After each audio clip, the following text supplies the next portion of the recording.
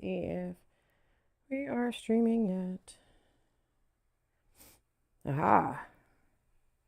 Is it aha? It is going good. Okay. Oh, turning my voice down. There we go.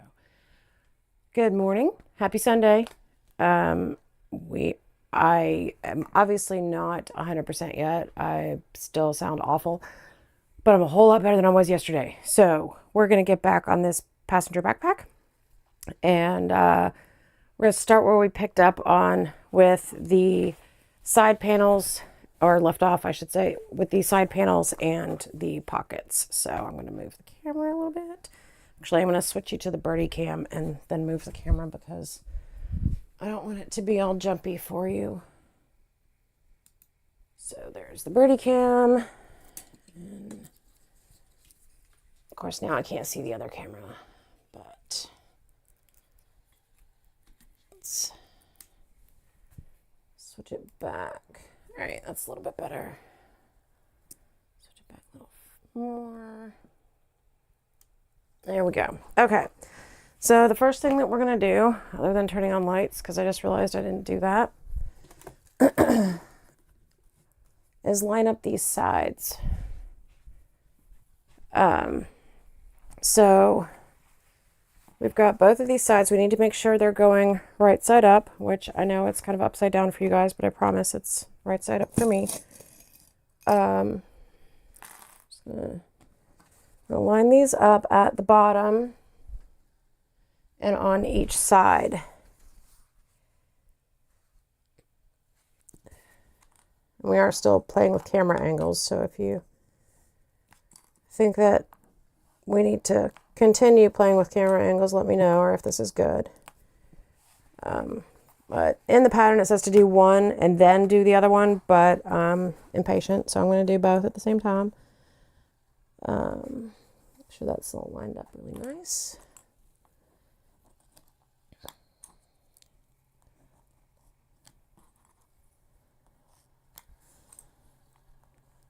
It's clipped and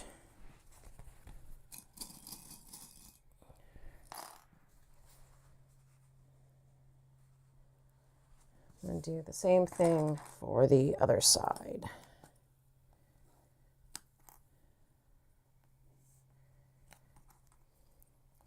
And obviously you can see that they're poofed up in the middle. They're supposed to be because they are bottle pockets. And after we get the sides stitched on, we'll be able to go back and pleat the bottom so that it lays really nicely.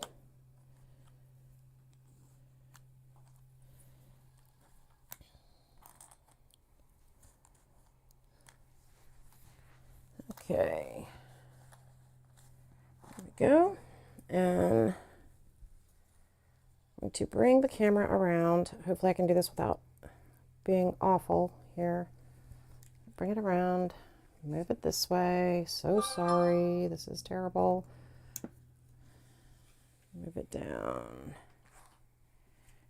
to, why isn't it moving over there? I had it figured out before and now it's not working.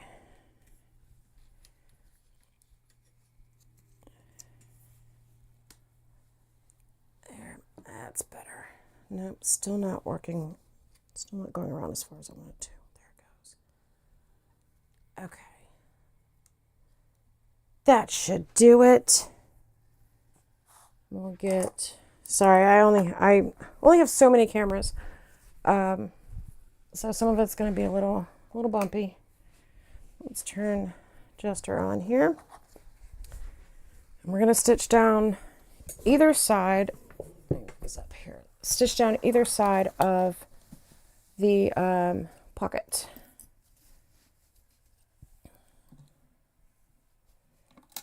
As before, we are going to back stitch really well.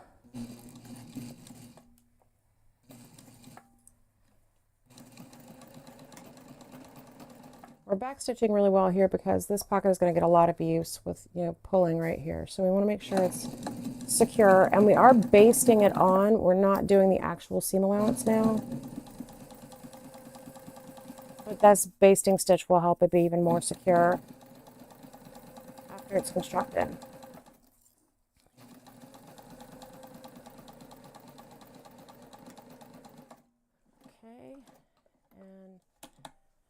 just to, oh, bobbin chicken.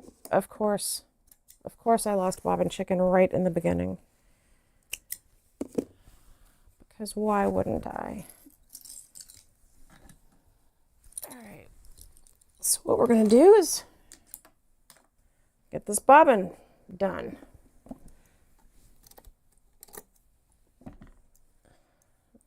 Pop it out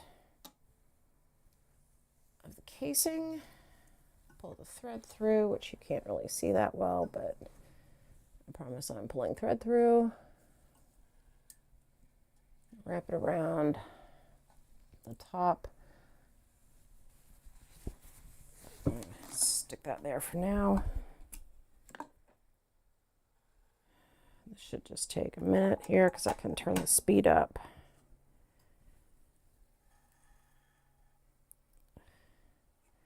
I think there was one more thing I wanted to check before I got started today. This was it. Oops. Let me get it underneath the thread. There we go. I know you can't see what I'm doing. I'm sorry.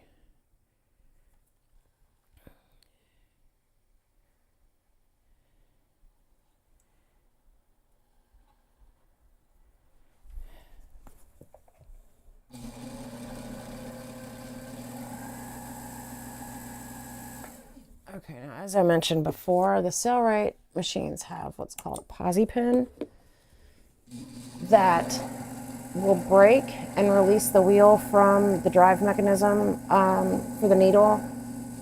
And we actually take the posi pin out to wind a bobbin so that the needle doesn't go at the same time. And then we'll put the posi pin back in and we'll be back in business.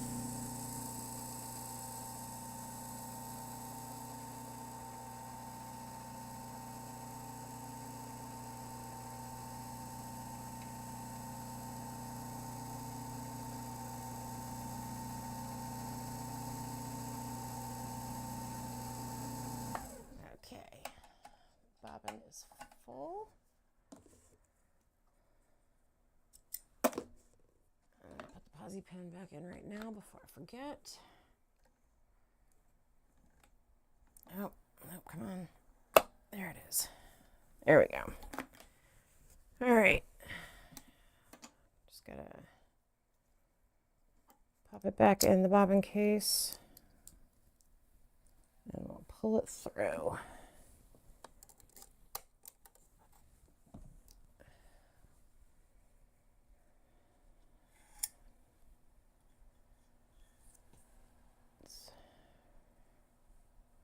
We're just rethreading the machine real quick here.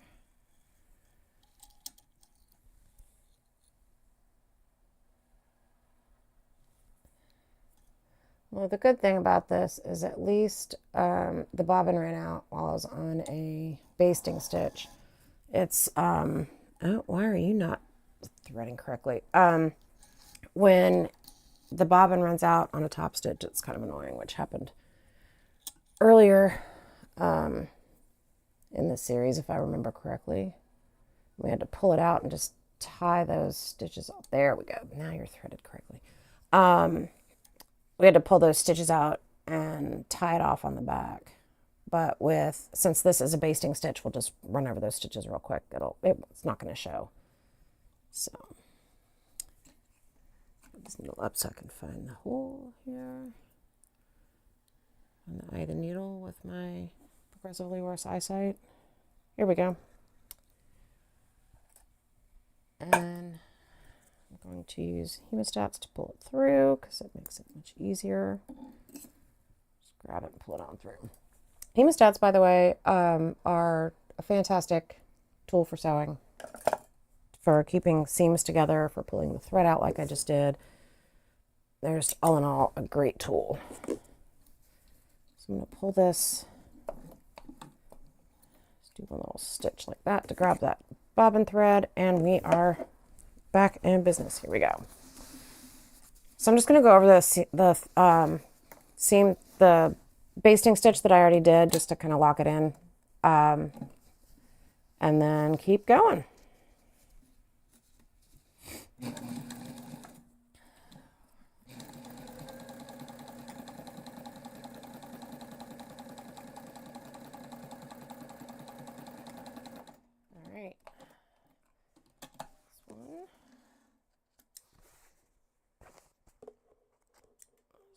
these. Now I'm going to do the other one from the top down as well, so which means it'll be upside down, or with the right side facing down, just because if it does shift a little bit, or if the first one did shift a little bit, it'll shift the same on both sides, which is ideal. So I don't think it did, but I'm just going to be safe here. Whoa, she's getting spicy. That is because I still have the speed turned way up. Okay.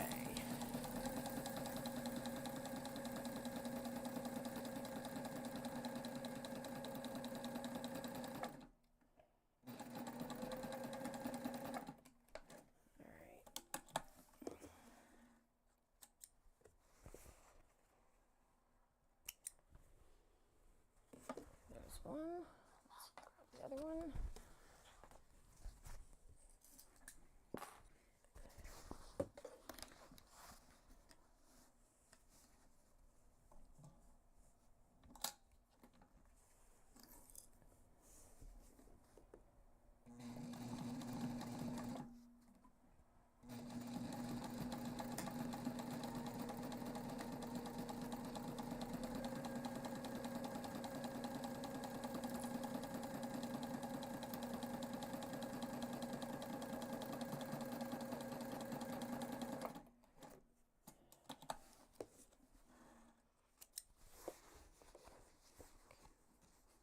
I'm trying to keep an eye on the chat.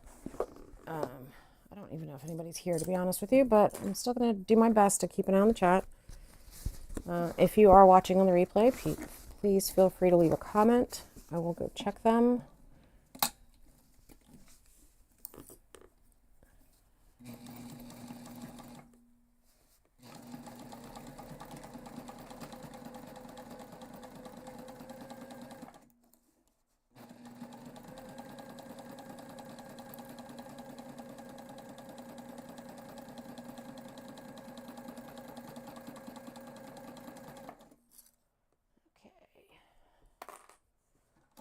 I don't know about you guys, but I think that camera view is not bad. That's pretty cool. All right, but now we're going to take this and pleat this down. We're going to kind of take it and fold it and just kind of make sure it's even on both sides. And I'm just going to do it sitting right here so I don't have to move the camera again. But I'm just kind of moving it around. I think what I'm going to do is take, where's my 1x6? Here it is. So I've got my 1x6 here. The pocket itself, so if I take it down to, say, quarters and fold that out, let's see what that leaves us on the other side. I'm just kind of guesstimating at this point. You really, when it comes to pleated pockets like this, it's really just what looks good to you. So it's not super important, unless the pattern says it's super important, of course, as always. But you just really want to get them even. And there's my, so the first fold is even. And now I'm just going to kind of play around with it. Get that one in there. So I'm just going to kind of moosh them around. And this part is actually a little bit more difficult because of the waxed canvas on the inside. That's okay. Oh, you know why? Because I put them on backwards. I wanted the waxed canvas on the outside. That's fun. All right, we can do that. It's not even actually, you know what? Yeah, I really wanted it for the color blocking. Darn it. All right, so now we're just going to do these. And of course, I've done them both already. But that's okay. Let's get this back stitching pulled out. This in the sewing world is called angry picking. Although I'm not really angry. I got a little brain fog because of allergies, so I'm not really mad. Mad that's going to take a little more time, but that's okay. This bag, it has a deadline, but the deadline is not until June. and it is for me, so the deadline is for the vacation. But, you know, I wanted to get it done today. Little mistakes like this will slow me down, but that's okay. Mistakes are, everybody makes mistakes. And that's something that, you know, we need to realize just in life in general, I think. Now I'm just babbling while I'm doing this. I'll try not to babble too much. I'm going to get all these little tiny threads out. And yeah, as soon as I started folding it, I was like, why is this so difficult? Oh, because the wax canvas is on the wrong side. That's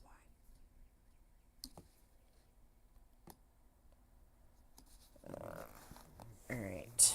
So now we're just going to, I know a lot of people just kind of pull this out and use the seam ripper to just kind of go for it here, but I'm scared. I'm going to try it though, just a little bit. I usually do it like this and then use the stiletto to pop out a few more threads like this. I think I'm just going to do it the way I normally do it.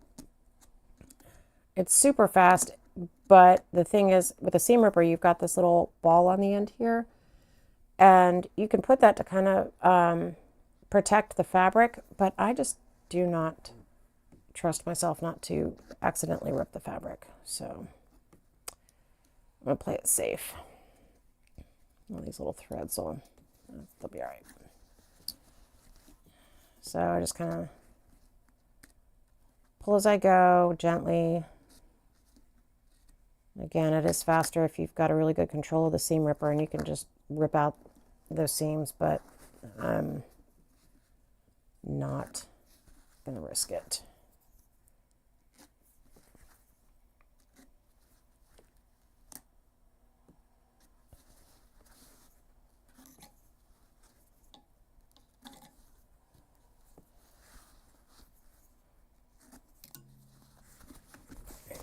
This is a little bit difficult since I'm trying to keep it in the camera so you can see what I'm doing, but it's all good. That is one thing that I've learned in doing this series is that doing YouTube, y'all, it's like, it's a whole thing because you're not just making your craft while being filmed. You're paying attention to the camera angles and you're paying attention to the chat and all that kind of stuff and making sure what you're doing is in the camera and making sure you can explain what you're doing. So there's a lot to it. It's kind of fun though. It is fun.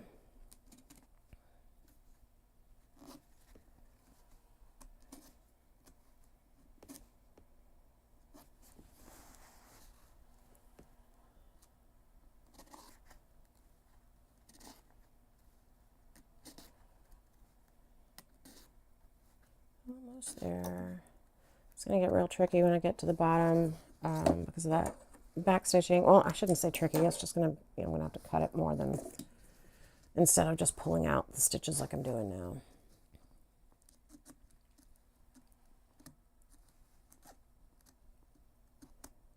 I don't know how far back stitch. It looks like I'm starting to get to the back stitch now. So what we're going to do is just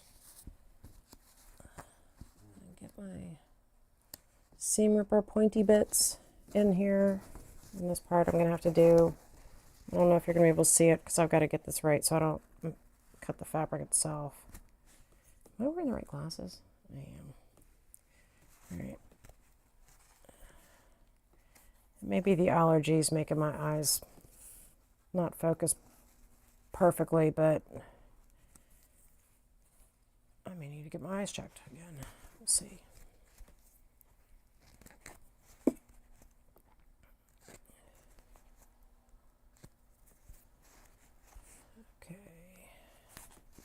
There we go. It's one side down. It's funny, I thought yesterday while I was spending the day relaxing and trying to get a handle on my allergy symptoms, I thought I'm going to go clip that today so that I'm ready to go in the morning. I didn't.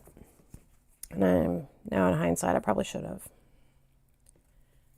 Just trim these close, they'll be all right.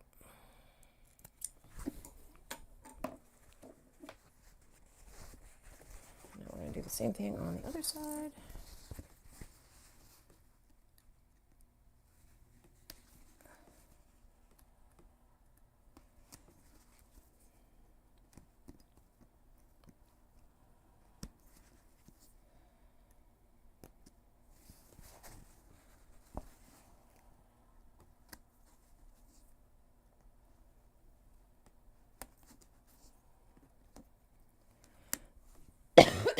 Excuse me, I'm going to be doing that all day.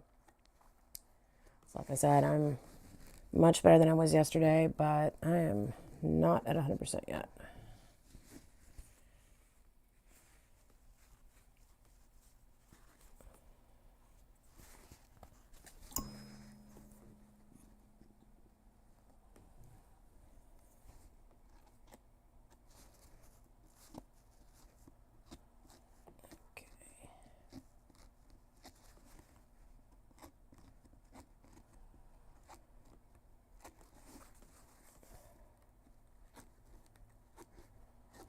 I know some other sewists are going to, if they watch this video, they're going to be like, God, that's the long way. But you know what? Like I said, I don't want to risk cutting this fabric.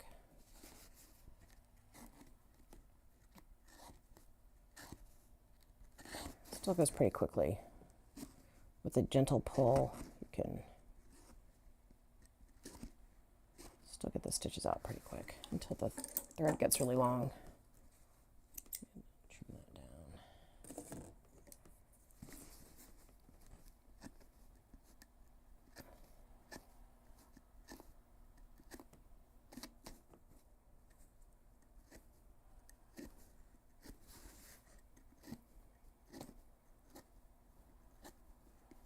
Okay, I'm at the back stitching, so I'm going to switch back over to my seam ripper side.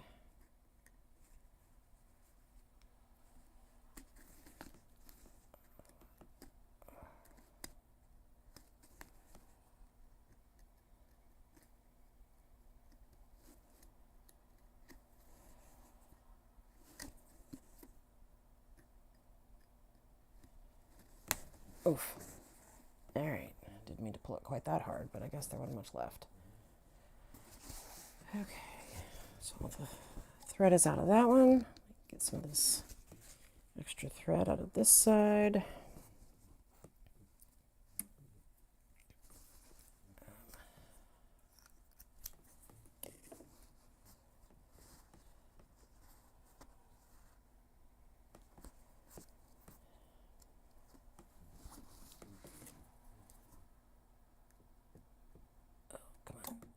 Being difficult.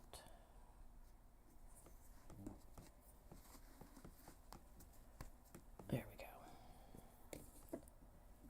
All right. So let's try this again. I'm going to, once again, make sure it is right side up. I'm going to put the canvas on the correct side. On the outside, like I wanted it in the first place.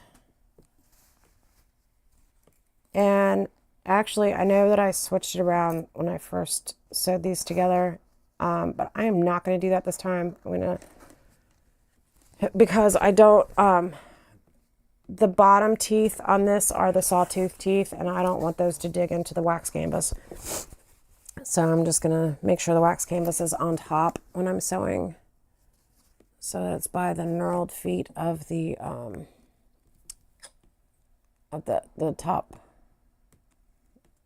presser foot here.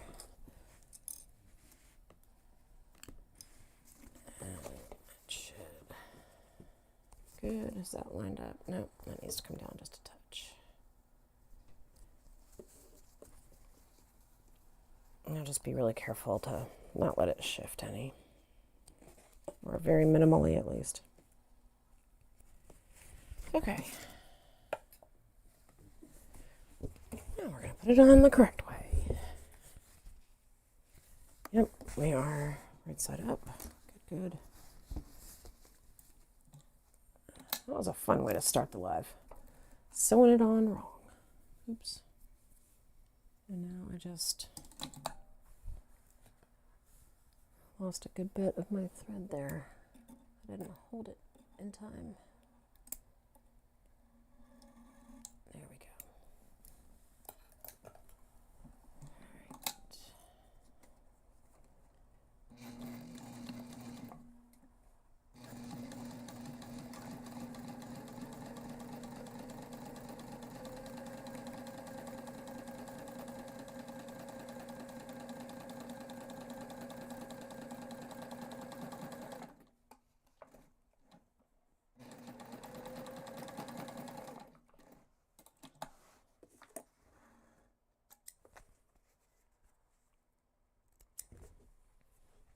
Okay.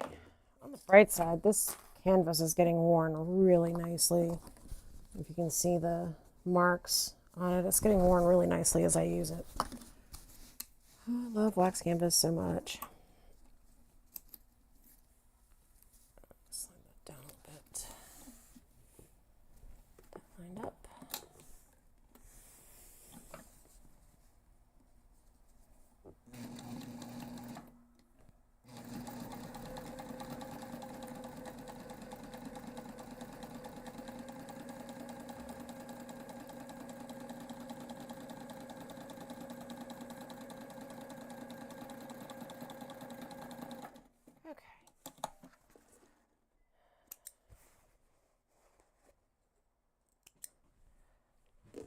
See, this is going to look so much better. I like the pocket being different. It's going to look good. It's going to look great. I just need to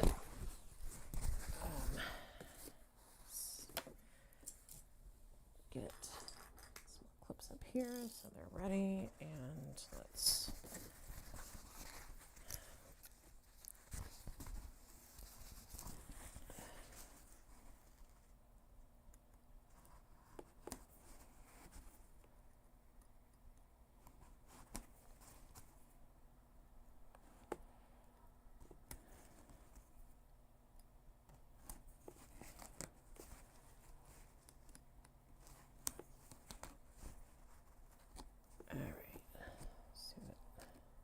I can get out of here.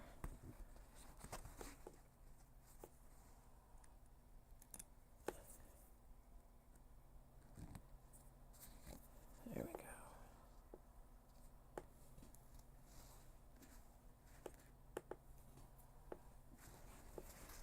Okay.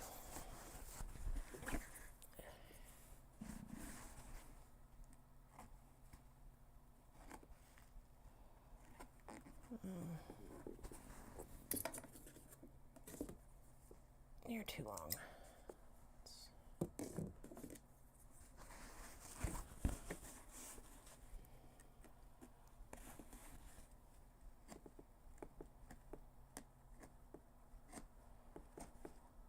So I do like the camera better from this angle, because when it was to the side, I felt like my hand kept getting in the way.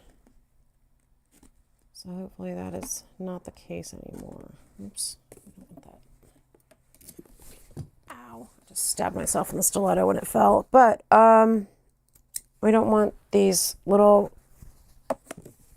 cotton edges to ravel or unravel.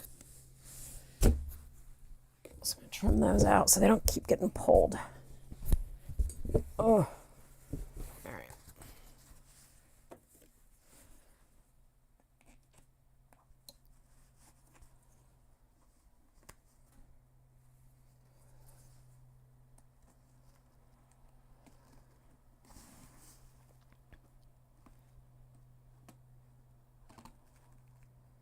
Cotton, that's one of the reasons that you use interfacing with cotton. It's not just to keep it from stretching, it's also to help the unraveling bits. Oh, and this is where we ran out of bobbin thread, so I've got some back stitching to go through here. Oh, fun times. I'm going to start it from the side first. Maybe. Maybe not.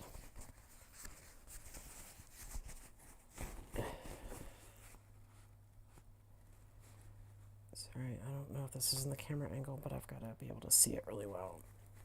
Because, wow, I did a really good job back stitching. Ha, okay.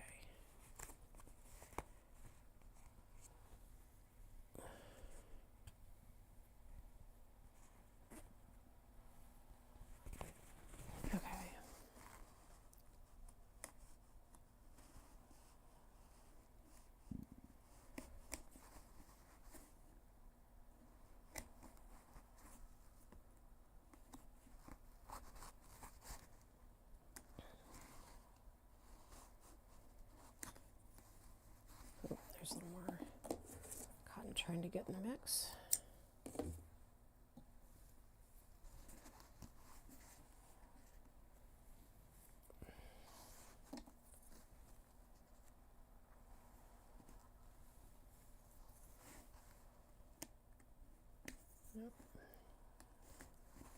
There we go. Now we're past the back stitching. So these extra threads out. Some short guys here. Yeah. Okay.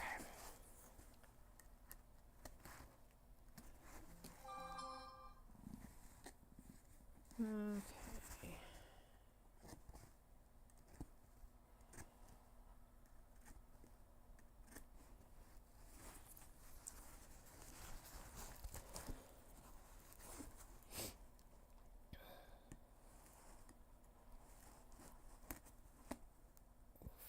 This is really tight too.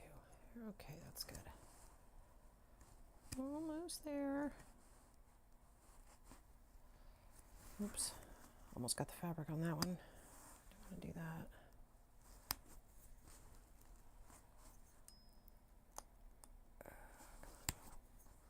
There we go.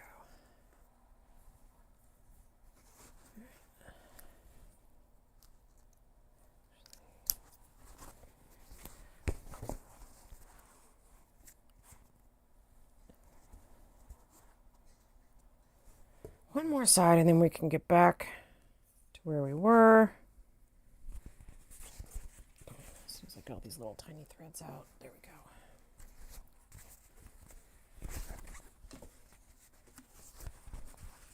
Let's get started.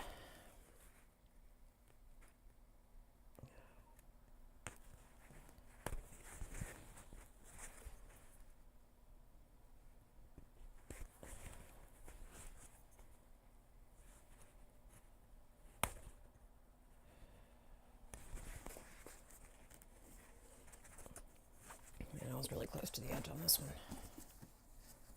Does not make seam ripping easy at all. Come on. There we go.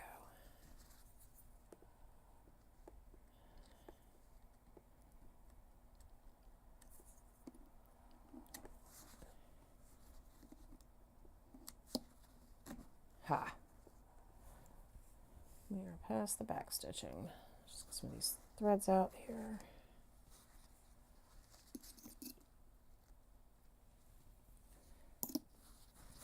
All right.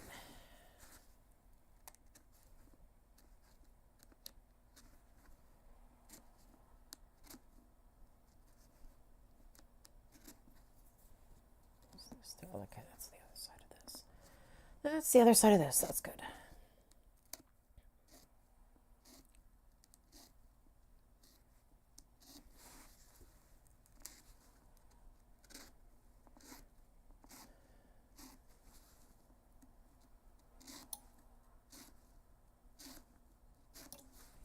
It's getting a little long.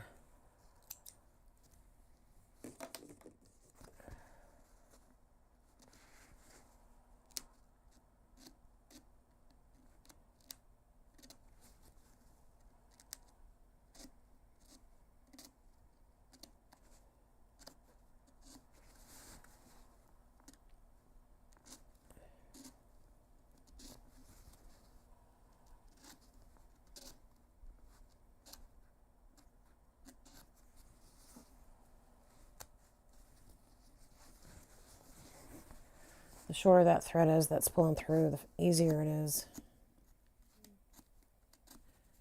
And the faster it goes. So I'm trying to trim that thread down as it gets a little longer each time.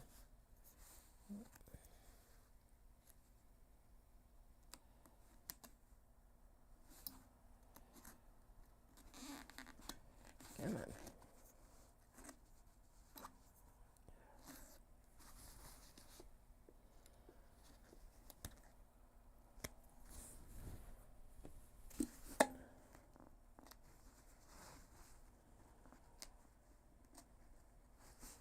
Okay, I'm back to the back stitch.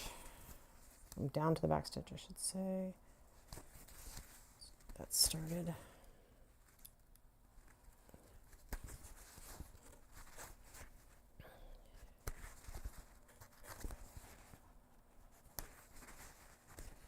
Okay.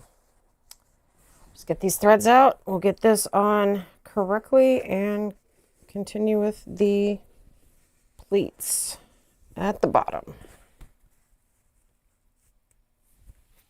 Okay.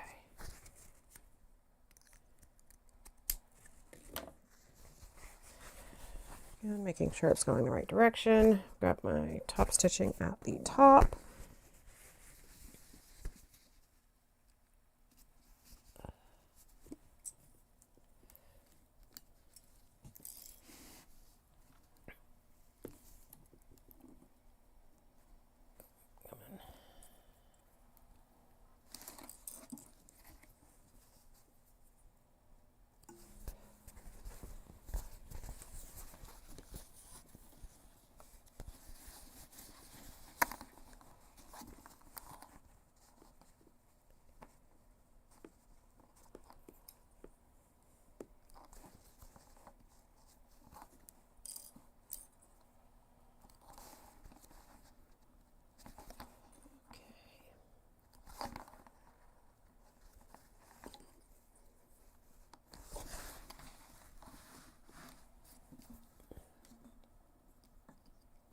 There we go. Over there. Okay.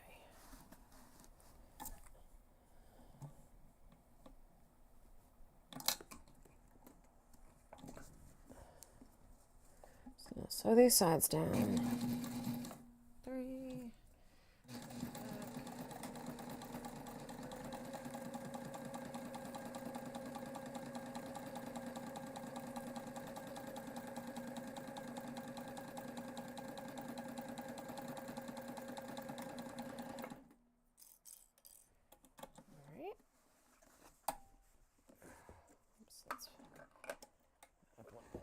Release that. Okay. When the thread is going around, and it's a little cycle catching the bobbin thread, if you don't stop the needle in the correct position, it's going to be really hard to pull. So you just move the needle position a little bit, and it will release the threads, and you can get it out to trim it. So that's what I was just doing there.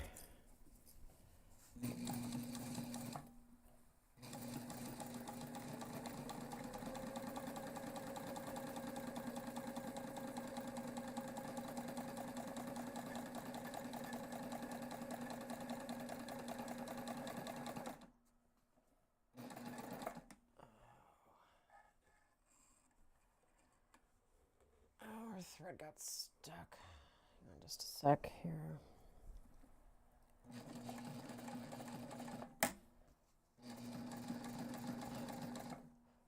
The thread got loose on the top, and there we go. And I'm gonna have to pull it through so that it's not getting caught.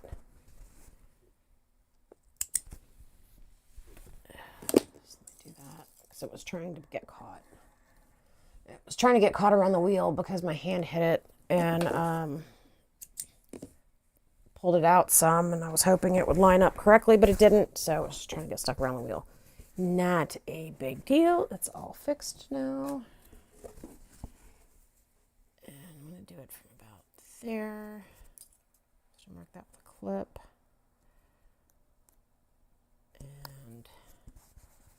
Other side, I'm going to do it about the same.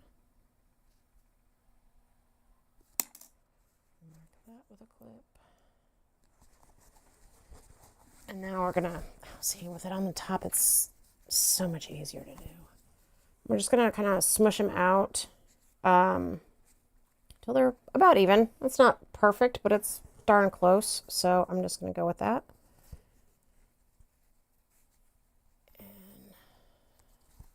There's that, and see how it gives us a nice little 3D pocket going on there.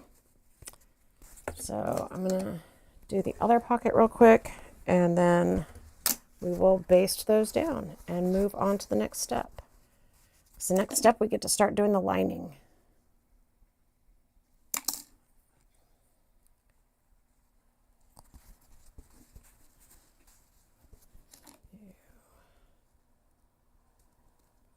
There.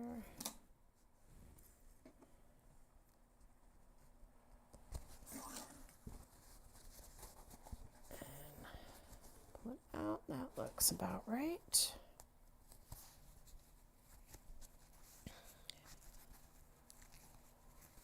I'm going to put an extra one here, just for funsies. Okay, let's baste this down. Pull this out a little bit so it lays nicely, and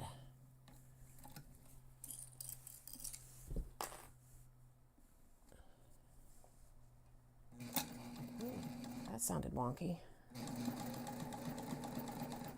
Seems to be good now. All right.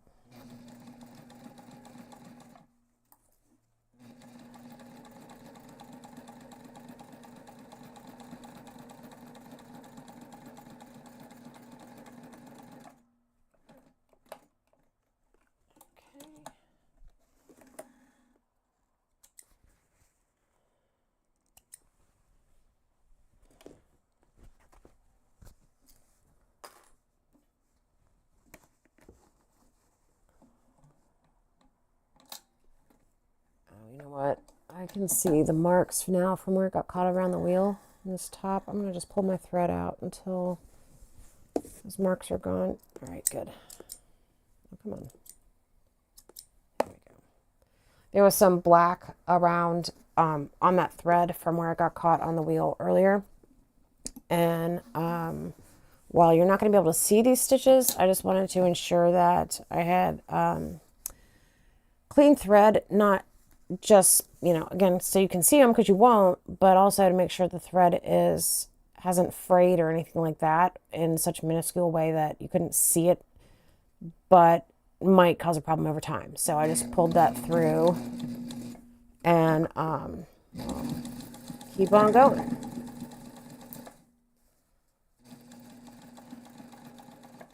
And that's why I did the middle piece. It didn't wanna, there it goes. Now it's going to line up. Okay.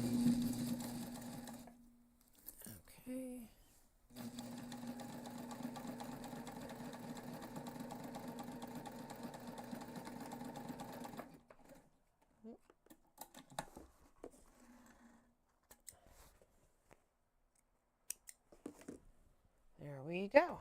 Now we can move on to the next piece. We'll move the camera. I'm sorry. I will try not to make it too Blair Witchy. Come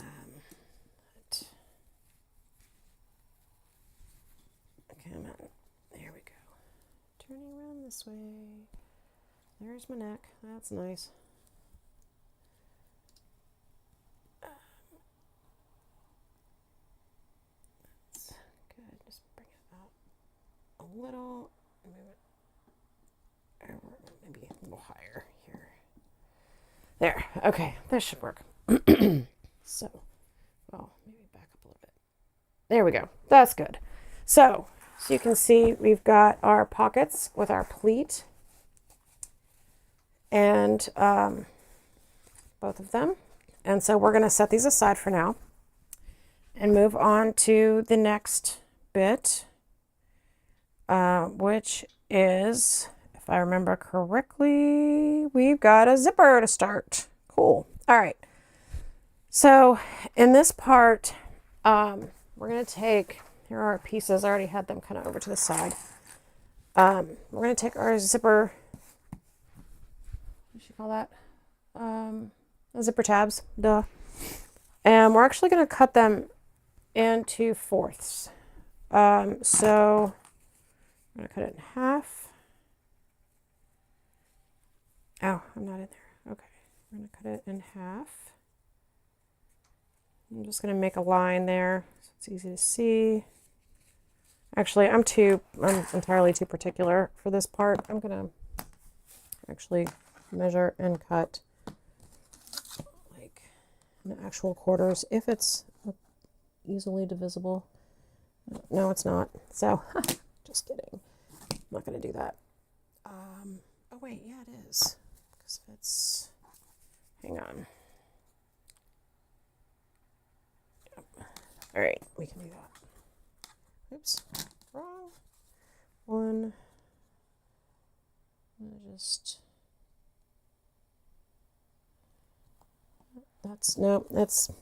not doing that. I'm going to do it this way, like I was doing it before. Just going to cut it in half. Make this little crease so we can see that. And then the scissors. I'm going to cut right along this little crease here. And then I'm going to do that again.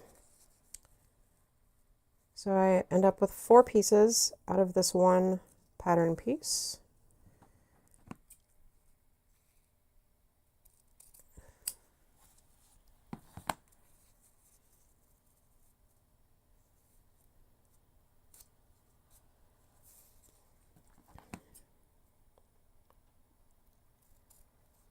Okay, and we're going to take the zipper that the pattern calls for, and we are going to, we're making zipper tabs now, so we're actually going to put the the zipper pull on. I like to, whenever possible, I like to hold off on the zipper, putting the zipper pull on, because it just makes it easier to sew. But with zipper tabs, I'm going to have fabric on both ends, so I can't do that. So let me get the zipper pull. And actually, before I do that, I'm going to iron this a little bit, because I had this kind of just rolled up and stuffed in a little bag while I was waiting. So let me just take this to the iron real quick. Get a quick press. It's not perfect, but it's better than it was. And it's not perfect because I didn't give my iron enough time to heat up, really. But it's better than it was. So, I'm going to take the zipper pull, and we can see that the, this, I don't know if you can see it, if it's zooming in correctly, but it is higher on the right. So I'm just going to make sure that when I put my zipper pull on, it stays that way. Come on. In there. No, it's not going to be right. There it goes. It is, yep, that's perfect. So that will ensure that you don't have any gaps here. It's still going to be like super straight. So we're going to do that. I'm just going to move my zipper pull kind of out of the way.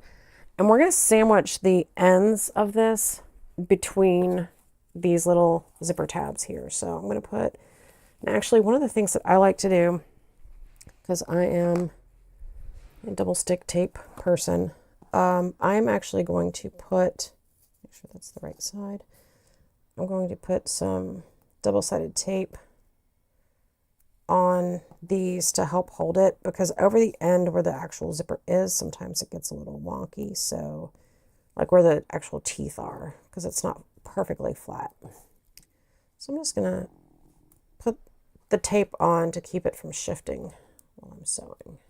And oh, I see a comment. Hold on. Oh, it's Mike. Hi. Yeah, hi. Yeah, if you jump on, please say hi. If you're watching this on the replay, add a comment. I'll check it out. So now we're going to take these off. And we're just going to line it up with the end like this and push that down so the tape sticks pretty well. We're going to do the same thing on the other side, with the right side up to the back of the zipper tape.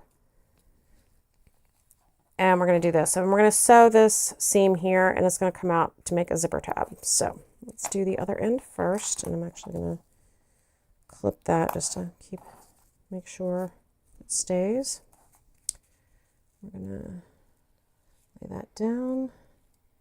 And you can see what I was talking about with the zipper teeth, and that's not even. You can see what I was talking about with the zipper teeth. It's higher in the center. So we want to make it as easy on ourselves as possible. And for me, that means zipper tape. I mean, double-sided tape. Line that up. Okay, and we look pretty good. I'll put this over here, and I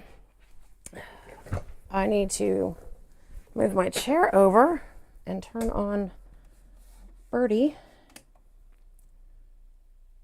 because now I actually have a camera on her, which I think I showed you earlier in the live, but give me 1 minute here to turn that on and check my seam allowance, what it needs to be. Okay, got it. All right, so we're just gonna flip over to the Birdie cam here. This is my domestic machine. She is a Brother SE630. I love her. She is also a, and I can't see the screen from here, so I hope you guys can see well enough. But she is also an embroidery machine, but I don't really embroider, and it's not from the lack of want, it's from the lack of messing it up, and I'm tired of messing it up. So we're just gonna sew these down here, and I'm using Birdie for this part because Jester will eat this. It's too thin for her. So when we do the top stitching, I will switch back to Jester, but she's not gonna like this part. Keep that nice and even.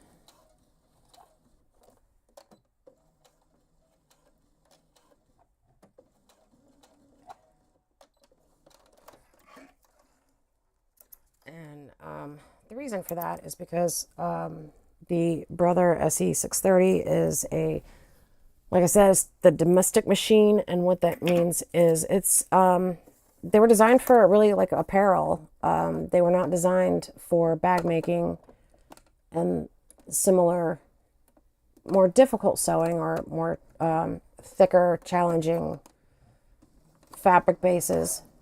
Excuse me. They do great on thinner materials, and Birdie actually is pretty robust. Like, I've done thicker fabrics on her than I expected that I would be able to, but I try not to because I don't want to, you know, I don't want to mess with her motor too much. I'm afraid that if I do that a lot, then I'm not going to get as much use out of her over time because I will be taxing her motor way too much. So here we have our seams sewn. So we're going to switch back to the other camera.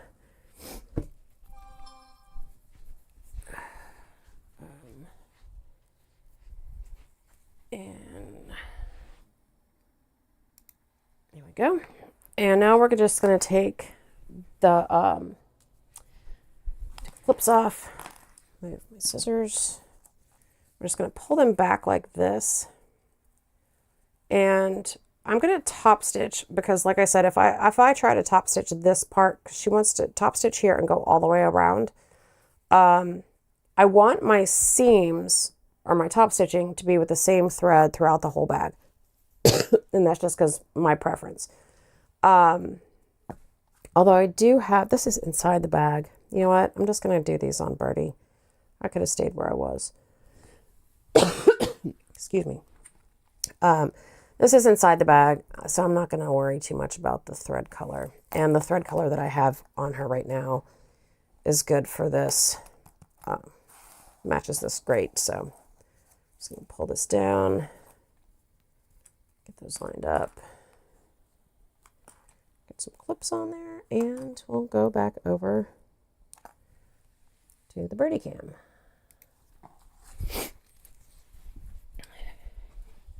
So now I need to lengthen my stitch to a top stitch length, which in this case I'm going to use 3.5 millimeter.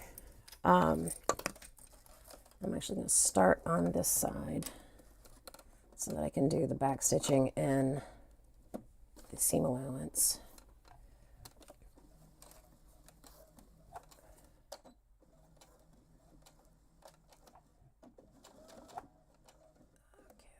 Oops, too far. Just gonna keep it up. There we go. And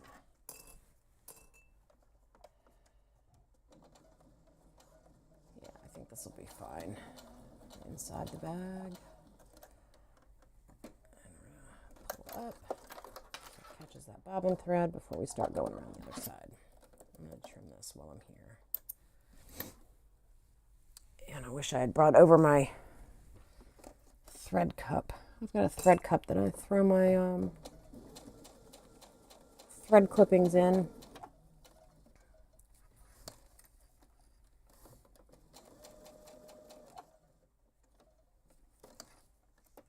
Oh, that's kind of wide. Let's pull that out. Good.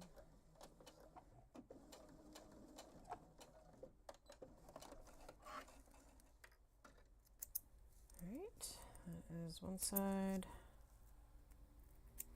And then we'll do the same thing over here. Whoa, I'm all throw clips around the room because that's fun.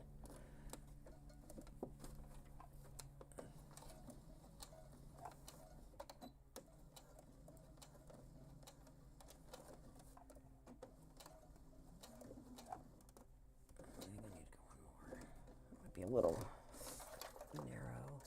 Oh no, that's pretty good. All right.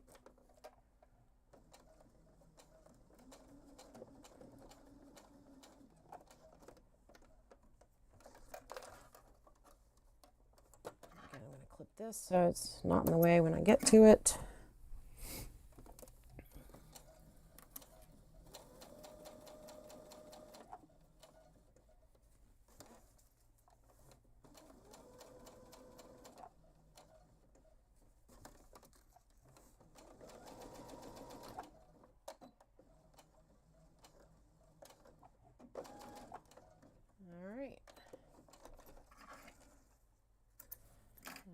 Go back over. I'm going to dump these clips because I do have a clip bowl over here. I just don't have a second thread bowl. Dump these clips over on my table and switch the camera view.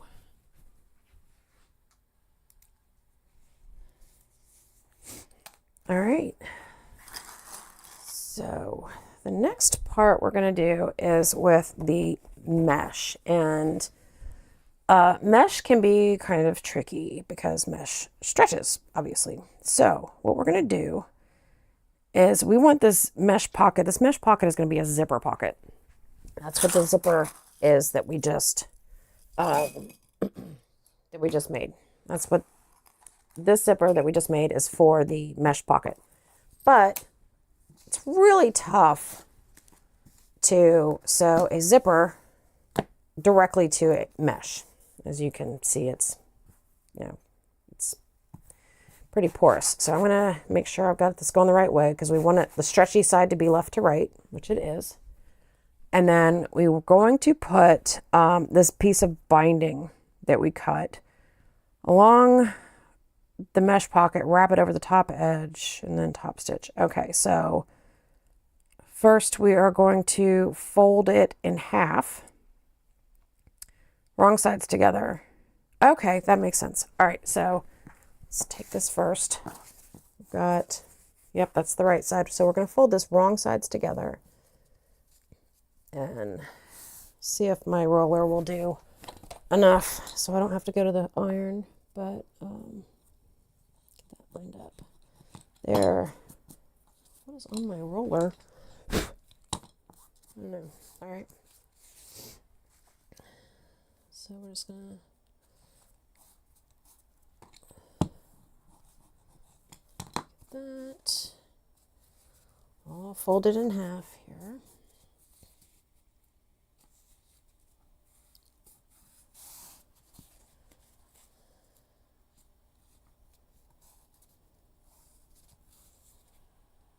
All the way down to the end.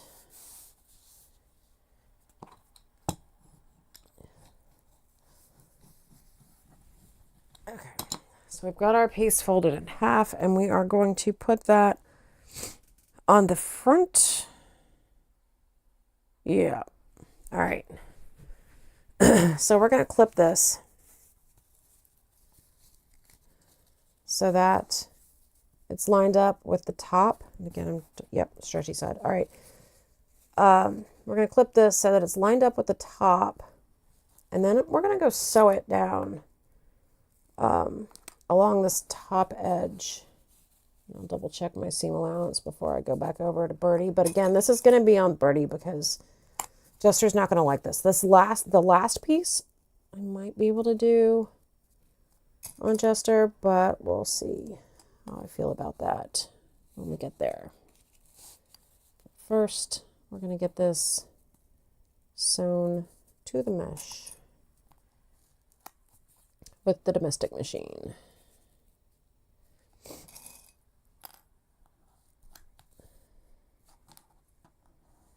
Okay, so check my seam allowance. All right, got it. Switch cameras again.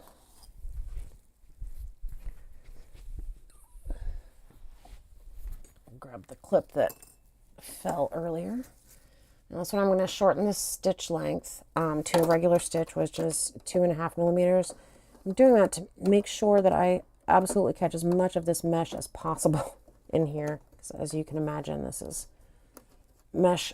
It can be tricky. It's not hard to sew. Just kind of takes some getting used to. Back stitch really well. But I do want the stitches shorter to try and catch as much of it as possible.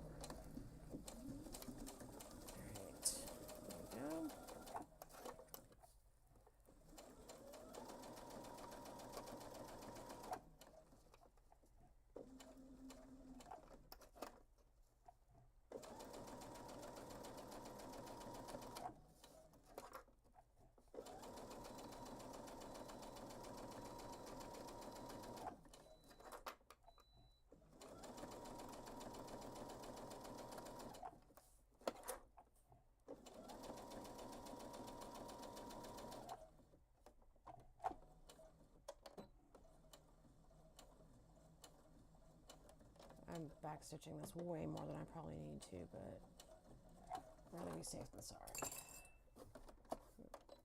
Okay. So now we have the lining piece sewn to the mesh, and I'm going to fold this over to the other side. I'm going to do this on the table because it'll be a lot easier. Switch back to the table. Okay, so I'm going to fold this over to the other side like this. I'm going to roll it as best as I can here. I think I might use some double-sided tape just to make sure this stays the way I want it to. But the point is I'm going to roll it up like this, and then I'm going to fold it over so that it covers those original stitches, and then we're going to top stitch the whole thing down. So I think I am going to use a row of double stick tape just right here, because that is, I'm going to put it at the top so it stays out of my stitching, so I don't have to worry about cleaning off my needle.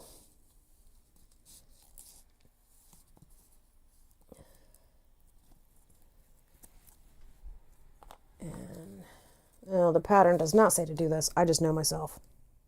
I'll get frustrated if it's not even.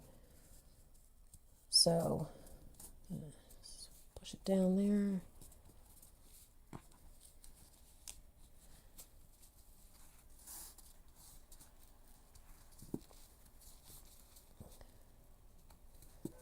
Okay, so now you can see it's not holding it perfectly because it's only on one side, but at least I know that on the bottom piece will be even now. So I can turn it over and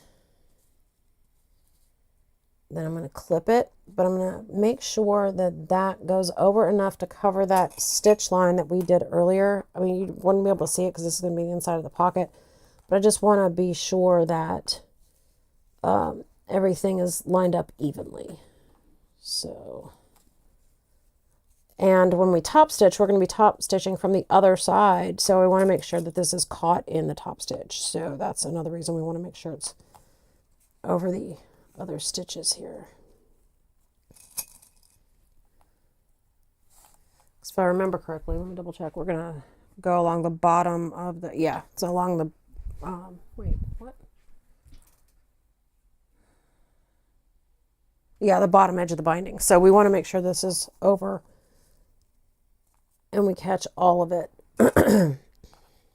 in that stitching. So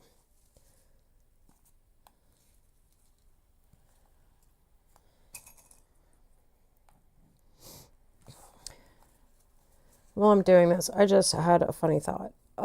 Well, not really funny, haha, but you know, when you're at work and people are like, oh, hey, how was your weekend? And all that kind of stuff. They always ask me what I did over the weekend. And my answer is always the same. It's this: I sewed. Unless there is some special event, this is what I'm doing.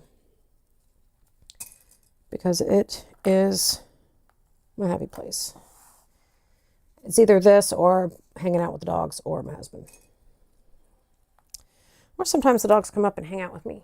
So I can do two things at one time. Okay, switching back to Birdie. Let me get a sip of my water.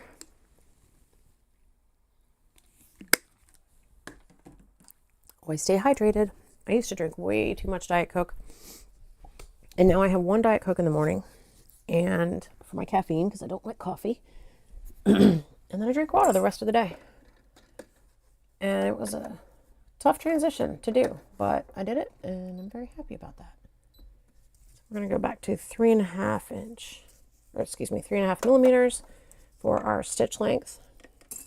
And I'm going to try to put that back like this. We're going to make sure we're going along the bottom edge of this binding. So that's why it was so important to make sure it folded over correctly.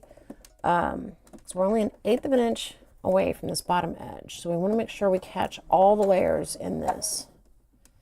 And I did obviously decide to use Birdie because, I mean, the top stitching on the inside, if you're going for a more artistic thing, I probably could have done this on the industrial, but honestly, it's just easier on Birdie, and my thread won't show because it's matched up the colors pretty well. So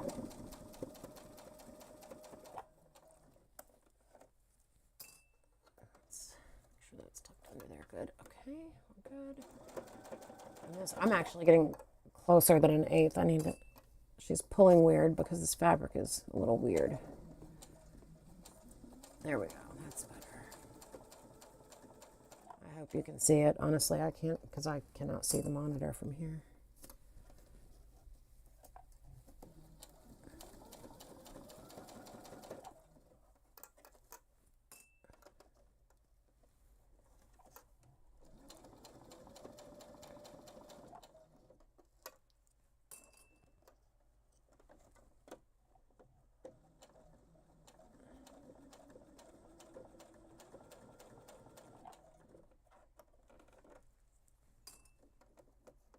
Okay, almost there.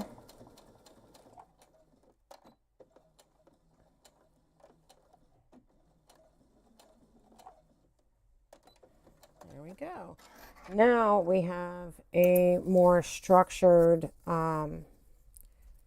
we have a much more structured, oh, I just put my thread in my clip bowl. I'm used to my thread bowl being over here. We have a much more structured and sturdy thing to attach the zipper to. So that's the next step.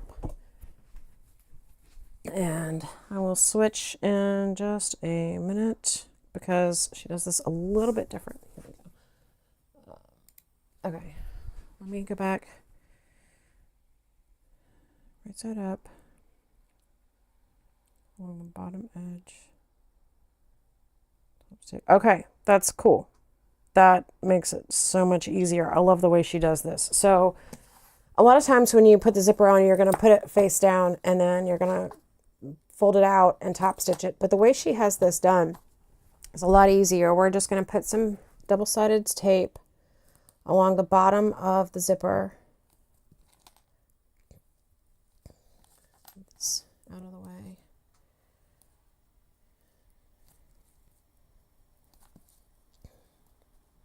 And we're just going to lay that binding over the zipper. And we want to make sure that the zipper is pulling to the left. I know it looks like it's pulling to the right because it's upside down for you, but here, right side up for you. It's going to be pulling to the left. It's closing to the left. So, and we're just going to take this, we're going to take this tape off, and then we're just going to line it up just like so. And hopefully get that nice and even. It's going to be, because the next step is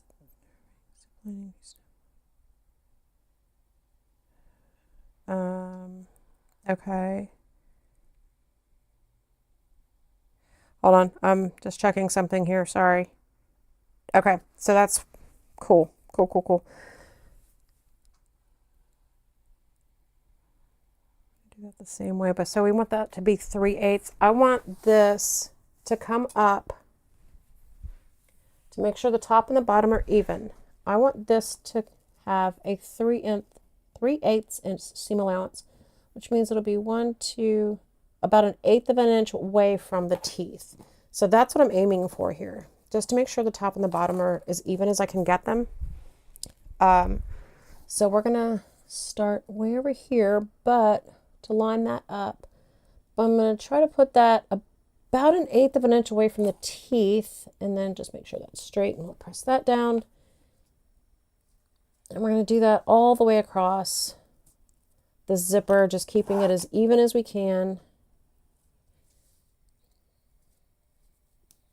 And that looks pretty good to me. I'm just eyeballing it. And we're going to go back over and top stitch this piece. So let's do that. I still have my machine set at 3.5 millimeters for the top stitch. My knees are hitting the table. There we go. Okay. Do one more. Okay. All right, here we go. I did not use a zipper foot because I'm a doof, but we can deal with that. That's going to be okay because I know Birdie really, really well. Really should have used a zipper foot though.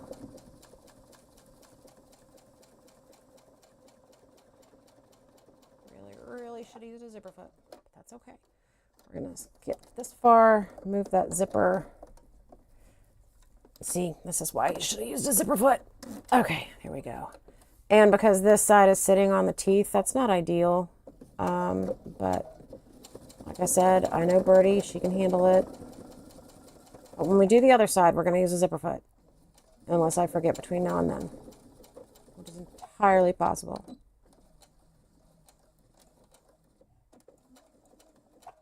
Alright. So we've got that looking good. We've got that looking pretty good, I think. And with the zipper zipped, yeah, it looks pretty even. Looks good. Alright. Now we're going to put the top piece on here. And we're going to do this the same way that we did the bottom. Well, similar way, I should say, that we did the bottom.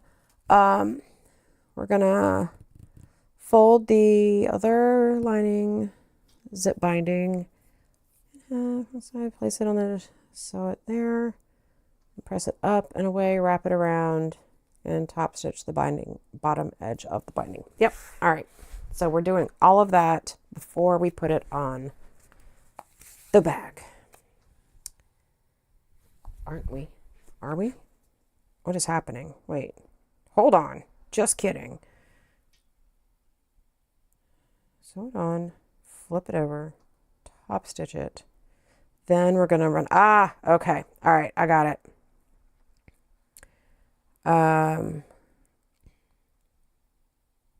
Cool. All right.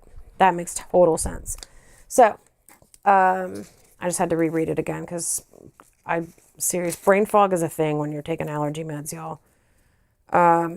So we're going to do the same thing that we did before. Let's move this to the side. And we're going to make sure we are wrong sides together. So I need to flip this over. And we're going to fold it in half long ways. Lengthwise. I'm going to press it with my fingers, and then I'm going to run over it with the roller, because that seemed to work pretty good.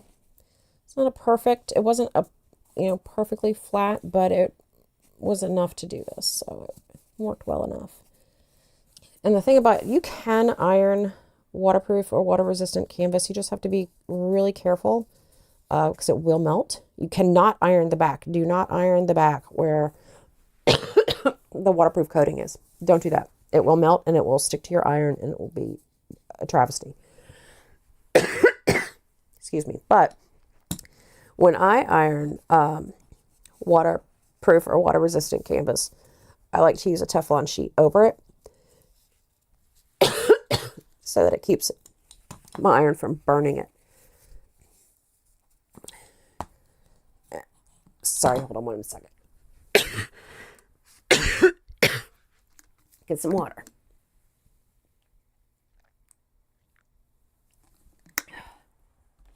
So sorry.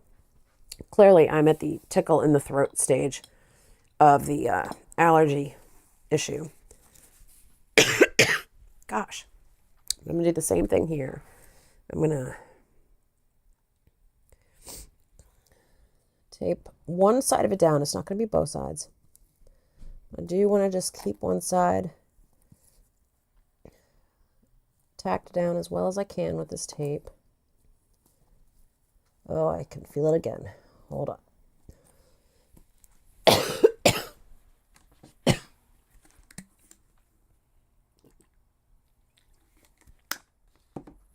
Okay. Oh, yay, allergies. All right, so I'm going to peel that off. And I'm going to line this up just because it seems easier to me. I'm just going to line it up and tack this on here. Lining up the edges. Sorry, I'm going to mute myself and then get this coughing fit out of the way. Hold on one sec.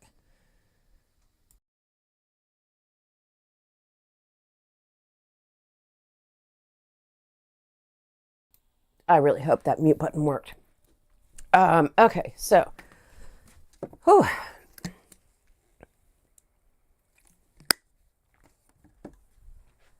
Okay, so we're gonna line this up. Like so, get that out of the way so I can still do it evenly here.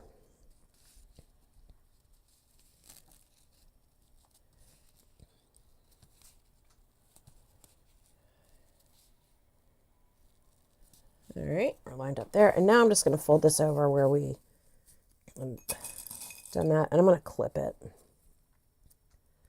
Then we're going to go back over to the machine and we're going to sew it down the same way we sewed this piece to the mesh earlier.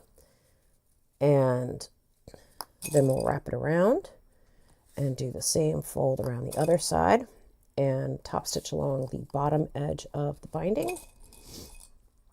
And then we'll be ready to put it on the lining piece. I'm probably putting more clips on than I need, but that's okay. So let's switch back over here. All right, I'm gonna change my stitch length back to a normal 2.5 millimeter. And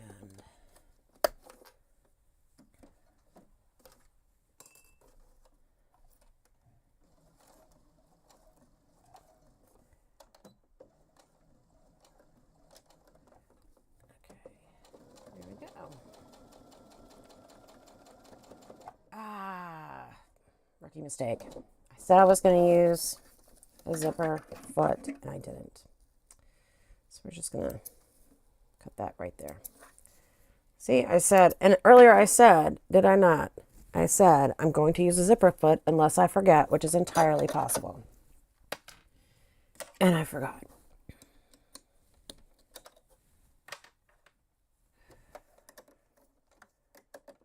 I'm going to use this one because we're using a 3/8 seam allowance, and 3/8 seam allowance, and this foot is 3/8 of an inch across, so it makes it easier to do this seam allowance.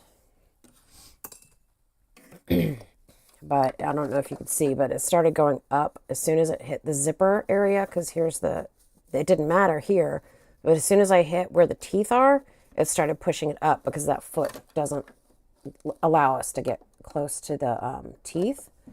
So I'm just going to restart this. Not a big deal.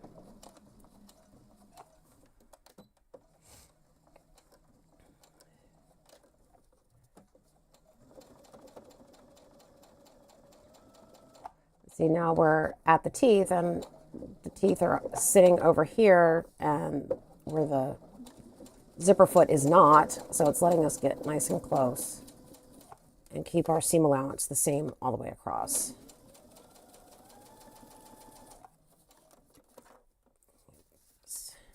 I'll go that far because then we're going to hit the zipper, get it out of the way.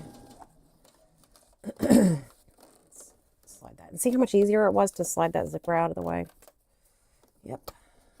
Zipper feet are used for a reason.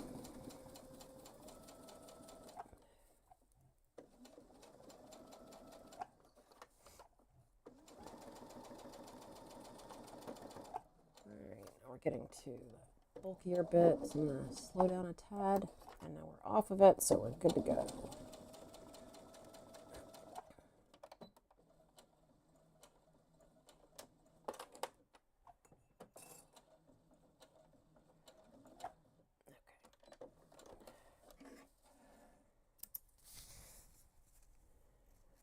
And again, I know sewing is back and forth a lot.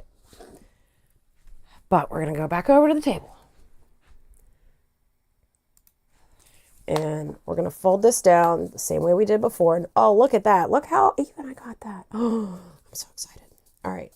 So we're going to push this back.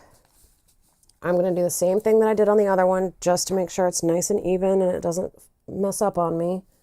I'm going to put some double-sided tape. I'm going to actually put this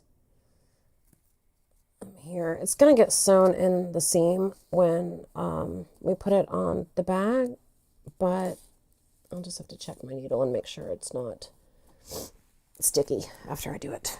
It should be fine. So I did that. I'm going to push that over nice and snug.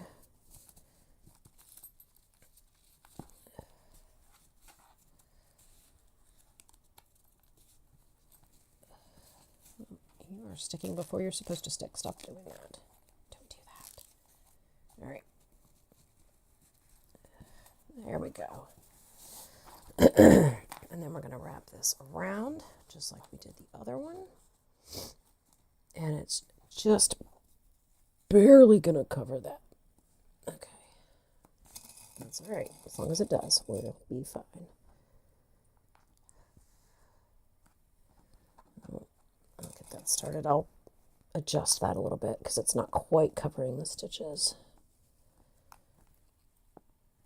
There's a clip on there. All right, there we go. That's better. This out. Oh, that is really tight. That is super duper tight.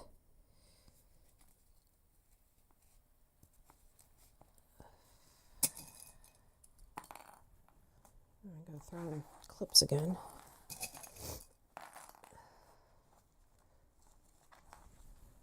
Mike, what was that? Until you unforgot. Yeah, I totally. Oh, okay. Thank you for letting me know about my hands. Yeah, I totally forgot and didn't use a zipper foot. But that's okay, because in that little space, that is easy to fix. And I'm going to move this zipper back out of the way. And I will try to, you know what, maybe I can turn the monitor around and see what you're seeing so that I can make sure I don't get my hands in the way. Well, as much as possible. Sometimes my hands are going to have to be in the way because that's just the way that camera angle is. But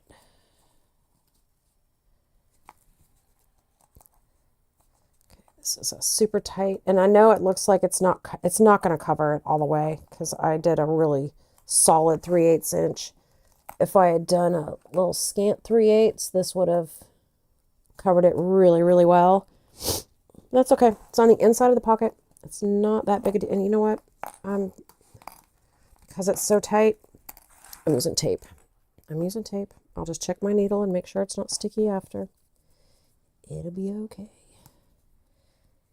Because this is a lot tighter than the other one was.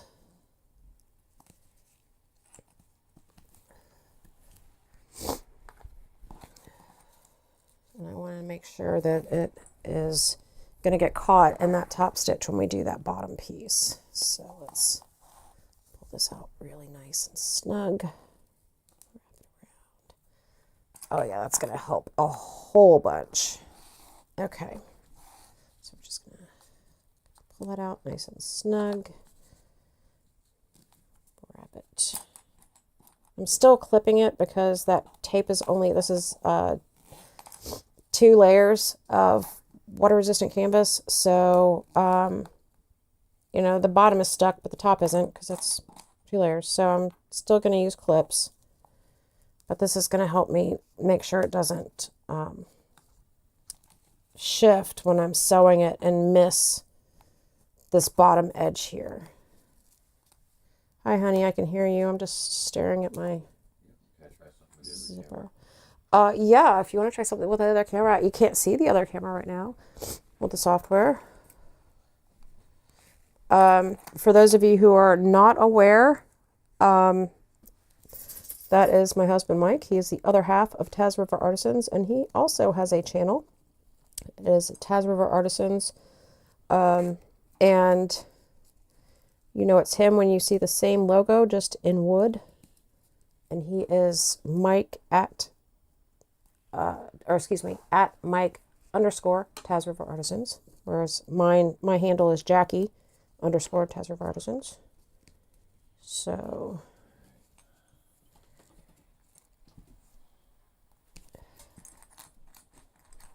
all right, so so here I'm going to show you this. See how you still can see those stitches.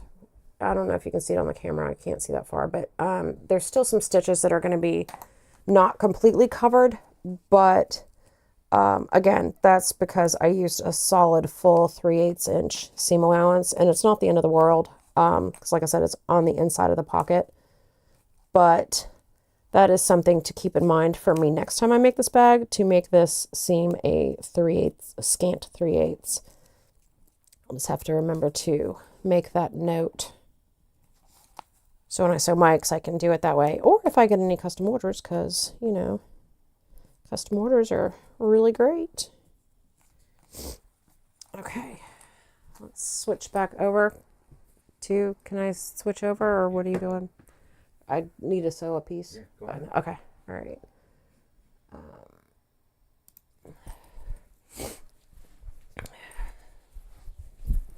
So again, on this one, I am going to use a zipper foot, but when I'm doing top stitching, I like my other zipper foot better because it is easier to find the 1/8 inch, and you'll see why in a second. This one is a 3/8 inch wide foot. This one is a 1/2 inch foot. Sorry, excuse me, a 1/4 inch foot. So this point is closer to my 1/8 that I want, so it's easier for me to track when I'm going along the seam. So I'm going to switch that out. And then pop that here. Flip it around, Jackie. There we go. So now I can see where I want to be. Change my stitch length to 3.5. So it's all matchy-matchy. There we go. Oh, let me pull this thread under the foot. Get over here. Okay.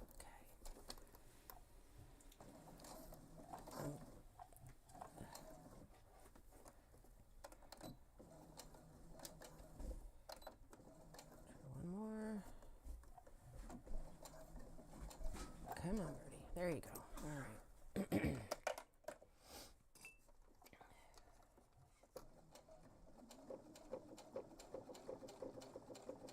See, as long as I keep the fabric like right at that little pointy bit, then I should be 1/8 off from the edge, and that will keep it even with the other side.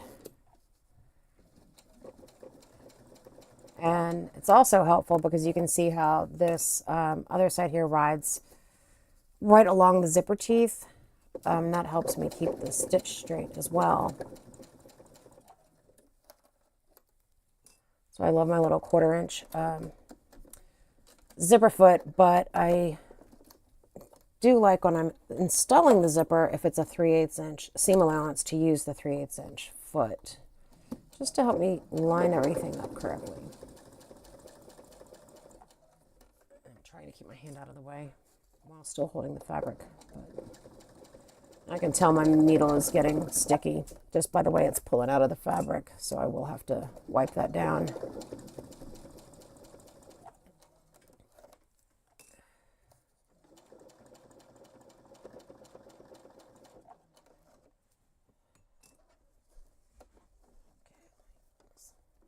And here doesn't fold up correctly. There we go. All right. Yeah, I don't know if you caught that last little pop that it did. That's because of the double-sided tape. So the first thing I'm going to do, so I don't forget later, like I did with the zipper foot, so I'm going to wipe that needle down. And to do that, all we need is a little alcohol pad.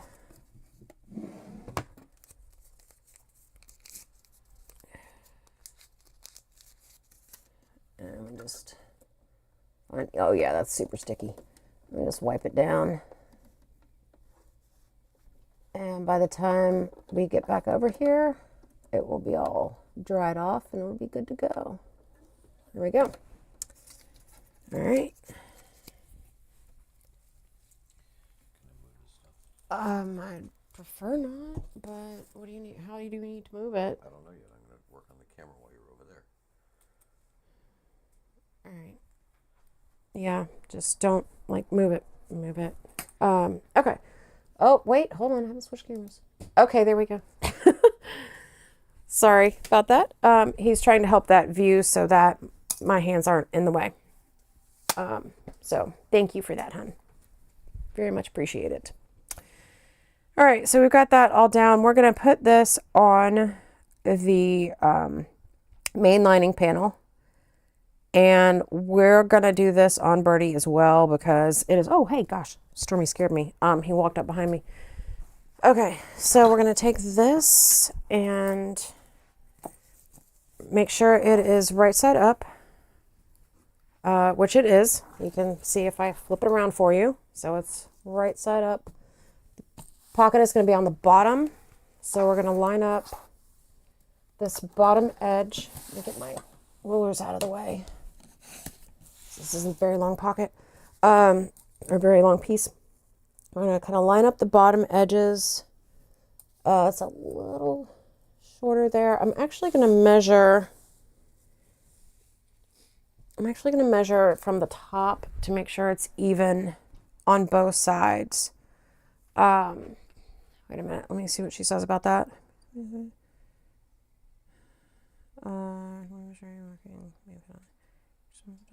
Ah, perfect. There you go. She says she actually puts it in the pattern to do that. That's a good idea to do that. So, oh, that's going to really pick it up from the bottom. Does she really want me to do that? Maybe mine is smaller than hers, which is okay. The main panel. All right, I'm going to make mine a little bit more. Well, let me see about this side. Let's see what it looks like on this side if I do that. Yeah, that's pretty high. I'm going to make mine a little bit lower. Again, well, no, nope, that's because I was, see, always listen to the pattern designer. Just do it. Don't think you know better, because you don't. They spent lots and lots of time making this pattern. All right, so we're going to clip that there. We're going to do the same thing. Oh, I need to bring this down a little bit. I'm going to do the same thing here, measuring from the top. I'm going to bring this up. Oops, too far up. There we go.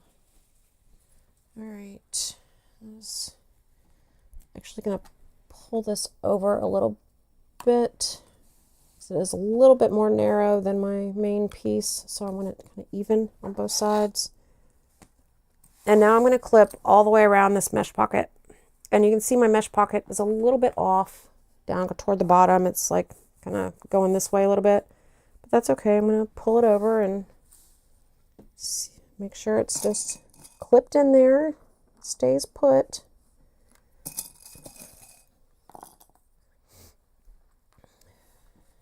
And it looks like Mike has set up my camera on Birdie, so we'll be able to test that out in just a moment.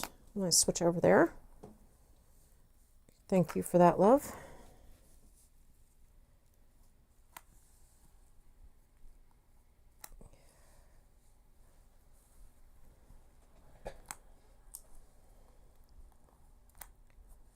And I'm going to top stitch the top first, and then, well, go down, top stitch the top of this first to get it on before I go around and baste the sides.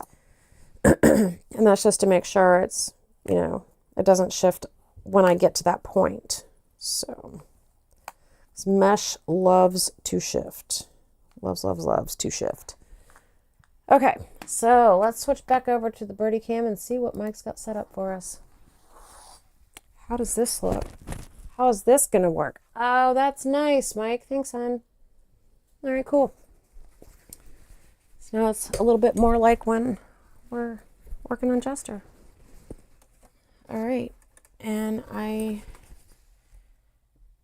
do not want, well, first I'm going to switch the foot, because even though we're going near the zipper, I do not want this foot. I need more surface area to hold the fabric down on the mesh, so I'm just going to do a regular foot. If you would be okay with it, I could pull the whole thing out. Put that camera right there, aiming straight down on it. No, I don't think so. I think this will be okay. I mean, if anybody watches this later and just thinks differently, let me know, please. But I think this will be okay.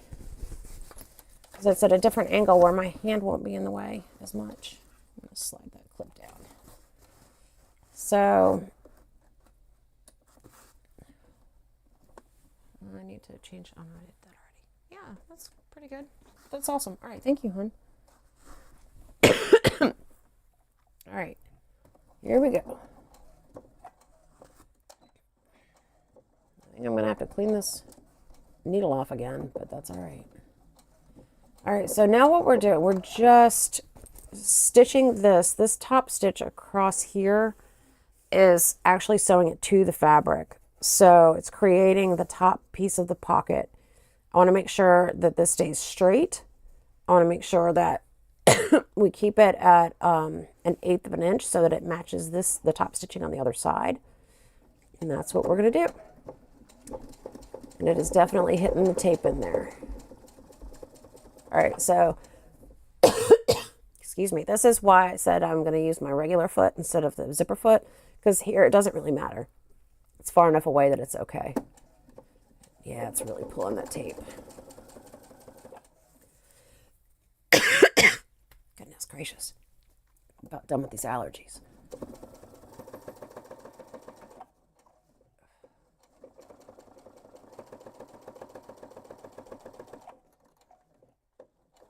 See, I didn't even have to move the zipper foot, or excuse me, the zipper pull. I didn't even have to move it because it's definitely far enough away that it doesn't matter.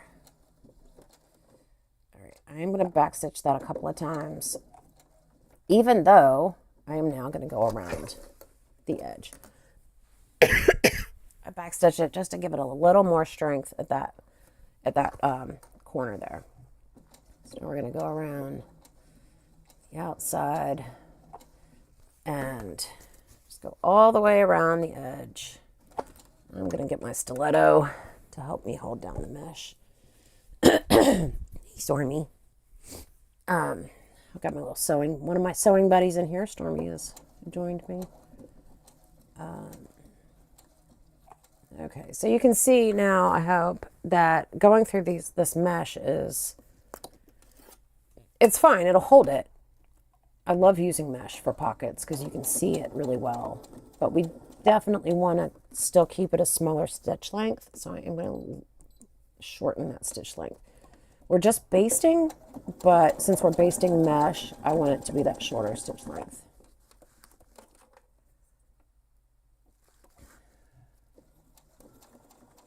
Just using my stiletto to hold it down so that it doesn't shift on me.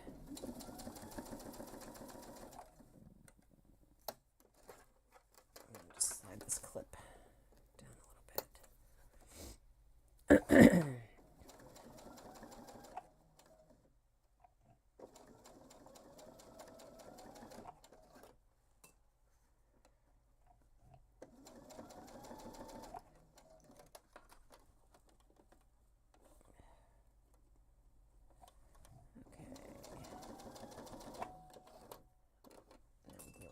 Altogether and not stab myself in the finger with a stiletto. That'd be nice. All right, one more stitch in there. So far, so good. I don't think it's shifted. That's awesome because it's super easy for it to do. And I do need to pull this down to make sure this lines up. So I'm going to do that.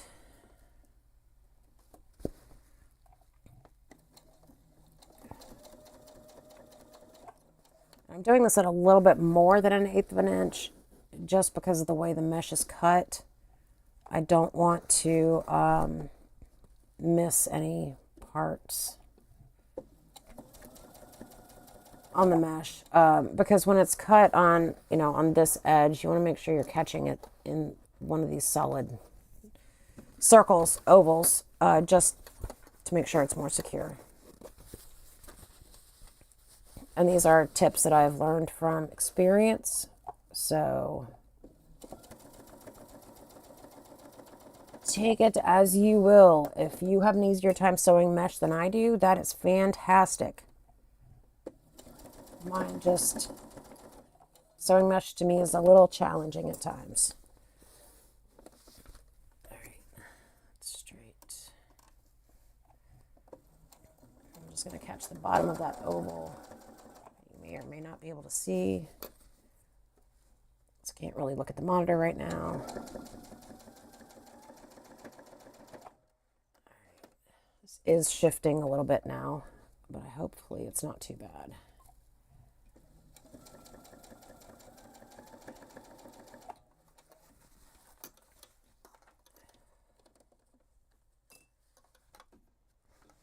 Hold that out nice and flat. There we go.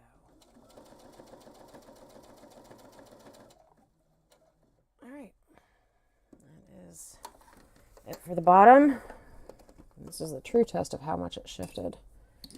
I could go from the top down, but I really want the mesh side up when I'm sewing, so I'm not going to do that. And again, this is just a basting stitch, even though we do have a shorter stitch length. So hopefully it'll be just fine and not shift. It's pulling up a little bit. That's weird. My whole machine just moved. That was helpful. All right.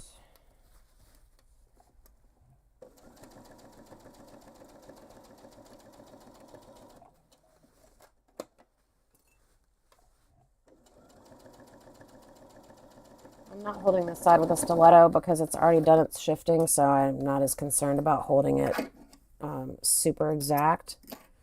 So just kind of letting it stretch and do what it will and make it as even as we can. We're back at the top.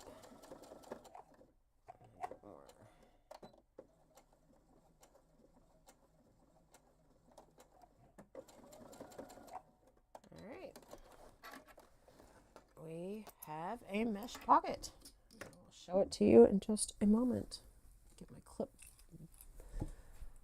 clips and pour it in the other bin. And then I will switch over to the other view.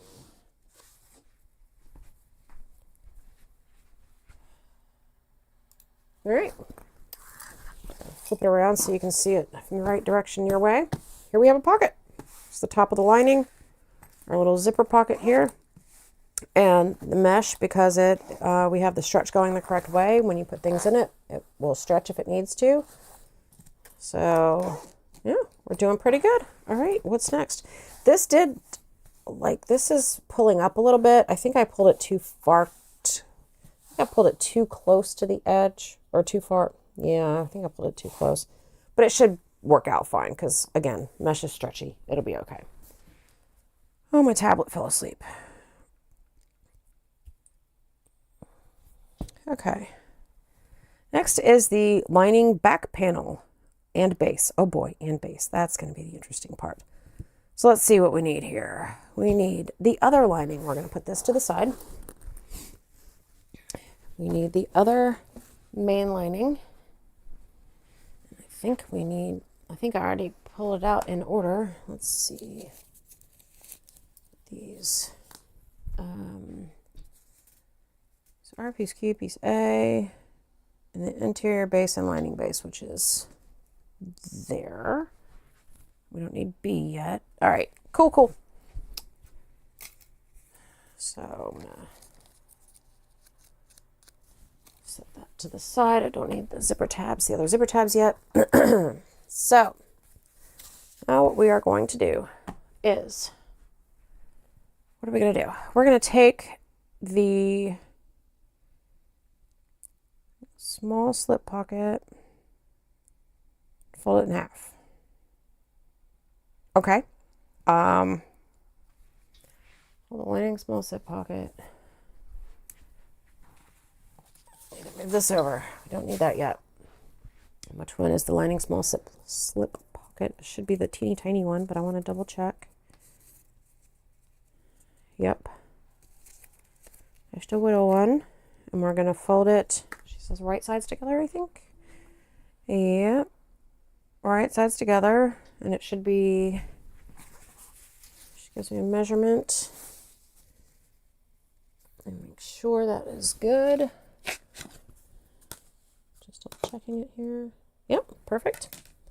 All right, so we're going to fold this small pocket right sides together in half, long ways. So it's still the width of the backpack, the panel of the backpack.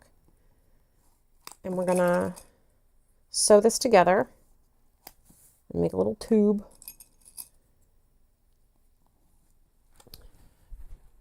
And yep, and we're going to need to iron it when I'm done. So I've already turned on the iron. Excuse me. Okay. Folded edge. Okay, so we're going to take this to the machine. We're going to sew along this edge here. We're going to pull it, turn it right side out, and then press it really well. And then we're going to top stitch the top edge. So that's what we're doing now. I'm going to do all of this on Birdie. So here we go.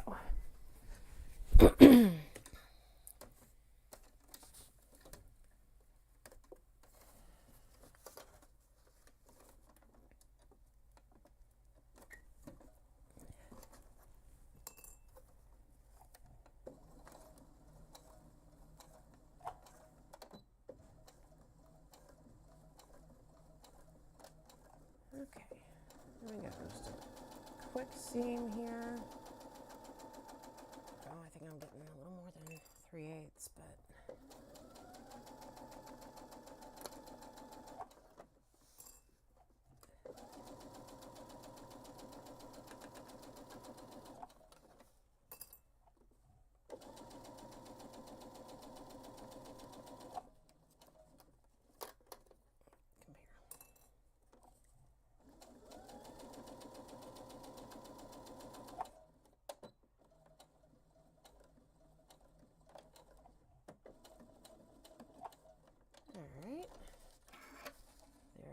that.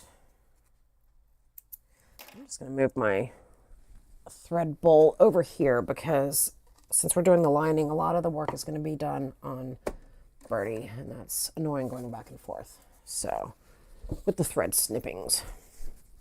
But now we're going to take, we're going to take this, we're going to turn it right side out. Yep. So I'm just going to push it through like this. And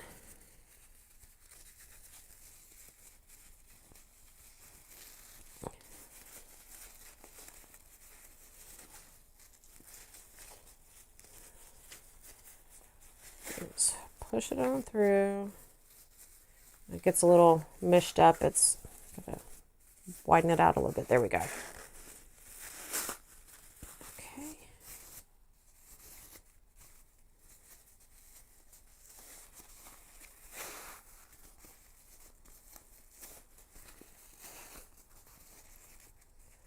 All right, so now it's right side out. We're just going to go and press it so that it's nice and flat. And I'll be right back. And here, top stitch the top folded edge. Okay. So I'm just going to press this real quick at the iron. I do not have an iron cam. It's not entirely exciting anyway, but actually, you know what I could do? I could turn my iron down first because that is hot. Okay, it's hotter than it needs to be. But what I could do is this. Because I have a wool mat that I press on. And I think my iron will reach. Hey, it will. I just have to be super careful to not get it near the, my cutting mat because it will melt it quick. But I think I can at least do this so I'm not like randomly off camera. Now, I said that I usually use Teflon, but I'm not doing it right now because I'm just trying to get this settled pretty well. I will do it with Teflon in a minute. You can see how quick I'm just pressing it and popping right back up so that it doesn't mess up my fabric. I'm just trying to get the seam flat. But in a moment, I will grab a piece of Teflon so that we can get it nice and pressed. So these are just sheets that I got off of Amazon, I think. And I just put it over like this. That to protect the material. And then I can really press it and stay on it longer because it's not going to burn or melt my material. And with cotton, you obviously don't need to do this. But other fabrics like, there's the steam. Other fabrics like waterproof canvas, water resistant canvas, things like that. Vinyl, you never ever want to iron vinyl or faux leather unless it's on the back. And even when it's on the back, I still use Teflon usually. Sorry about that. Get some water. All right. Now we're going to take, we're going to top stitch it, right? We're going to top stitch that top folded half. And then, what we're going to do is top stitch the large lining, fold it in half, wrong sides together. So it's top stitch fold. Okay, so we're going to do this, something very similar with the large pocket. So I'm just going to go ahead and set that up. This one, it says to do wrong sides together. So I think it's going to have us put the edges in, it's going to have us put the edges along the bottom. So let's just clip this like so.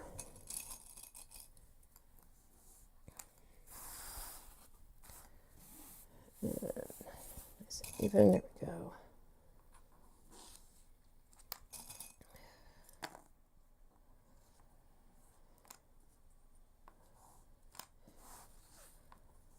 All right, I am going to take this over to the iron and give it a real quick press. And I'm not going to bother bringing the wool pad over. All right, just wanted to get that little was that quick.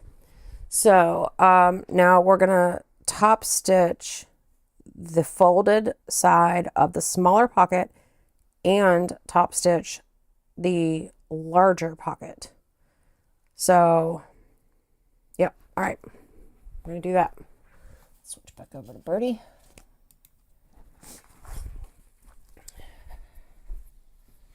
I need to change my length to 3.5 millimeters.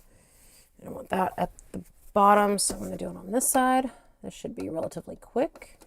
Then we will place the pockets where they need to be. Man, I need some lotion on my hands. Goodness gracious. All right.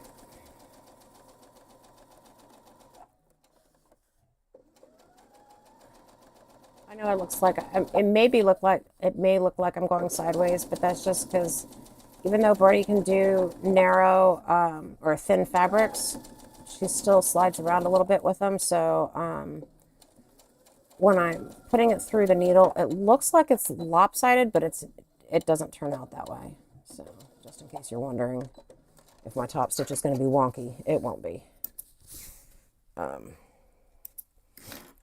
So see, now you can see I don't know if you can see it, but hopefully you can.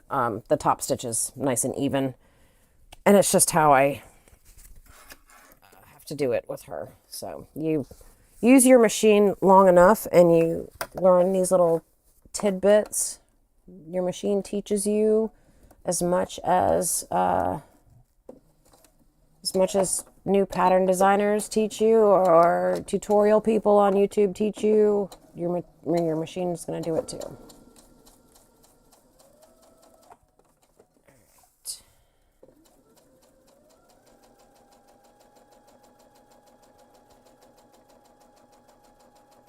I did get a little off on that one, but that's okay.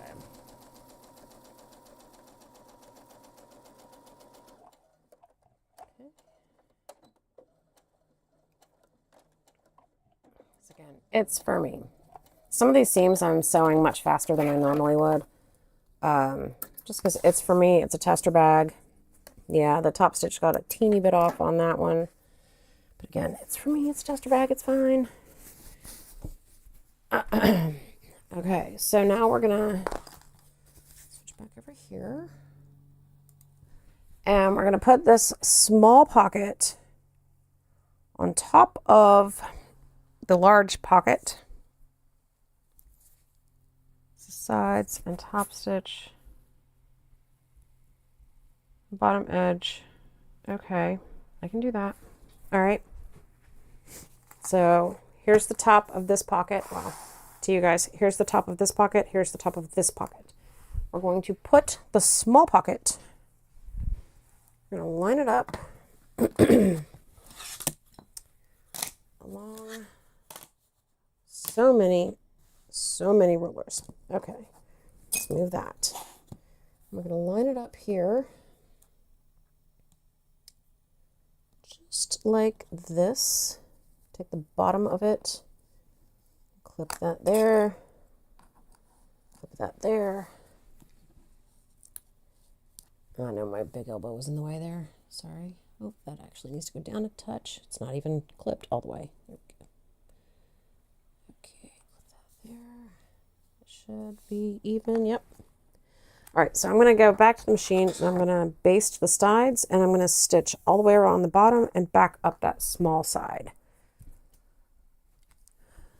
So it's, and yes, this is, I mean, you're seeing like literally what sewing is for us and for people. So it's a lot of back and forth from the machine and to the table and from the machine into the table. So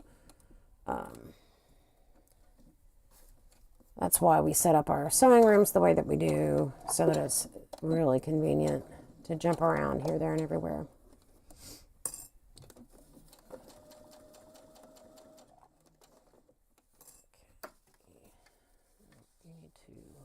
A little better. There we go. All right. I'm going to do this bottom bit, making sure everything is still nice and flat. I'm going to pull this out.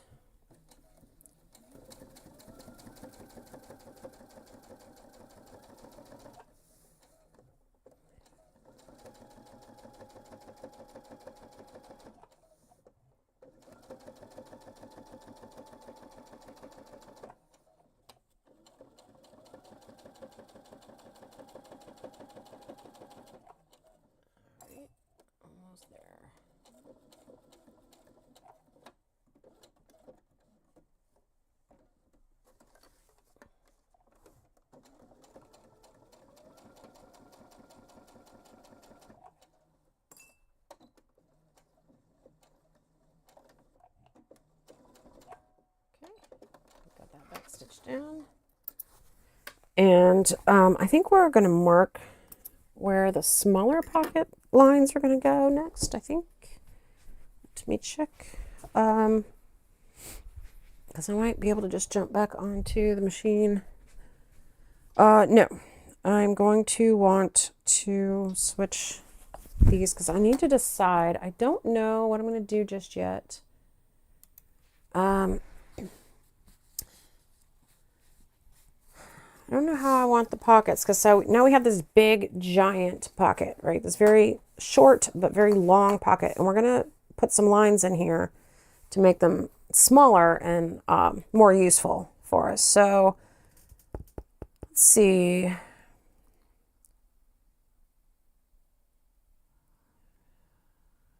Supposed to do 1. Okay, yeah, we can do that. 2.5. Sure. Yeah, all right. So we're going to take this, find the center here, and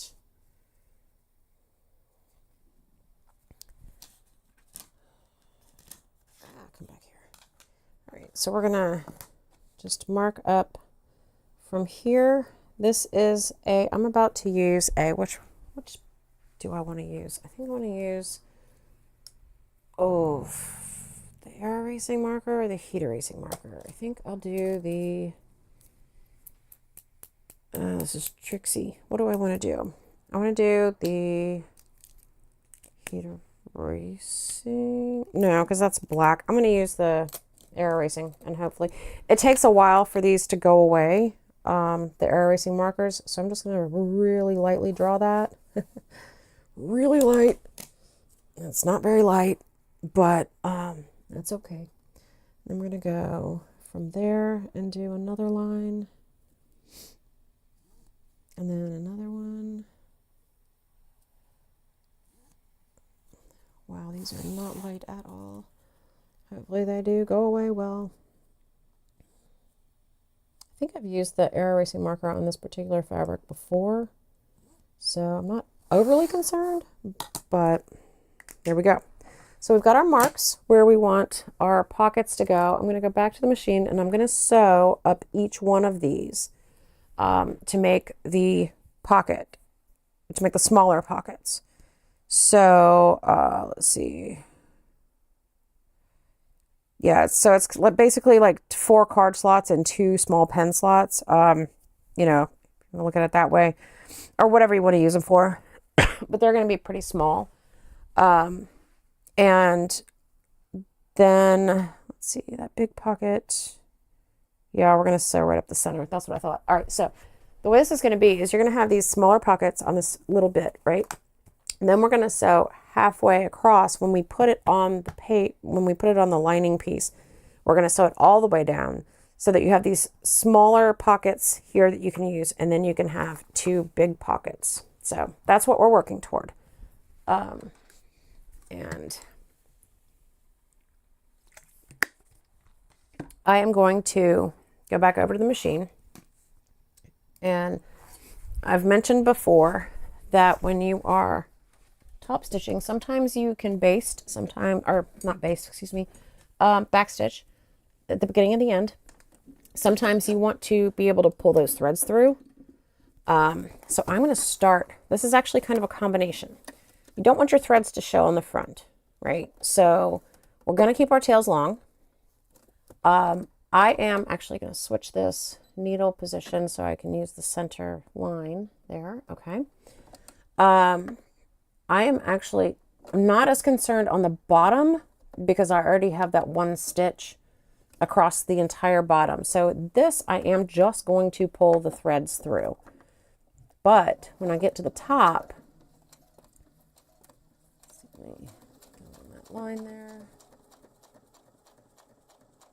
So when we get to the top, I am going to backstitch and then pull the threads through, because this is going to get a lot more wear with, you know, sticking things in the pockets and pulling it up. I want to get an extra bit of stitching in there to make sure that those are going to hold. So I'm going to keep those tails long. And then I'm going to do the exact same thing for all of these lines here. So let's start here. We're just going to go straight. As soon as I grab the other, where's the other thread? There it is. I'm holding these so it doesn't bunch up and nest on me. I'm holding them eventually. There we go. All right. I'm just going to, wow. I lost the bobbin thread. Hopefully that's not going to nest. All right. This should be good. Whoa. You got feisty. Goodness. Excuse me. We're going to do the same thing with the back stitching. Go back over it. And again, leave the tails long so I can pull them through.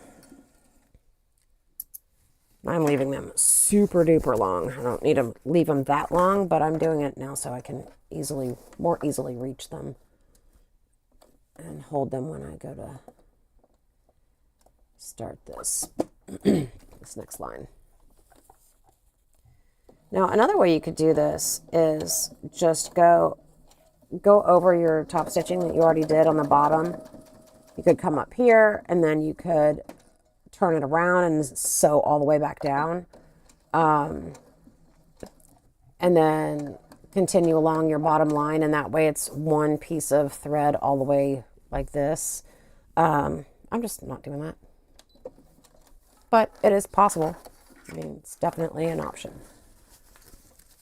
So I'm gonna get those threads nice and long. We've got 2 more lines, and then we can tie off all these threads.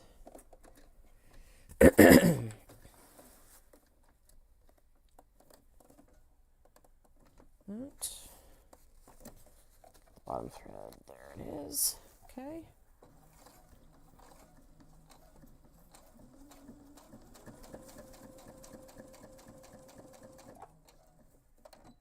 Do our back stitch.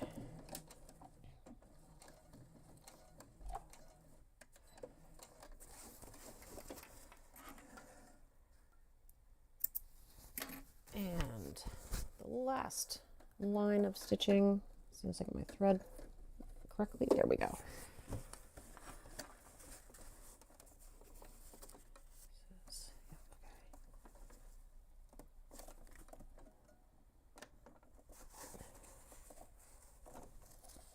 Grab both pieces of thread.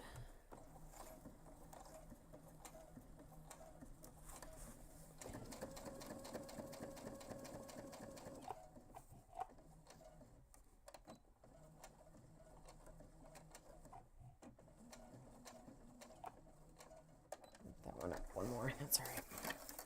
All right, we'll take our nice long threads and go back to the table because it'll be easier to pull them through from there. I'm gonna, on my way back, turn on another light because it is not overly sunny outside, so I do want that extra light. Okay, so here we have all of our, take those clips off.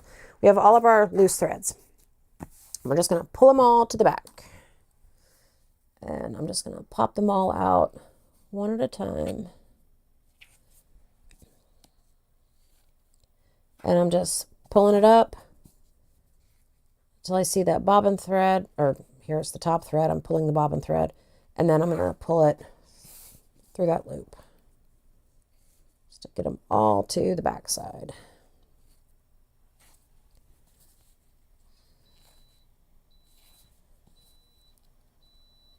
And like I said, this is one of the reasons that someone might decide to just put these lines in when they stitch the bottom on and just go up and down these lines. So you don't have to do this. I mean, this is a little tedious. It does take a little bit longer, but this is how I decided to do it on this one. Maybe I'll do it the other way on Mike's bag. I don't know. We'll see.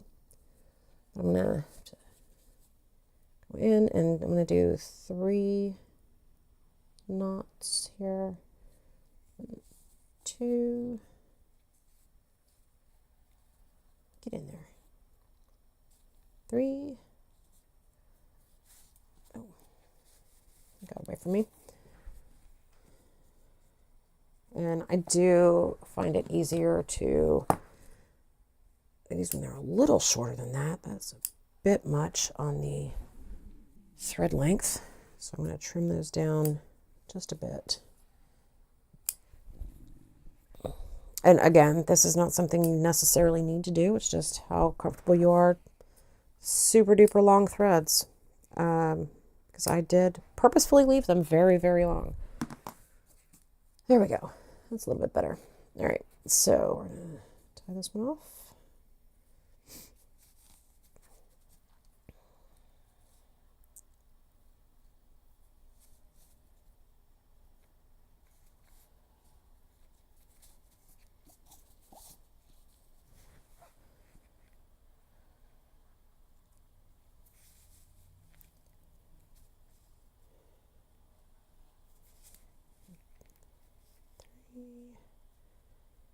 Oh, yeah, I think I might just do it in one go on Mike's bag.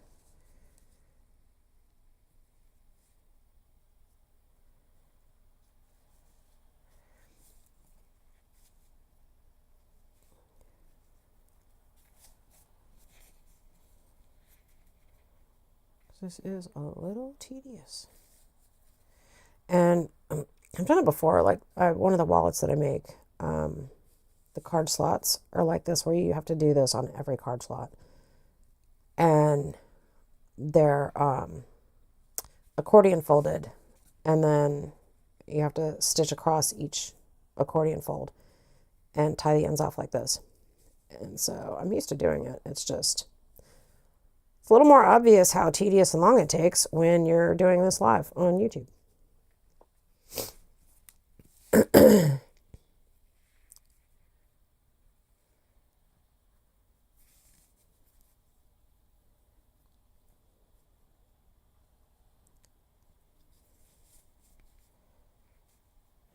Three more knots.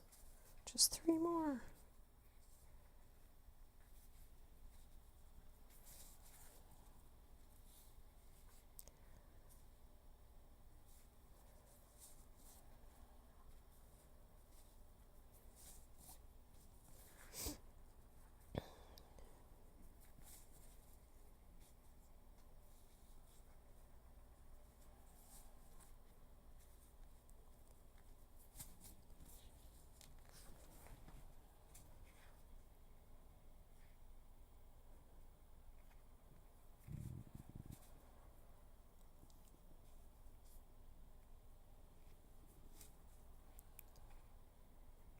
All right, here we go.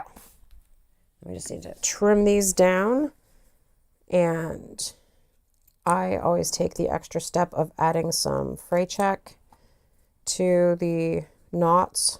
Just make sure they've got a little glue on them as well as being knotted. So let's get these trimmed down, and then we can do that bit. That just takes a second. Well, longer than a second, but just a little dollop on each one.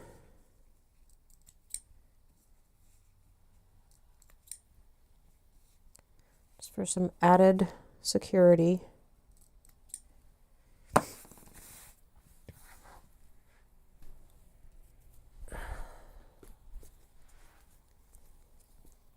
Okay, so I'm just gonna put a dot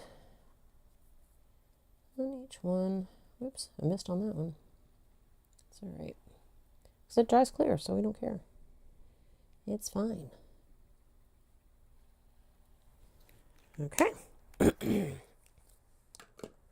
Got that done. Let that dry off for a minute while I go read what we do next.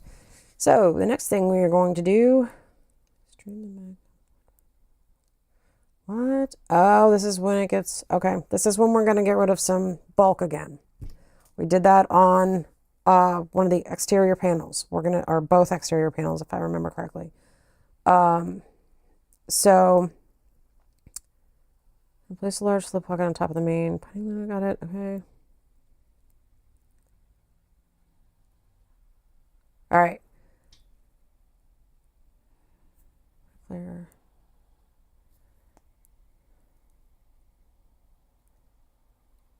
We want to do just that. Okay. I had to zoom in close because I haven't watched this part in a bit. But we're going to take the lining piece. I'm going to put it out like this. Then we're going to line this up. Again, I know this is upside down to you, I'm sorry. But here, you can see it's right side up. Our pocket's going to be on the bottom. So I'm going to line that up. And clip it together.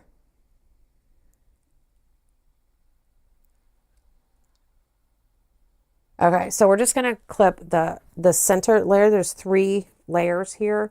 And we're just going to trim this center layer just to help with the bulk a little bit. But first I'm going to clip it. Make sure it's all nice and even. I'm actually going to measure it real quick to make sure it's even from the top because I just like to do that. And it is, wait, what? Oh yeah, it's the, oh gosh, my head just hit the camera, sorry. All right, so that's even. I'm gonna clip another couple of little bits here. Hey Lions, how's it going? And EVSTRET, how do you want me to say that? I don't know how to say that. I'm going to call you Evie for now, if that's okay. I hope that's okay. Hi, thanks. Thanks for joining in. It's not woodworking, but I love community support. It's awesome. So I'm going to take these and I'm going to trim this out so that we can reduce some bulk over here. And I have told them a few times in my lives that that the woodworking community and the sewing community are both amazing because they are all so supportive and it's wonderful. And so I love it when we see other people come in. So we're going to do our 1.5 inch corners again. So about from there to about here, draw a little line. And we're going to sew along this line so that we can cut this out of the corners. Again, to reduce bulk. Because bulk can get really obnoxious when it comes to putting it all together. It is one big craft community. Yeah, it's great. I love it. I love it. So let's switch back over to this camera. I'm going to get a sip of water. And for those of you who just joined, yes, Mike is calling me. Yes. Check your chat. I did. I am talking to it. He reminds me to check my chat because I get caught up and I forget. So, yeah. Cool. So we're going to switch. And oh, that's already disappearing. I'm going to have to sew that really quick. So this is, my disappearing ink is disappearing very quickly. And it did on the front too. It usually takes longer to disappear. I'm going to get this. That's with this fabric. It just disappears faster. That's all good. Oops. Grab those.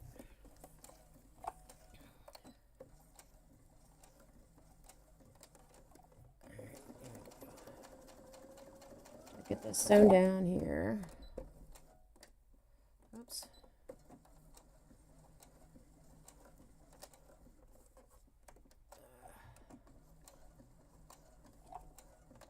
Okay. That one's good. And there we go. This one sewn before it also disappears on me. I love air erasing markers, but on some fabrics they erase much faster than others. I've used them on cotton fabric sometimes, and it's like I leave it overnight and it's finally gone in the morning. But on some like this one, it's disappearing really quickly. So like I just dropped my stiletto. but I didn't stab myself this time, so that's good. So I was concerned about these pockets and using it on the pockets, but you can see it's almost completely gone on these pockets already on the stitch lines. So that's good.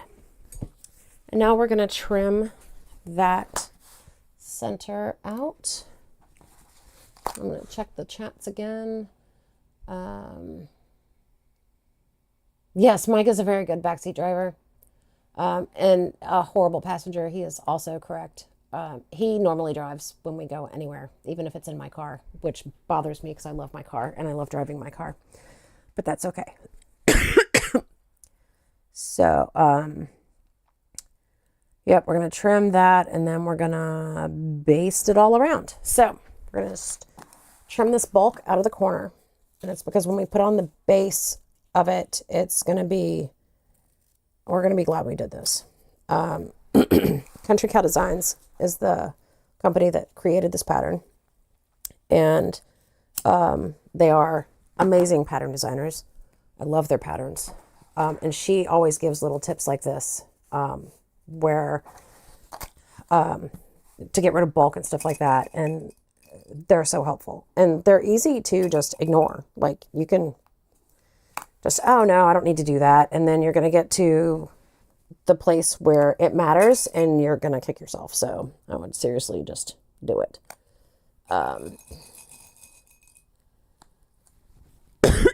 Excuse me.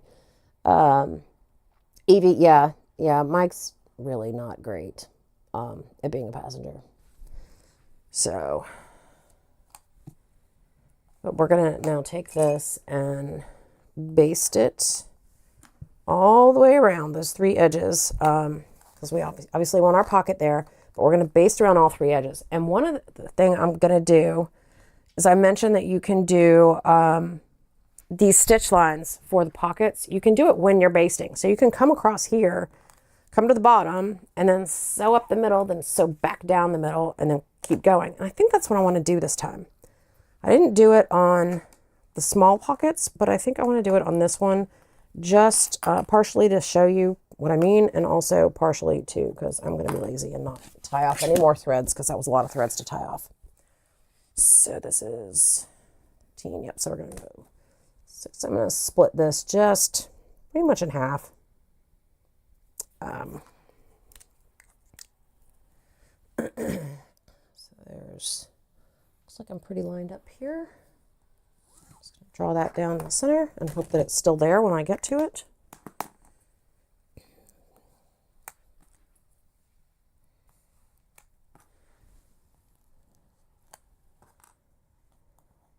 Real quick with these.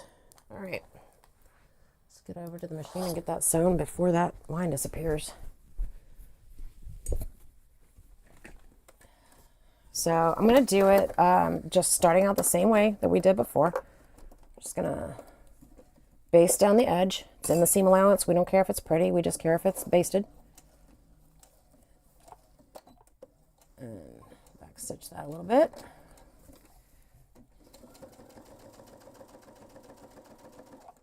Basting 1/8 of an inch, which is within the seam allowance. So I'm just going to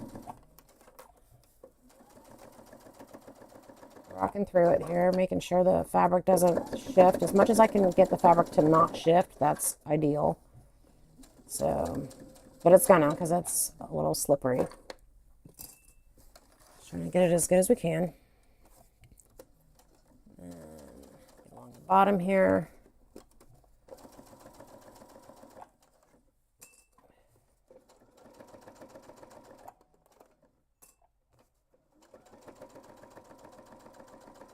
Okay, so now we're at the center. So what we're going to do is we're going to go, we're not quite at the center. I'm actually going to shift this over a little bit so that the center mark that I drew is actually going to be between two lines of stitching. So I'm going to go up the center just like this, and I'm going to go a little slower on this to make sure I'm straight. Okay. Keeping it nice and straight as you can. I don't even care that I'm not going over that center in the little tiny pocket. It's all right. Extra reinforcement in the center. Slow down because I'm getting off center here a little bit. started to shift on me a little bit. The reason I'm doing this, I'm going to do 2 separate instead of coming right back down in the same path. Just going to give it a little bit of extra strength. I know my hands are in the way. I'm just got to keep it straight. Okay, so now I'm at the top, right? I'm going to backstitch that a little bit. Again, because it's going to get a lot of wear from getting the pockets pulled. And then I'm going to come over here. I'm going to take 1 stitch. Just need 1. And then I'm going to flip it around. And now I'm going to come back down. Back stitch it again. And then I'm just going to come right back down that. And mine's not exactly centered. It was a little too close to the line, but it's close enough. It's fine. This is just a different way that you can do the lines for the pocket. That's all I was trying to show you here. So, and if you do this, especially if you haven't done it before, I would highly recommend using similar colored thread like I'm doing, so that if you do get a little off, nobody will ever notice because it's the same color.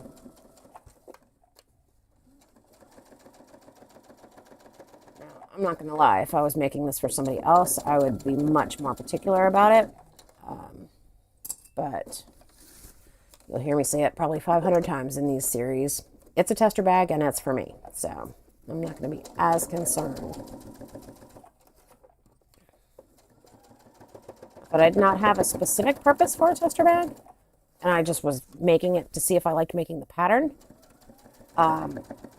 But I wasn't going to use it personally or give it away as a gift, then I would absolutely still take the care and time to do it really super awesome, because I will sell my tester bags sometimes at a discount, because it's not going to be perfect the first time you make it. Although sometimes it is, and then I'll sell it for full price. But usually I discount the tester bags, usually. Unless they just turn out amazing, which also happens. So I'm going to come over, check the messages or the chat, and then go to the next step. Check chat. Okay. Oh, yeah. Yeah. I was driving once and we got in an accident. It was not my fault. It was 100% not my fault, but we did get in an accident, and yeah. But every once in a while, I still pull rank, and I'm like, nope, we're in my car, I'm driving. But usually I just let him drive because it's easier that way. Okay, so we are now going to, oh dear goodness. Now we are working on the base. Now it's getting real now, people. All right, let me put this over here. We're going to set this to the side. We're going to get our base pieces out. Now our base and our stabilizer for the base is just like rectangles with rounded corners. So what we need to do first is get this stabilizer. I'm getting the parts figured out. Okay, so I'm going to get, this is on the foam. Oh, first we're going to baste the foam to the exterior. So that's the first thing we're going to do. So let's get this lined up. Which one I want to be on the bottom? Yeah, this is going to be the wrong side. So I'm going to pop this on here. And this is sew-in foam stabilizer.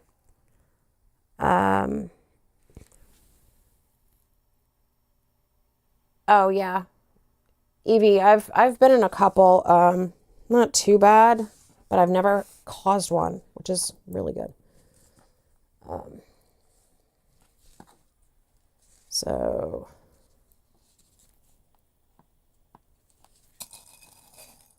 stitch these down. I'm going to have this so the foam is facing up when I baste it, and I think break a clip. This is why I am going to metal clips. This happens. And I shouldn't fuss about it because they have lasted forever. I've had these clips for like 5 years, but I still feel like clips should last longer than 5 years. I don't know. Maybe it's just me. I think that Birdie could probably handle this, so I'm going to try it on her.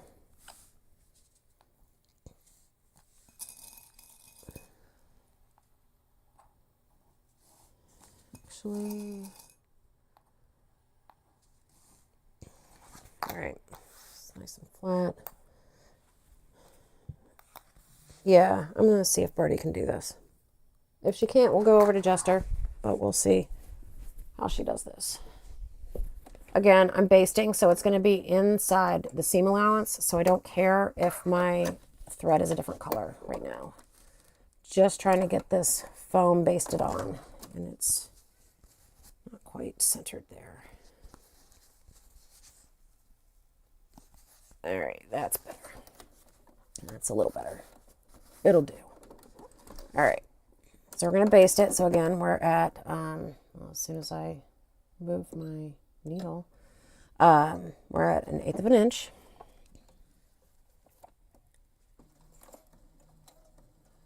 And I'm going to be a little slower probably on this, just because I'm going to stitch a little slower because this is, I don't want the foam to move. So I'm going to press it down really nice and tight. Birdie's doing a really good job here, so it should be good. And for those of you joining, Birdie is this machine. She is my domestic machine. She handles most of the lightweight stitching, the lightweight fabrics. My other machine, which you will see in a few minutes, is a semi-industrial or industrial machine. But it is a portable industrial machine, which is why some people consider it a semi-industrial. But she can handle anything I throw at her. She's a workhorse. Not to say that Birdie's not a workhorse either. She just, she also is, but when you get to some of the thicker fabrics, she can get a little irritated.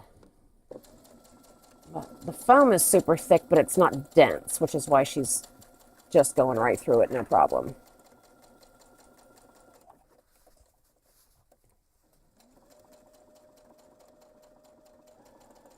All right, now that we've got one side done, this should go a little easier, a little faster, I should say.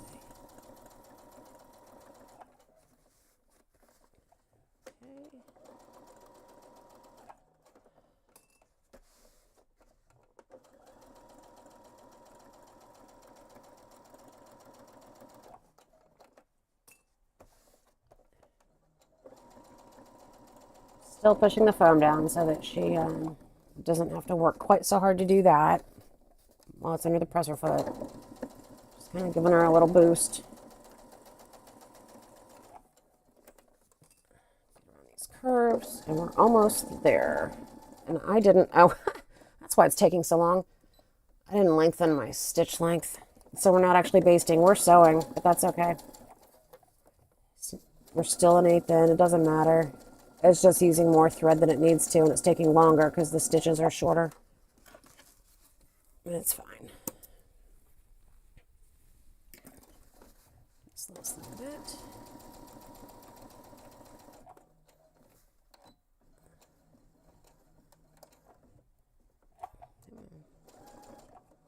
All right, back stitched, and we are all set. There we go.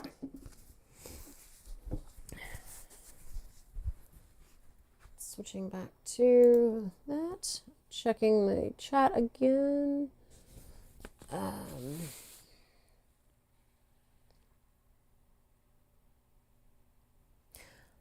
Oh yeah, yeah.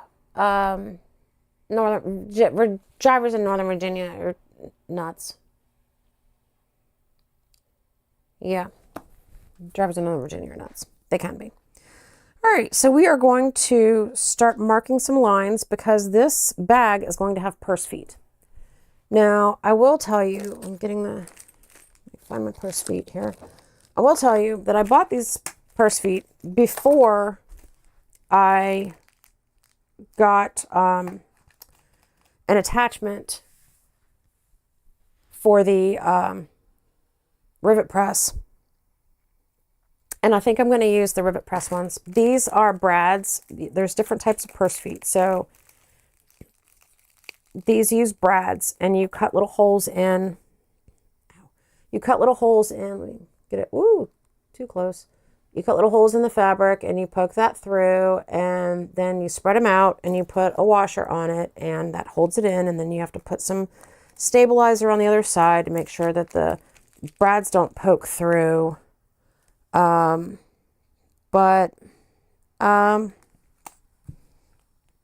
think I'm gonna, I think I'm just gonna use the ones that I just got recently, because using the rivet press with these are so much easier.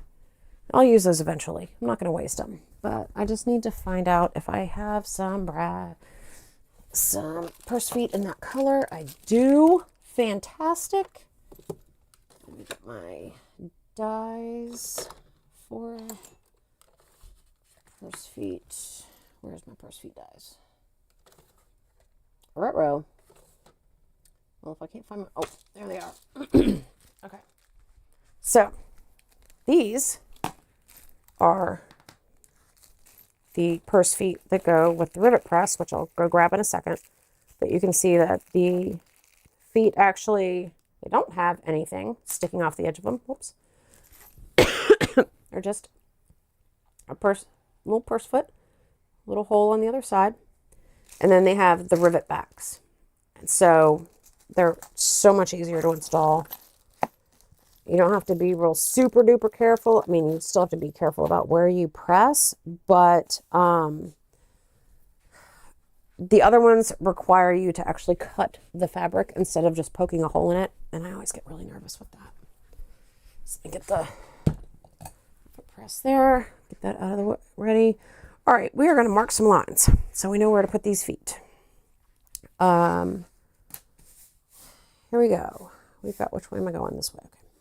Okay. Got that. 1/8 inch. Okay. We're going to go. There's my long one. All right. We need 1 1/8. So we're going to mark this line. And I'm actually not going to use a removable. Well, yeah, I am, because on the other side, you're going to see the lining. I don't want to show that so much. All right, so we're gonna mark our line across here. We're gonna do the same thing on the other side here.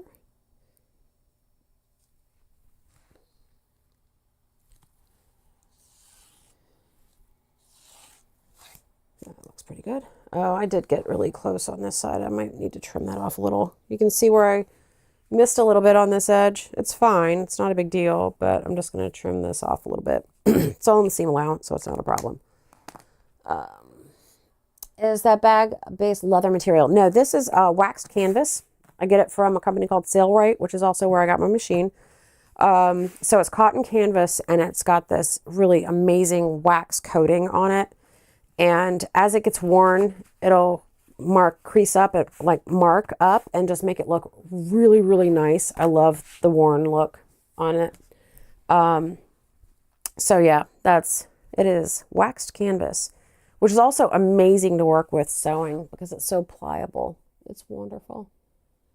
And then 1 3/4 from the short edges. So let's mark those lines. Yeah, Mike, you're right. Waxed canvas. All right. I'm going to mark these lines here. And I'm just, right now what we're doing is getting the placement for our bag feet. Oops. All right. So I'm going to put the bag feet inside these lines. Not where they actually intersect, but inside. And the reason is to make sure that she uses very big bag feet that I don't have. She uses really big bag feet. And if you keep it inside these lines, then it'll make sure it's not in the way. These big bag feet are not in the way when you're sewing around the edge. But I'm going to do that. I'm going to still use the way she does it. So I'm going to mark, I'm going to poke a hole. Let me get this. These are the rivet dies that I don't need right now. Put those over here and grab my cutting dies.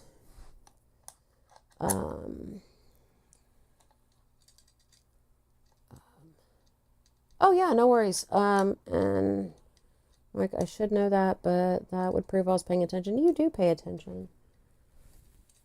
You do. I know you do. You can't convince me otherwise. All right, so here is, for those of you who have not met Rosie, this is my rivet press. Her name is Rosie because I think I'm hilarious. And she is, aside from my sewing machines, she is the best tool that I have bought to date. I love her. So I'm going to poke a couple of little holes here on the inside of these lines. At least I hope they stay on the inside. Well, that one got on the line a little bit. That's all right. So I'm just poking the holes. The inside the line here. Okay. And then last one. Okay. So we've got to pull all our holes poked out. Make sure they went all the way through. They did. Sometimes they don't go completely through. I don't know if you can see this. All right. So I just poke through with a hole, with an awl. Make sure they're all cut out nice and good there.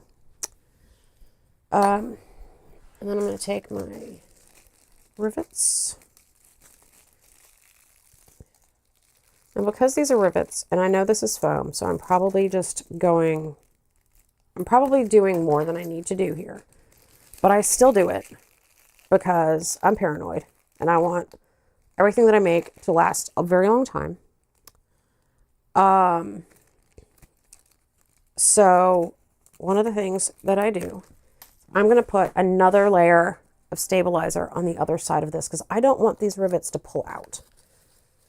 So they're, with foam this thick, the likeliness of them pulling out is pretty much none anyway, but I don't want to take a chance. Where is my, I don't want to use my fabric scissors. Where are my non-fabric scissors? Oh, here they are. So I'm going to take, I have this material. It is an adhesive stabilizer that when I get scraps from, I just use that as the additional stabilizer. But so I'm going to poke the holes in that. I know this is kind of hard to see because of the angle of the camera, but I'm just going to poke my little holes in here. And that wasn't centered very well, but that's okay. Get over here.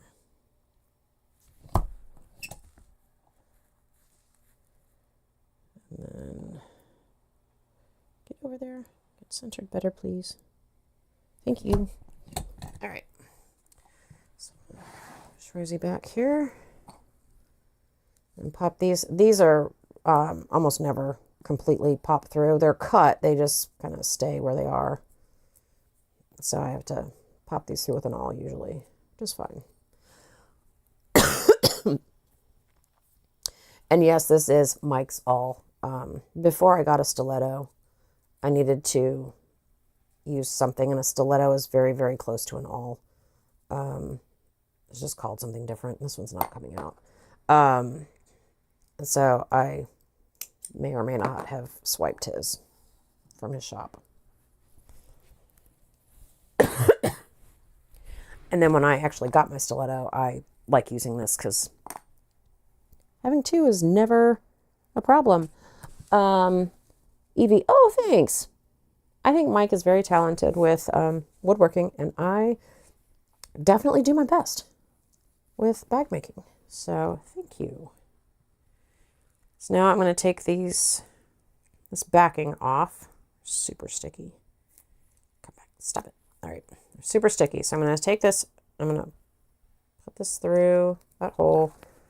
And that's how I'm going to line them up. I don't care. I'm not actually setting the rivets yet, so I don't really care if that actually is off a little bit. So I'm just going to line them up with my eyeballs, because that one got off center.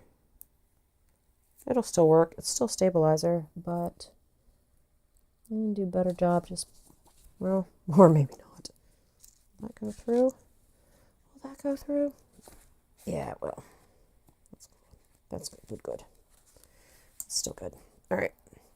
So finish doing these here.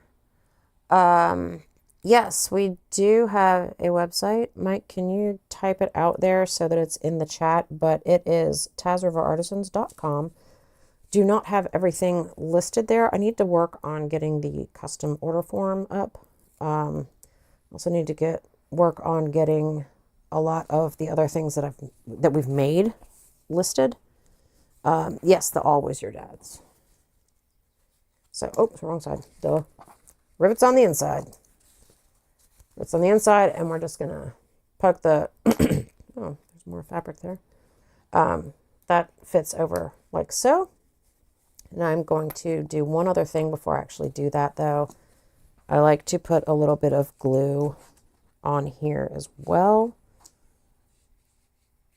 So I'm going to pop up all these. So I've got my rivet side in, and I'm just going to put some fray check around the edge of this rivet. And it's just because I don't want that canvas to fray at all.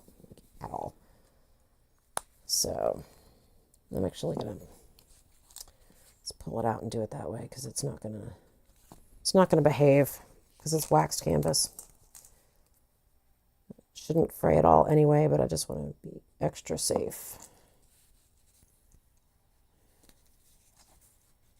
Put these back up through.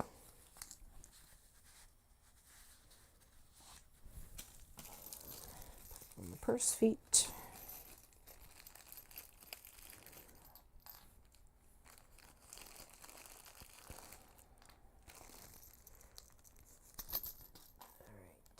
All right. Oh, I already pulled out all I needed. That didn't make sense. Put these back.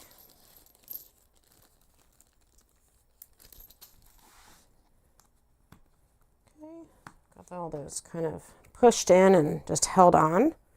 So now I need to set them. Get this trash out of the way. And to set them, I'm going to use this die set to do it. To smush them.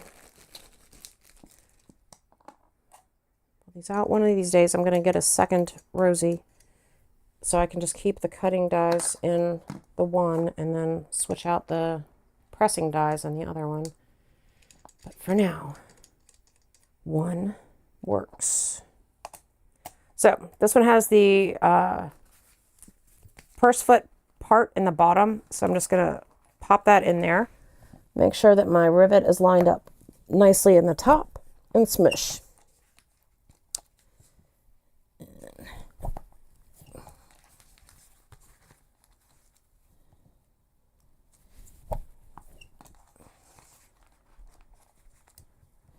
And I love this machine. Love this machine. Now I have purse feet on the bottom of my backpack. So we're good. They're good and stable. I don't have a drawer yet. I have a tool drawer thing over there with all my rivet pieces in it, but I don't have an actual drawer section for my purse feet yet, because I just got them. So I use these little drawers for all my rivet bits. Just take them off to the side, because I do not like to have things out and about. I want to know where they are when I need them. So I try to put them away as I go, for the most part. Okay, so we have these feet on there. Grab a sip of water, and we're going to put the lining on, and we're going to based the lining on, okay, but yeah, all right, so we're gonna so we put the rivet on, we're gonna put the lining in now. All right, note to self, not overly thrilled with how this shows through the lining. Note to self, don't use this for lining in this bag. All right. Again, it's mine. Mike's, the one that I'm making for Mike is a different lining. It's a darker lining. And it's not quite as thin as this. This is a super thin water-resistant canvas, which is amazing. I love it. It's a great color, but you do have to be careful about what you can see through it. So there's that. But it's okay. It's okay. It's just for me. And it's going to be, honestly, it's going to be in the bottom of the bag, so you might not be able to see it at all anyway. Because it's not like you're going to be staring down in the bottom of the bag. Again, if I was making this for someone, I would put another layer of something in there so you wouldn't be able to see it. But it's not going to bother me, I don't think. I say that. I'm going to be on vacation. Oops, there goes another one. See? Watch, I'm going to be on vacation and Mike's going to just listen to me gripe about the things that I was like, oh, it doesn't matter, it's for me. And then I'm going to complain about them the whole time.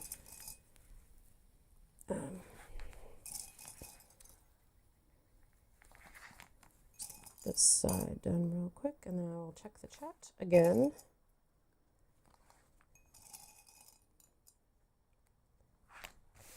Nice and flat, good. All right,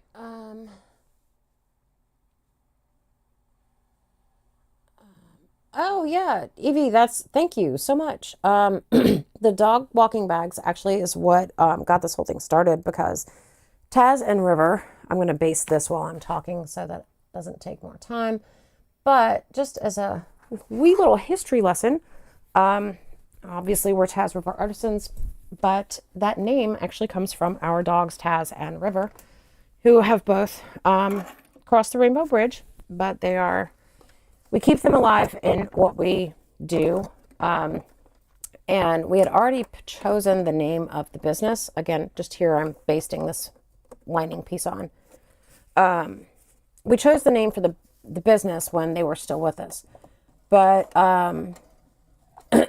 now we have Jasper and Stormy. And for a while we had River and Stormy, because after we lost Taz, Taz was my dog before we met, and I just missed him terribly, so I needed another dog, and so we got Stormy. He was Sweet Pea. And then we had Stormy and River, and then River got sick. We lost River. Before that, Mike found Jasper, and he found Jasper on the side of the road. I'll make this story short, I promise. Found Jasper on the side of the road in Texas, which is where he got his name. Found him in Jasper, Texas. And he had been hit by a car and left there. Long story short, he's ours now. He had to have major surgery. Looked for his owners, couldn't find any. Again, long story short, there was a lot, there was a lot involved in that. I just don't want to bore you with the details. But so now when Jasper was going through the surgery and he had to have a lot of rehab because his hip was broken, and this poor dog has been through it. But, I hadn't budgeted for another dog, much less another dog that had major medical issues. So we did a GoFundMe, but I also started making dog things to support him. So when I started doing that, we used the company because we already had the LLC, but I also did doing business as called Love Rescued Him. So we still have our Love Rescued Him line, which is the dog walking bags, bandanas, collars and leashes, things like that. But yeah, so that's how we started. At least the bag side of it, I really got started when we needed to make money for Jasper. And I was like, all right, I'm going to stop procrastinating. I'm actually going to make my side of this business work. And that's how we got started. So here we are, almost basted on. There we go.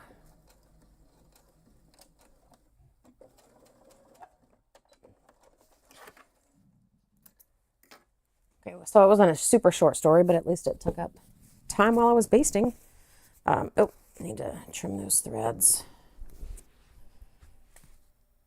Let's go back here. So one thing I want to show you is like when you're sewing, some things nest up. Sometimes I didn't hold the threads well enough, so you can see there's a little nesting there. It's in the seam allowance, so it's fine. It's not going to hurt anything, but that's why I hold the threads, just so you know. Yeah, I love to play with different colors in the straps. I have pretty much gone to webbing straps, but just honestly because they're so much easier to do. Some of the straps I did make out of the cotton.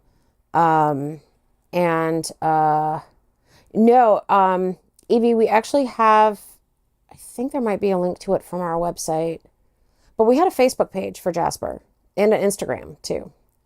So that's what that is. And on the Facebook page and the Instagram, we did that because so many people were so generous in their donations that we wanted to be completely transparent and be like, we're not keeping this money, I promise you. And when it all came and was all said and done, we raised about $12,000 for his care.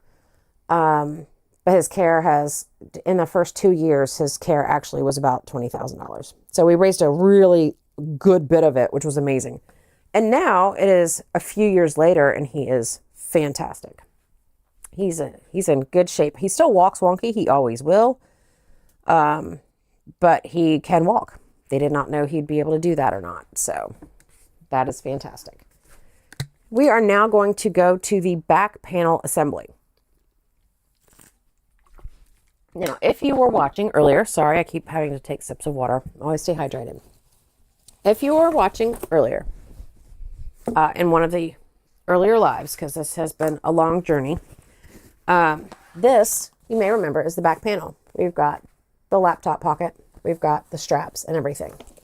But on the inside of the back panel,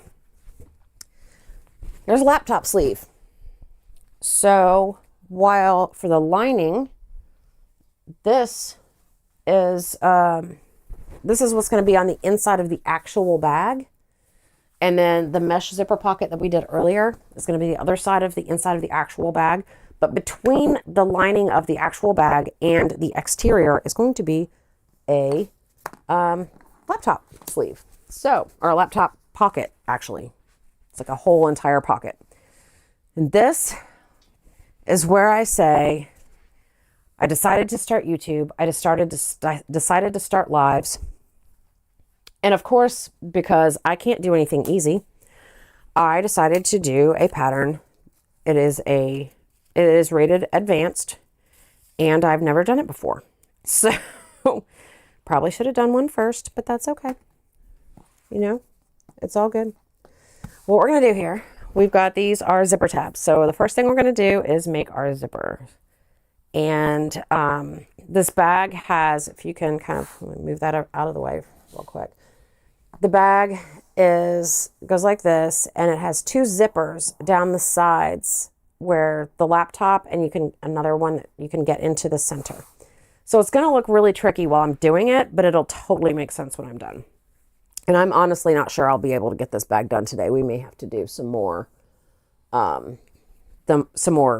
lives, because I promised I would not work on this bag without doing it live. But the first thing we're going to do is, okay, we need to cut all these down. These are going to be cut down 2 inches. Let's get my rotary cutter.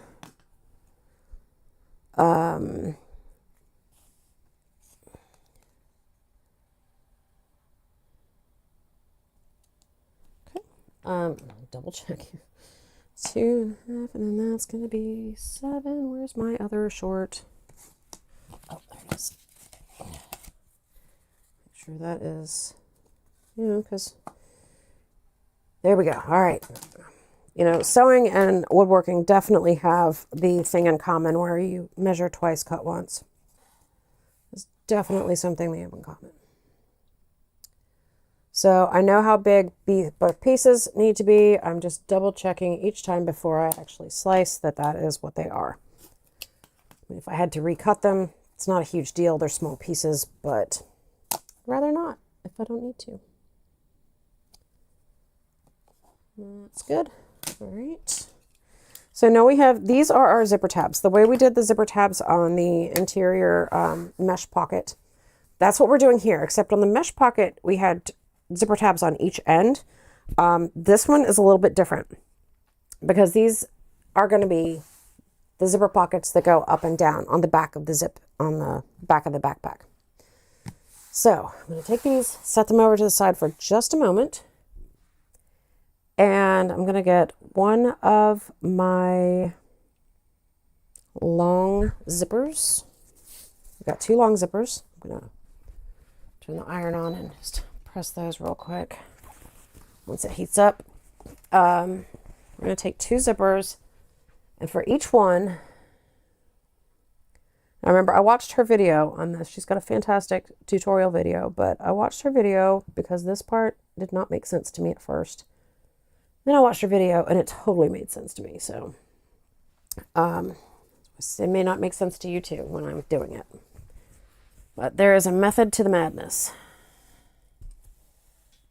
And I did not let the iron heat up long enough, but I'm also impatient. So there's that.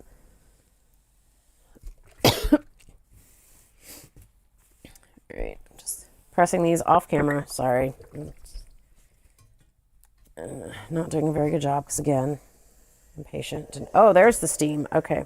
All right. Hang on one sec. I'll be right back. All right. Here we go. So we've got our two zippers. And I want to make sure they're going the same direction. They are. And by the same direction, I mean the zipper teeth are pointed in the same direction. Just because I'm weird like that, I need them to be identical. Oh, you know what we didn't do? Oh, dear. It's the bag tag that I got. Hold on, let me see if I can get it to focus really well. Come on. Focus, please. And it's not doing it. Come on. Anyway, it says fiction because reality is overrated. And it's a picture of a girl reading a book. And I was going to put that on the inside, one of my lining pockets. And I'm not sure which one I'm going to put it on, but I am going to clip it. So I'm just going to clip it to the top of one of these because otherwise I will forget and I'll be upset. So I'm just clipping it there. It'll be fine. Okay, back to the zippers. So what we're going to do is we want a long zipper tab. We're going to do the sandwiches. Again, the zipper tab sandwiches. And we're going to put the exterior. Which way do we go? Well, I need to make sure the zipper's in the right direction here. All right, it's going to go up. So the zipper to pull up to that long edge, I think, is the way she's got it. Yep. I'm gonna just double check further down in the thing here. Yep, we're going up to that piece. Okay, so I lost my place. I have my pattern on my tablet and I just scrolled way too far by accident. All right, so the first thing we're going to do is put on the zipper tabs because again, or zipper pulls rather, because again, we are, excuse me, we're going to be using zipper tabs, which means I can't put these on later, which I prefer to do because it's easier. But zipper tabs, not a thing. You can't do it that way. I'm going to pull these. I'm going to make these go this direction, and we're going to be pulling up. I know that's down on your screen. Sorry, I've got to get that camera angle different. But again, I'm going to check see where the top tooth is on the left. So we want to make sure that top left the top left tooth is on top. Let me do this. And it is. So that means our zipper is going to be lined up really nicely. And then we're going to do the same thing over here. And this one, it is the right that is on top. So I'll just slide that zipper on, zipper pull. And yeah, that was good. All right, cool. That was lucky. Usually it takes a few times to do that. So we've got our zipper pulls on our zippers, our zipper tape. And we're going to take the long pieces of the exterior. Yep, that's the side I went down. It's going to be like that. And then on one of them, it's going to have a lining. The other one is not. And that's what threw me off before. So,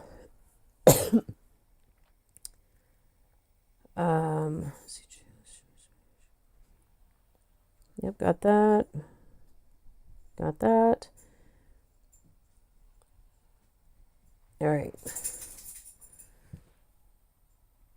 It's it together with the zip on the end where the zip pull will be when closed. So yeah, we're going to close toward that long piece here. I just had to find that and make sure that was, confirm that. Now on the other zippers, I used double-sided tape. But I'm not going to on this one because wax canvas just don't have good don't have good luck with that. And Jasper is actually in the room. Jasper, let's see if I can move this. Oh, come here, buddy. Here, come to the floor. Come here. Come here, Jasper. Come here. There he is. Come here. Oh, I'm gonna pull it out a little closer. Get closer. Here we go. There he is. Say hi. Say hi, Jasper. He's like, yep, okay, later. I'm out. Okay, so back to sewing. Is the other one coming? Stormy, come here. All right, everybody's got to just meet the dogs here for a moment. He's a good boy. He's a good Stormy. And here's Stormy. Yeah. Let me see if I can move the camera out a little bit. There we go. All right. Oh, he's a good boys. Oh, he's a good boys. Hi. Okay. All right. Can mommy sew now? What are you looking at me for, Stormy? Yes. Okay. We got some puppy time. Oh yeah, there's Mike. He brought them up, I think. Oh, thank you. Yeah.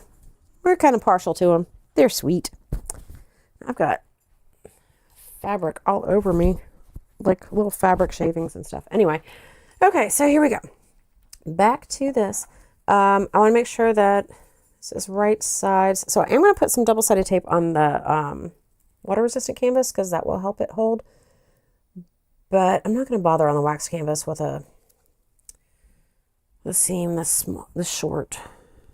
So we will do that here, especially since apparently that is snipped. I don't know why that's got snipped. All right, so we're going to put this on the back. It's going to be like, line it up nicely. And then line up this piece here.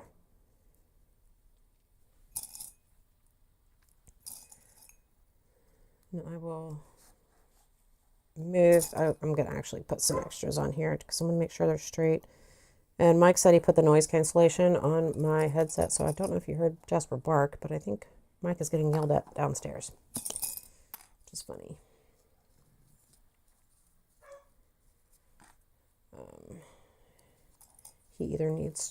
Jasper either needs to go potty or he is hungry. He had not eaten his breakfast when I came up here, so okay, so we're gonna do that. And this is the one with the lining piece. This is the one that does not have the lining piece. Then we're going to on the other side,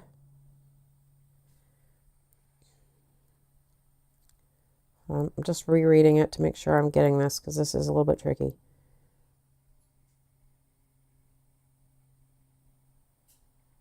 Okay. Remaining short end. Okay, so we're going to do this. We're going to put the other side on too.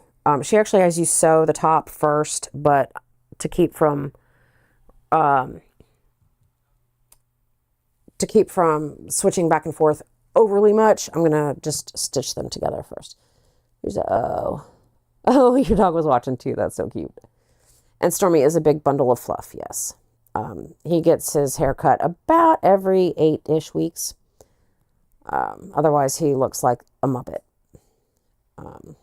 Okay, so get these short pieces, and I want this to be on the outside and this to be on the outside, and this is the one with the lining, so this is the one that gets this short lining piece.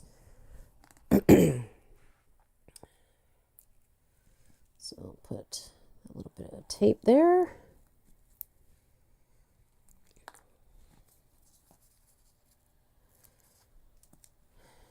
Now I am going to do the seam, the first stitch with the seam on the domestic, on Birdie.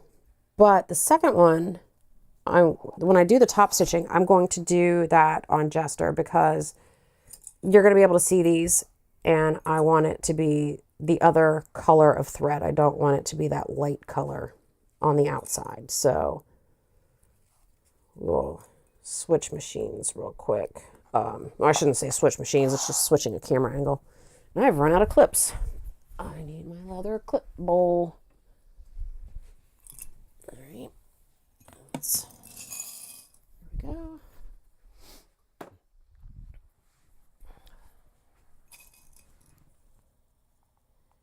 Line this up really good there.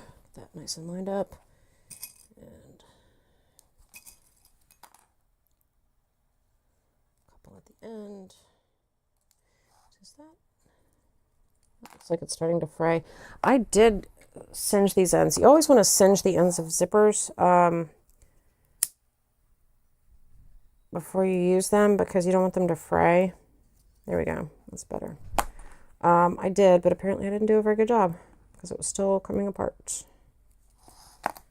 And because they are nylon zippers, they will melt instead of catch fire. You don't want to do that to anything that's made with cotton because obviously that's not going to melt. Oh, your dogs get every 6 weeks too? Yeah. Yeah, Stormy looks like an absolute Muppet. Stormy is a Pomeranian Shih Tzu mix. He's got kind of a pom face, but his fur is the that Shih Tzu fur, except for his rear end. He's got the Pomeranian really thick, dense rear end, which is really funny. And I know this because I grew up, my grandparents had a Pomeranian when I was growing up, and I had a Shih Tzu. So it's funny to see like what parts of him are which breed. It's hilarious. But all right, so I'm gonna switch over to this one and we're gonna do a 3/8 seam allowance on this, on the ends, and then we're gonna flip it out and top stitch. Shorten my stitch length.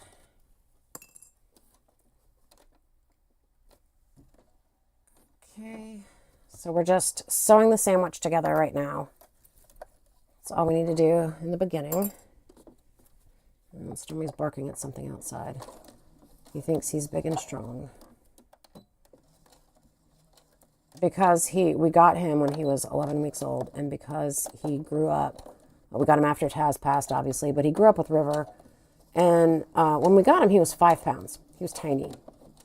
River was up like roughly 115, 120 pounds. So he was massive compared to Stormy, which is another reason Stormy has no fear, because he grew up with a dog that's like literally 10 times his size. Since Stormy grew up with River, and River was very protective, he was an Anatolian Shepherd. Because he was very protective, Stormy learned that behavior from River. And now he barks at everything under the sun. When River got sick, he would run over. River would be on the couch, and Stormy would hear something outside. He'd run to the front door. He'd run back to tell River about it, and then he'd go back to the front door It was really funny. But yeah, he thinks he's big and bad, and he is not scary at all. That's going weird. All right, there we go. Come on, get over there. Stop wiggling.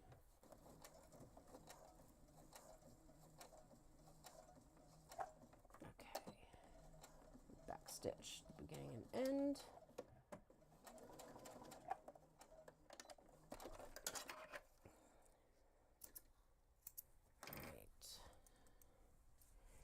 And do the same thing on the other side. I'm going to do that same 3/8 seam allowance. This is the one with the lining, so it's a little bit bigger sandwich here. Nope, that's not the right seam allowance. There it goes. Okay. I'm going to put it in the correct seam allowance. I almost made it a 1/4 inch seam allowance, which is not correct.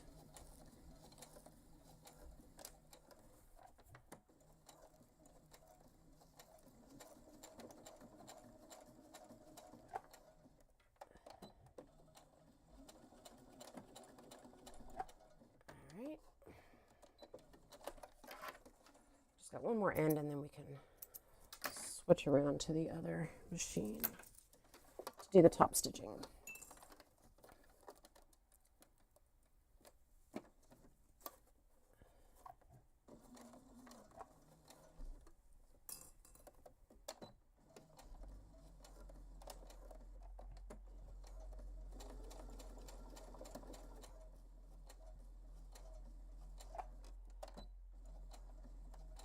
Almost there. All right.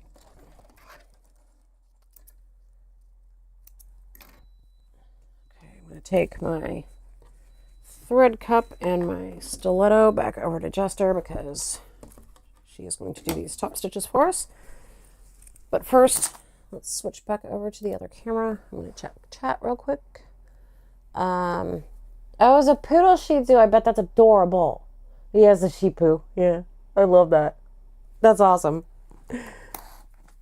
I love Shih Tzus in general. They're such great dogs. So, and yes, I'm very biased because I grew up with one, but, all right, so we're going to fold that out. This is the one without the lining. We're going to fold that out like so. We're going to fold this out. This one's going to be with the lining, so we're going to fold it over and pull that up. And this one I'm actually going to clip so that the lining doesn't sneak down on me.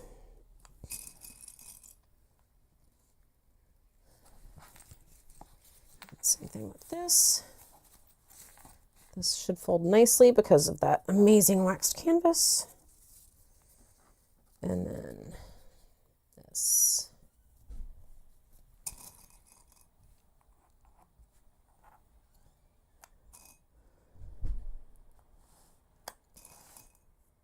I'm going to clip all the way down the sides because I think we're going to end up basting this too. And this is going to be tricky. If we baste it, I'm still going to do it on Jester because I really don't want to have to switch back and forth too terribly much. But she might do okay because the wax canvas is a pretty good thickness. We'll see. We shall see. So, all right. We've got that. The zip with a lining. Lower, underside zip, got that.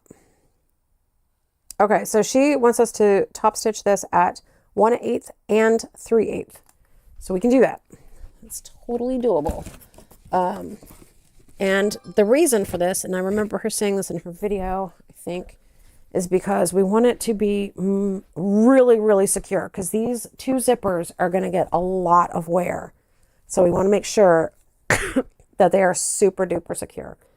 And I'm going to move this camera so you can see Jester, but it's going to be weird for a second. Oh, there's my feet. That's fun. Pull this up, move it over. So sorry. This is not good. Just look away for a moment.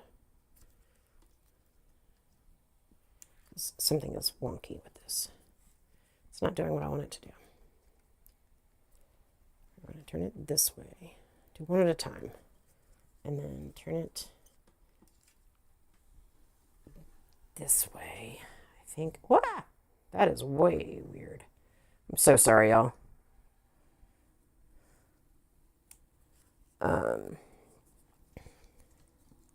It's still not working the way I wanted it to. Why isn't it doing it? I had it on there so good earlier, and now it's not working.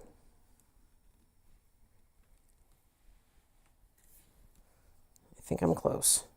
God, I'm so sorry, y'all. It set up perfectly before, and now it's not wanting to do it. No, that is not good. Hey, Mike, I know you're listening. Please come help me.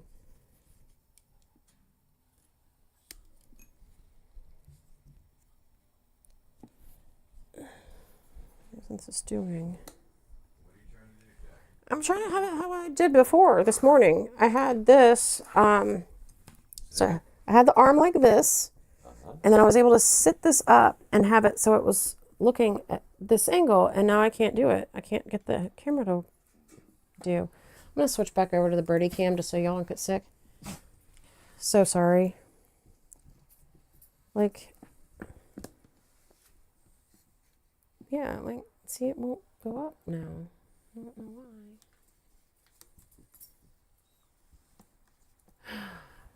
You're brilliant. See? Absolutely brilliant. Thank you. Yeah. I turned it the wrong way or something. I don't know. Let's switch back to that view. And, okay, I can set it from here. I think. Still trying to get it level. Okay. So change the Switch view back. real quick. Switching back to birdie cam. I had it. Can I show you how I had it? Because that was not there. That's going to be in the way. I can't do it that way. This has to be up and coming down. Yeah.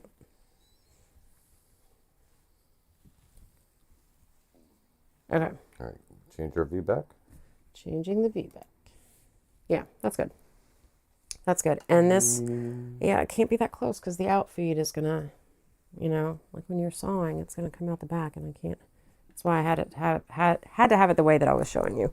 Oh, there's a dog. No, it was a dog toy. Stormy brought his bunny and put it right Stormy. behind you. I thought I was standing on Stormy. Stormy. He's so silly. Okay. So, here we go. We're going to top stitch. And like I said, Jester is a semi-industrial machine. She is an Sailrite Ultrafeed LSZ.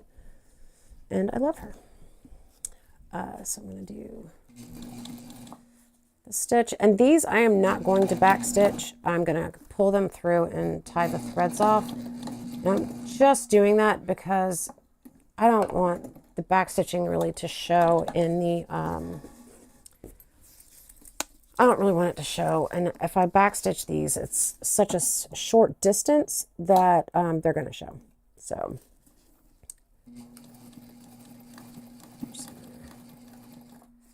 top stitch those. Oh, I just remembered. You know what I could have done though? I have to do two lines of top stitching at 1/8 and 3/8. I could have done that differently. But so I'm just going to pull these threads through first.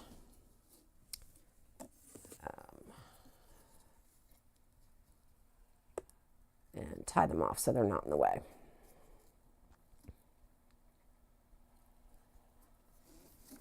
Get this end. So I'm going to have more threads to tie off because I didn't think about the fact that I should have gone through 1/8 and then gone through the other 3/8. But that's okay. I can do that on the other one. I'm just going to tie these off here.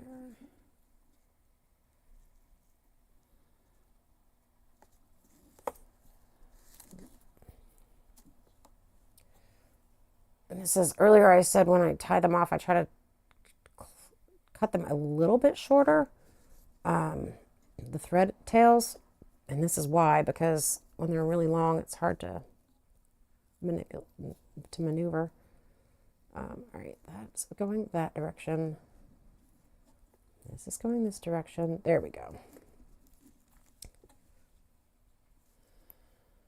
Stormy's looking at me like, who are you talking to? Are you talking to me? Okay. And these are shorter. These should be good.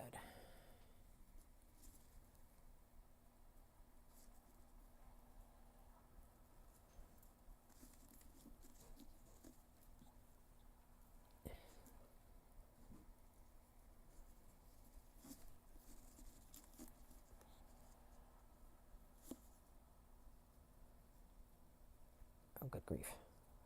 Go around. Okay, so we're gonna tie it off. Do the other end. It's not really super tight either. I'm gonna fix that. Do these here. And I would wait until the end, but they're going to be so close together. I don't want these to be in the way. So there's that. And the last one on this side. Now this 1/8, I'm too impatient to tie all these off again. I am going to backstitch next time. Just because.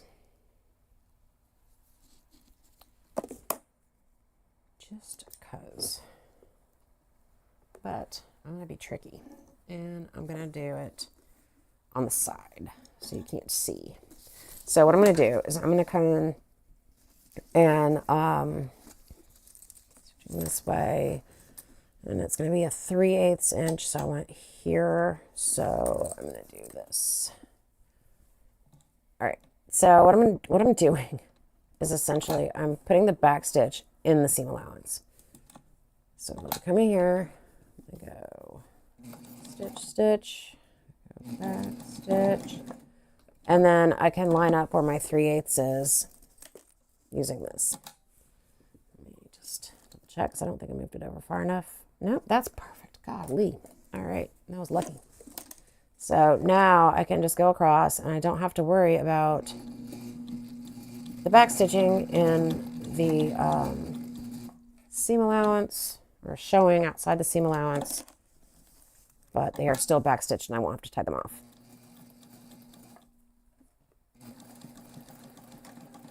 All right, cool. So that's the one with no lining. We will go grab the one with a lining. Yep, that's just right here. Okay, there we go. So we're gonna do the same thing. We're gonna go, except I need to move that over and flip it around so that's correct. All right. So here is our, yeah, I'm gonna do the same thing over here. Because if we do a 1/8 here, yeah, I'll be able to figure it out. It's fine.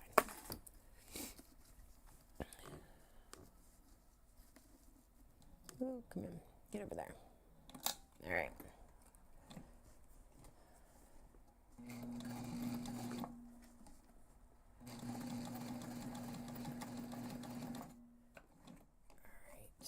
Make sure it's lined up and it looks good to me.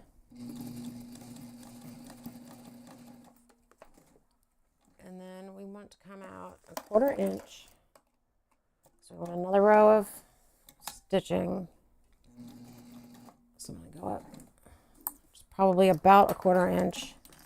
And I'm going to measure it just to be on the safe side because it is not lined up with my thing. Oh, that is just darn perfect. All right, I'm going to trim this thread where I started so it's not in the way.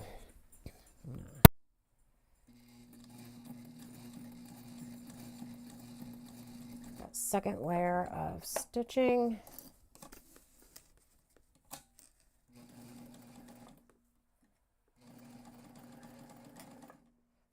Back stitching on the side.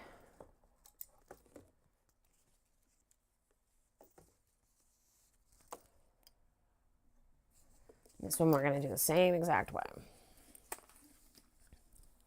Have this on the side.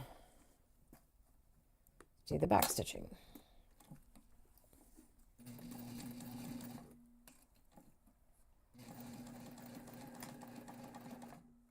I think we're too close, but that's okay because we're still in the seam allowance. So what I can do is pull up the needle, line it up properly because we're still in the seam allowance, and then sew it across. And then, oops, too far.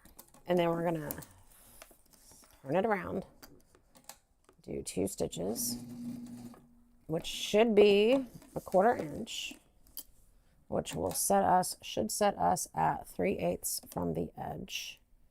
And it's just a little more than 3/8. We actually need to, just a smidge inside.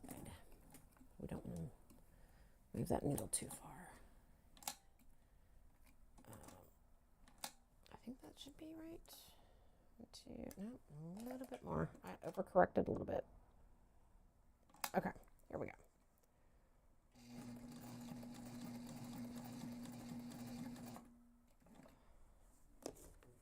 And this is why I snipped the other threads sooner, because now they're in the way. We're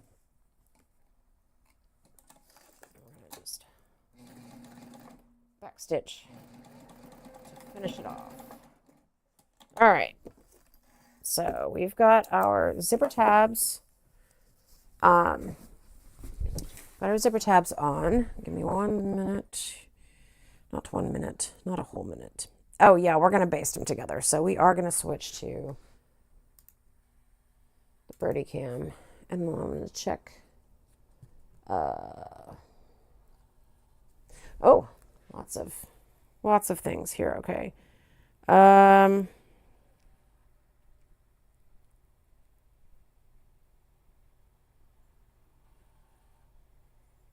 Oh yeah, Stormy. Oh yeah, Mike mentioned Stormy had that black fur. He was so funny, and that definitely faded. And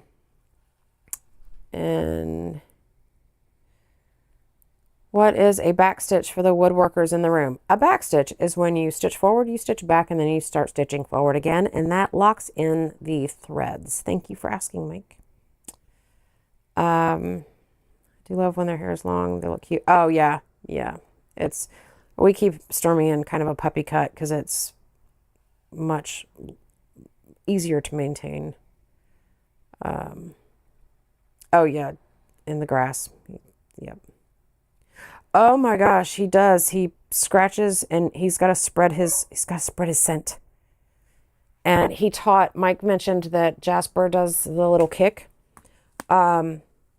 He learned that from Stormy. Like Jasper didn't do that in the beginning. He learned it from Stormy, and it's so funny because Stormy does this whole like kicking dance thing, but Jasper can't do that because of his prior injuries. And so Jasper will, I'm just going to baste this one on while we're chatting. Jasper will, he just does one leg. He just kind of kicks out one leg when he's done. And it's so funny.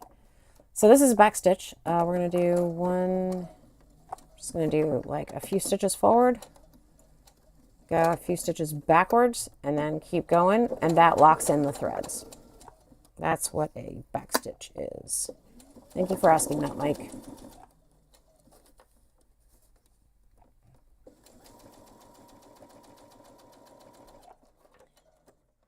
And basting, since I've mentioned that a couple of times, basting is when you stitch something together. Oops, that's too far.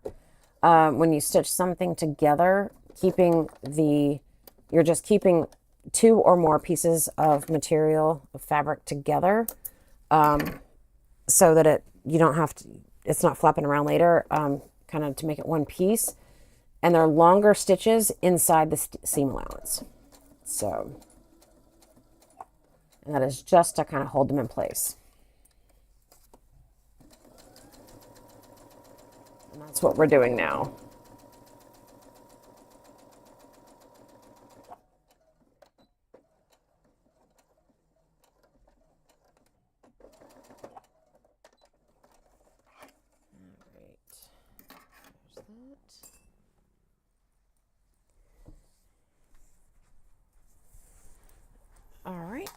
there's that. And next is, oh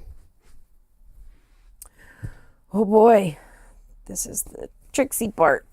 Okay, so what we need to do, I'm going to move the camera back, first of all, because this is some, okay, got to remember how to do this. Move it this way, and I've still got it on birdie, so you guys don't get seasick here. Move that down. Oh, see, that was my problem. All right. And that down. Now I'm going to have to get it adjusted, but I at least got it in its general place. So here we go.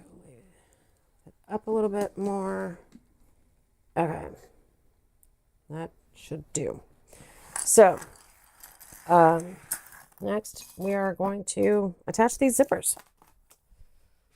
And first I'm going to get a drink of water here. Just gotta stay hydrated. Whatever craft you're doing, always stay hydrated. My water bottle makes it sound like I'm slurping, and I hate that. I'm sorry, I'm not slurping, I swear. Okay. So got the zippers basted. The total length of each one needs to be specific. Hold on.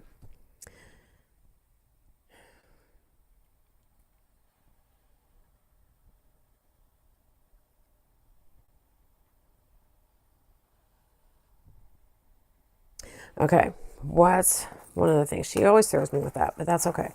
One of the things that she does, and it's really nice, is to include extra length in case you sew your seam allowance is different or something like that.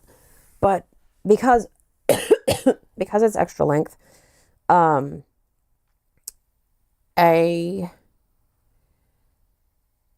need to measure this now. And it's longer than 18 inches, so I need to math as well. I think she's saying cut it from the long end if it's too long.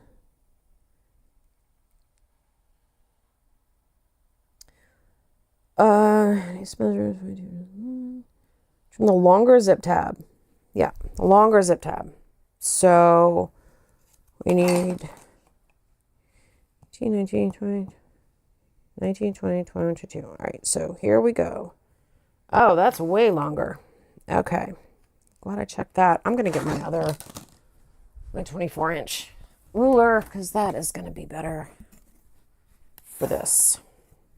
Even though I can barely see it on this black mat. That's all right. All right. Needs to be 22, she says. So we're going to move this to 22. And then we're going to trim off a whole bunch, because that is a lot of extra. Oh, you guys can't see it. Shoot. I'm pulling it this way. Okay. Mike, did you tighten up go up higher? I don't know if you tightened up the things or not, because they feel really tight. All right, anyway, so we're gonna here.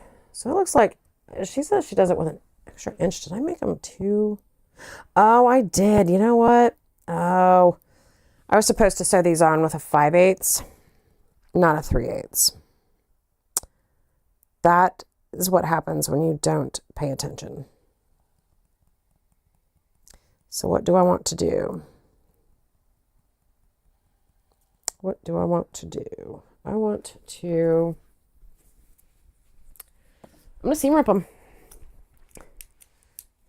I'm going to seam rip them, and I'm going to do them right. I only need to seam rip the top because the top stitching, and I'm going to have to, yeah. I'm only going to need to seam rip the top stitching because it's a bigger seam allowance than I needed, so I can just redo the seam allowance. But, yeah, I want it to be better than that. So, even though it's for me. I was not paying attention when I read that. my thread bowl.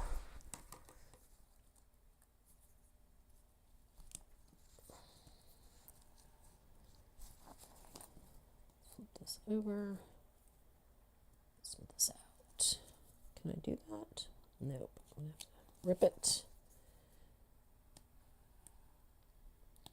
Yeah, so she said that it would be about an inch longer and you just need to trim off about an inch. And I was like, that is way more than an inch. I don't know what happened. And so I checked the pattern above it. It should have been a, couldn't hear it. You're fine. Oh, good. Thank you, Evie. You got to stay hydrated, but sometimes when that water makes it sound funky. But anyway. I don't remember what I was going to... I just got myself sidetracked. It's all right. I'm pulling up the top stitching, though, and I'm going to redo these because even though it's for me... Oh, hey, maybe that's what I was saying. Even though it's for me, I want this to be correct, and I don't want to have to math to make it look right. So, I'm just... You have to math enough in sewing. I don't need to add more mathing for myself. So... And yes, that is a made-up word. It's not the actual word.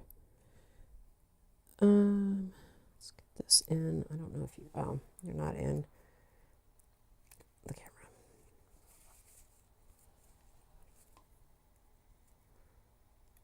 And of course, I backstitched the mess out of this one, so it's going to be fun to get out. There we go. That one looks good.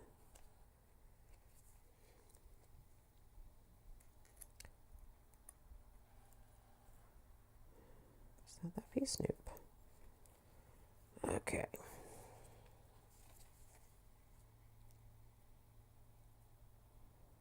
I'm also going to have to seam rip the basting of them together because I'm going to need to pull them out more.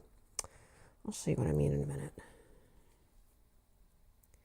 Once I get these threads done.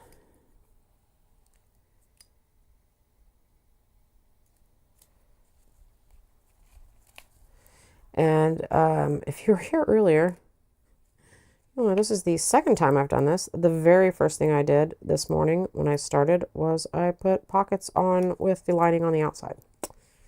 I wanted this really pretty wax canvas on the outside, and I just wasn't paying attention when I put them on. So these pockets here, this is the pocket. I wanted it with the wax canvas, but I put it on with the lining up. Both of them. I had to redo both of them. So, yeah, there was that. That's the other end. I'm going to do this end first.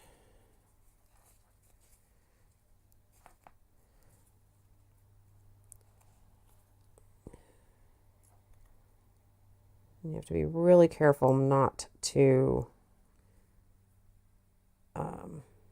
cut the fabric because it's pretty pointy at the end. So you could snag the fabric instead of the thread. So you need to be really careful about that when you're seam ripping. Make sure you just have the threads. Making more of these bags then. Yeah, this particular pattern, I have planned to make 2 of them. One of them, this one's for me. The other one will be for Mike. And then I think I'm going to actually, so I'm going to make the one for Mike off camera because I want to see how long it actually takes. Because when we price bags out, you know, we have to look at the materials and how long it takes to make. So when I do Mike's, I'll do it off camera so that I can actually time it. Because it takes so much longer. I'm sure you can imagine it, or you know, I'm not sure which. It takes a lot longer to do something while you're filming and talking to people. So I want to get an accurate estimation. And things like this I would not include because this is my goof up.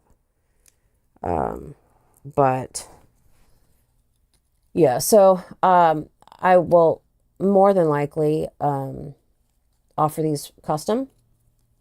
Since we do, most of our sales are from craft fairs, and people generally don't go to a craft fair to buy a $300 bag. It's just not a thing. So I try to keep my higher end bags kind of on the custom side of things, and or sell them online, one of the two. And I'll have them displayed and I'll sell it. Hey, if somebody wants to buy a high end bag from me, you know, a higher priced bag from me at a craft fair, I'm certainly not going to stop them. It just doesn't normally happen. So I'm not going to make like 3 or 4 of these to have out at a craft fair, but I will have pictures and maybe an example just to show people. And then they can, like, you know, we can talk about fabric choices and stuff like that and do them custom, because I have a feeling this bag will be okay. Yes. Gotcha. Yeah, it does take longer. And also I mean, it's fun. Don't get me wrong. I like doing lives. This is fun. This is new, but it's fun. But it does go much faster when I'm not filming. So anyway, what I think I'm going to do is make Mike's off camera, and then I'll have lots of pictures and everything of mine and of his, and then I can set them up to make them custom, because I have a sneaking suspicion once this is all said and done, I have a feeling this is going to be probably, gosh, I hate to undercut myself here, but it's going to be at least a couple $100. Like, it could easily get upwards of $300. I just have to price out the materials. And that is what I try to do is, when I price things out for custom, I price them out for the less expensive materials and say starting at. That way, if they choose something, like if they don't want to use waxed canvas, if they want to use a lightweight faux vinyl is typically more expensive than waxed canvas. So I would have to incorporate that additional charge in there. So, yeah, but it'll work out. It'll be good. Okay, so I am going to undo this whole entire side. What a pain. I wish I had actually paid attention to the instructions. That's what you get. That's what you get for not paying attention.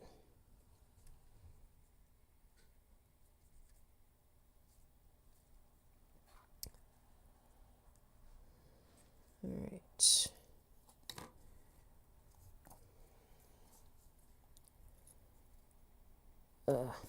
Being on this ruler is making it slide around on me more. And earlier, when I was picking stitches out, I mentioned that this is the slow way to do it.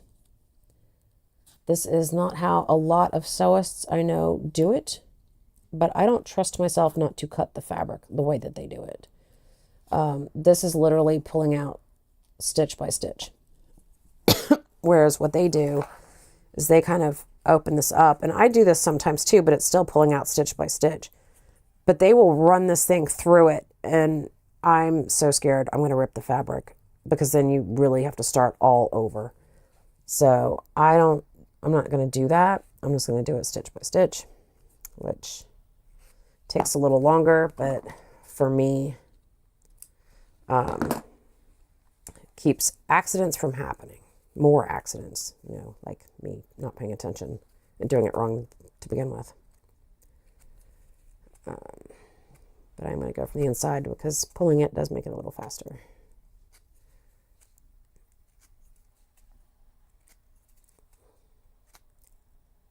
Oh, scraped my finger with the stiletto. That didn't feel good.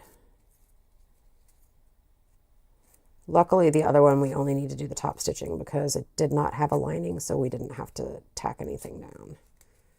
So this zipper, we're having to actually pull apart all of our basting stitch and everything, because I'm going to need to pull it all the way around to get the correct seam allowance. But on the other one, we'll just have to remove the top stitching, thankfully, because this is tedious, to say the least. Oh, and that's right. I went too far and had to go back up thing. Let's get that done. There we go. Okay. Oh, I just read that because, okay, so just so y'all know, when I'm looking at comments, if it's the last comment, the little heart thing on my phone covers up the comment, like part of it, and it was covering up the part where I've no talents. I find that hard to believe. I don't think you give yourself enough credit.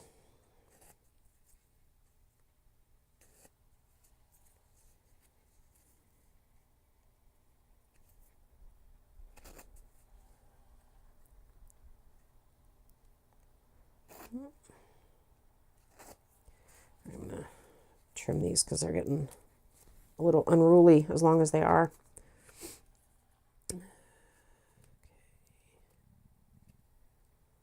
Just started with the long end. The rest of it will feel like it's fast compared to this.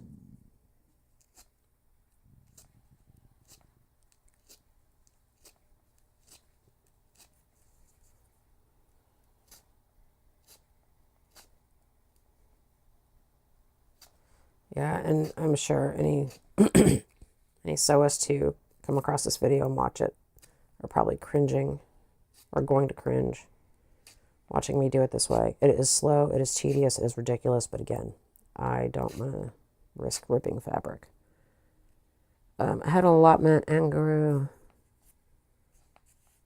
Oh yeah, that is totally a talent because I tell you what, I do not have a green thumb at all. Everything that I try to grow ends up dying at some point. Some I can keep longer than others, but I'm just not good at that. So I absolutely see that as a talent. All right, there's that end. Let's do this end.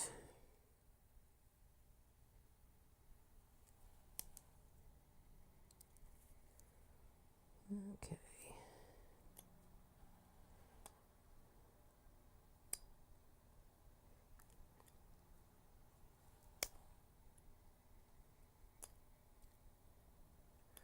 Oh, this is funsies. Funsies, not. It's not funsies. I'm being sarcastic.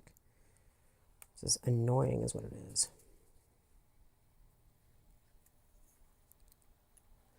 All right, I'm in the camera shot. I'm just trying to kind of keep it close to me so I can keep more control over the fabric itself.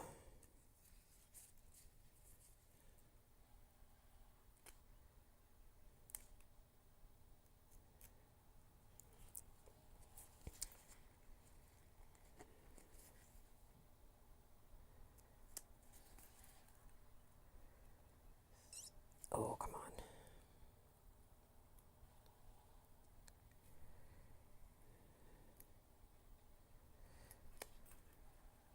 You know, I was even thinking when I was doing the top stitching, I was like, why did we do a 3/8 seam allowance, but we're top stitching at 1/8 and 3/8? That doesn't make any sense. Well, that's because I didn't read the pattern, because it wasn't supposed to be a 3/8 seam allowance.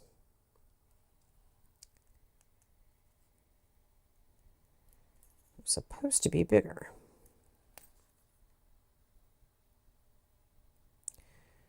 And usually when I question something like that, I stop. I did not. I should listen to my gut.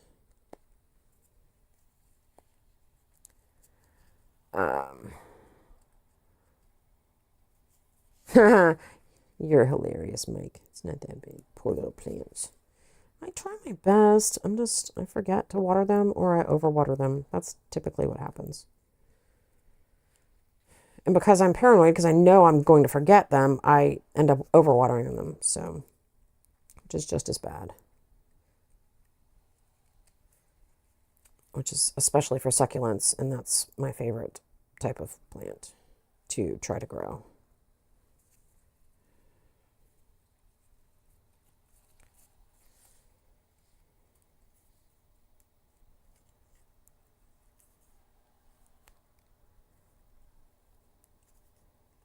Okay, here we go. Now we're getting somewhere.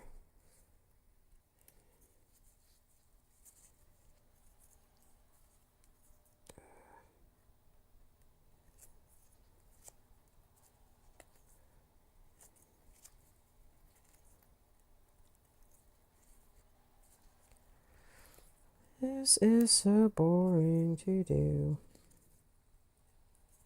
All right.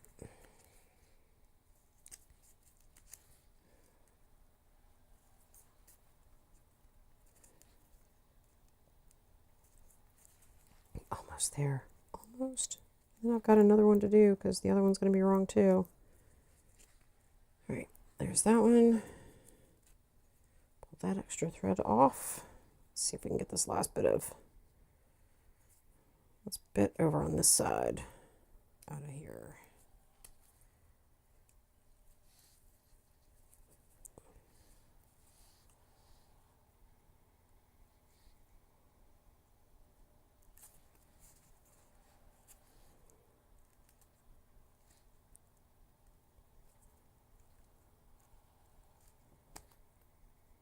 Oof. All right. There we go. I think that did it. Yep, that did it for this one. Let's just knock this one out too, since we're here. And since we're going to have to redo it too. Luckily, this one didn't need to be basted around the edge since it's just one piece of fabric. So that'll make this one go a little faster. Which is nice.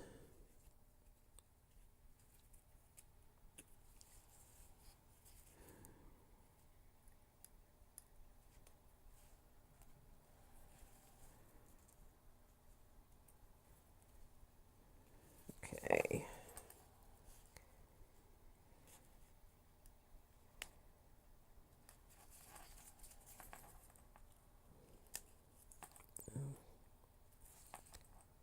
I'm doing the bottom part of this. Okay, that's going to be difficult. Oy. Because it's so close to the edge, it's hard to, so close to the raw edge on the other side, it's hard to do on that side. So I'm trying to get it to work and pull it apart. There we go. Now we can see the threads better.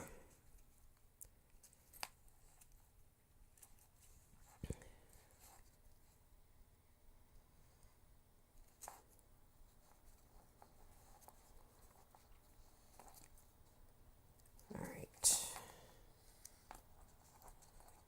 Pull that up.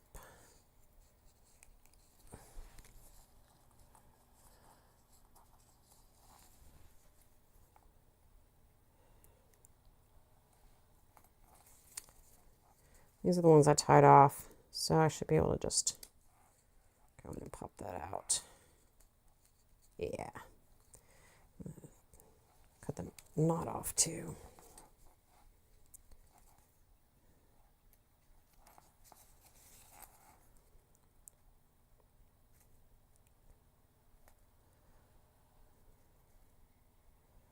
Hey, well, I've been saying that I love waxed canvas and I love the way it looks when it's worn. This is going to start worn. Look how light that's gotten. It's because I did it wrong and I had to mess with it a whole lot more.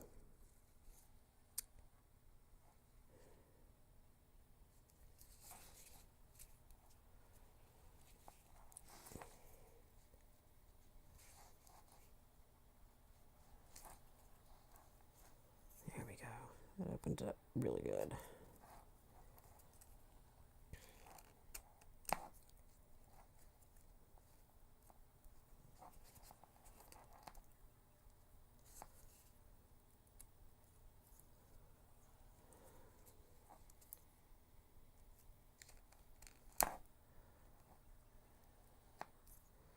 And you know, it's funny because, because what's funny is the fact that I realized when I made stupid mistakes on lives, I'd have to fix them on the live. And I never did the second line of stitching on this one. That's good. This will be a lot easier to get out. But it's, you know, Mike told me it's all about how you handle the stupid mistake you made. So instead of freaking out and, oh, sorry. I don't know when that was, Mike. I'm sorry. I don't know when the camera view was wonky. But one of the things is how you handle stupid mistakes. So instead of freaking out like I honestly sometimes would do, I'm just not this time because I'm not gonna. These are mistakes that happen when you are crafting, regardless of what you're crafting and how you're crafting. Mistakes happen. So we are going to come back over here to Jester. I'm going to move the camera again and redo these seams. And then it's going to make way more sense. I'm going to switch you back over to the Birdie Cam so you don't have to see me doing this part, but I think I remember how to do it now. Get the camera tilted up, bring it out, turn it, and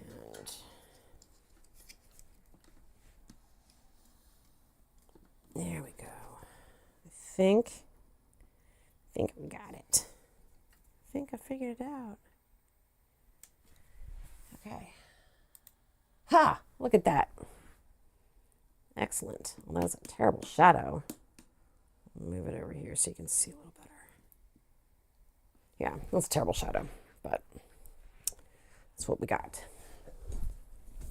And I know I did the basting and all on Birdie before. I just scraped my needle. I scraped my finger with a needle. I think I'm going to see if Jester can do it all because I'm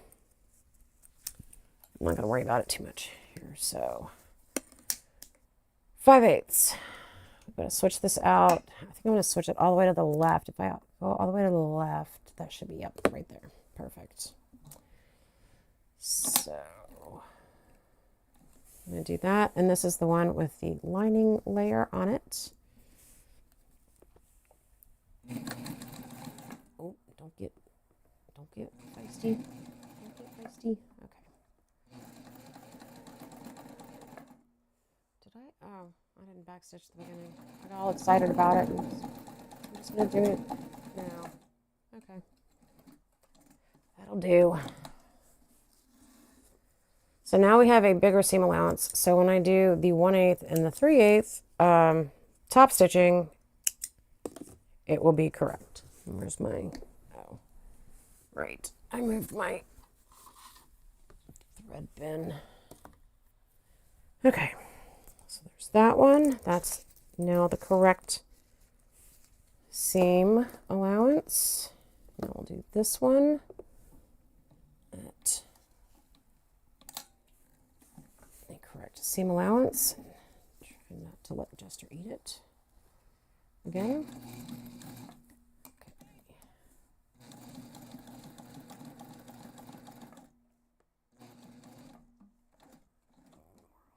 Edge. Okay, that was good. Let's get the threads from that. And here we're just going to do that again. And then we'll be able to pull them over, do the top stitching, and then we'll be able to get back to the next part. Oh, please don't eat this fabric.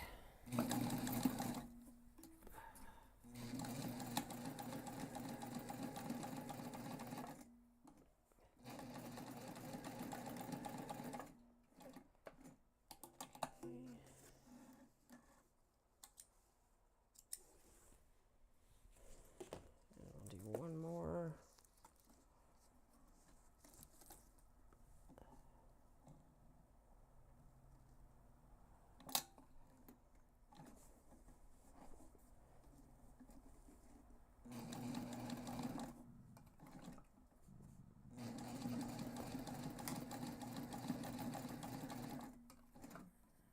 That's probably too far. Sorry. Okay. Now we can do the top stitching now that they are actually at the correct seam allowances. And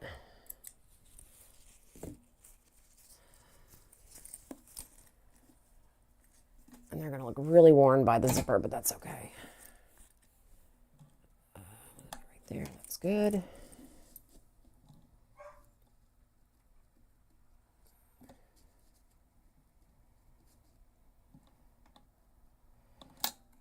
And this does get a little tricky because the zipper's there, but that's all right. It was tricky before. It's nothing new. Yeah, that's not going to get an 1/8. Nope. To pull it up again because it's within the seam allowance, we can move it over to where we need it and do this side.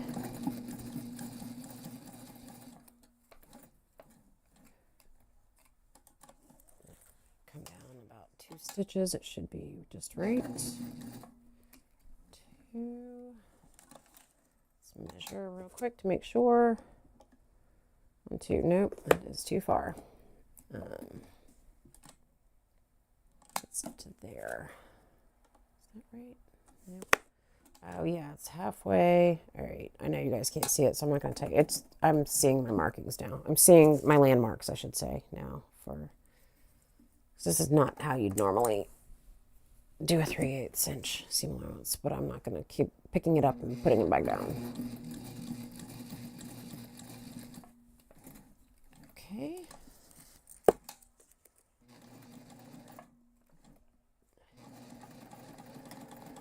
All right, that is all secure and it is correct. There's one. Next one, same thing.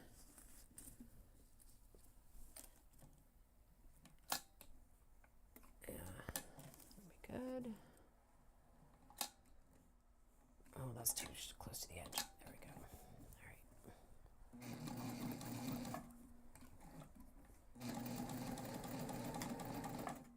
Oops, I went too far. But again, it's in the seam allowance, so you can pick your needle up and put it where you need it to be.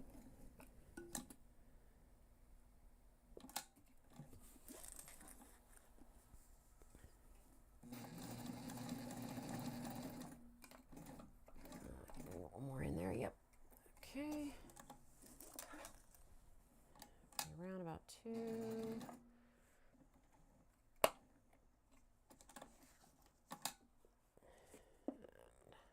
Trim this thread so it's not in the way. Move the needle because that's not the right place. Now I've got landmarks, so I don't need to remeasure. And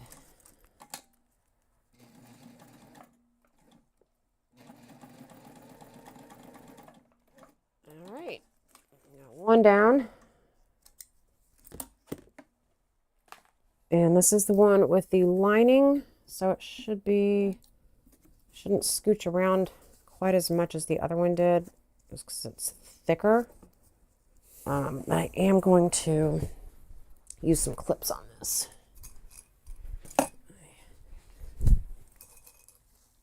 Just going to do this to hold that bit down there, and then this one I'm going to actually clip the whole thing again.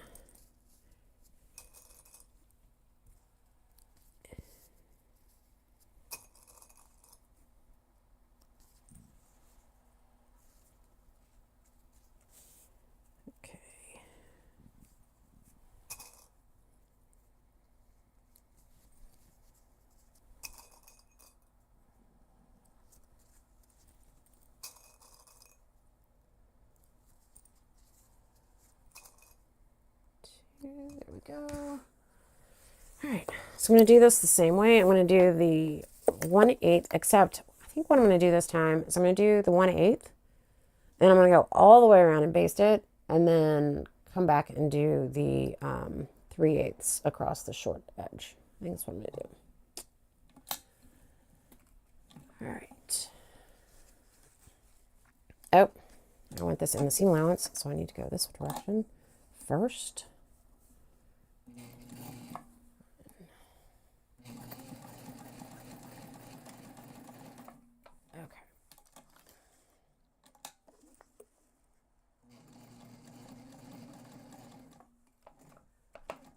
Get one more. Yep.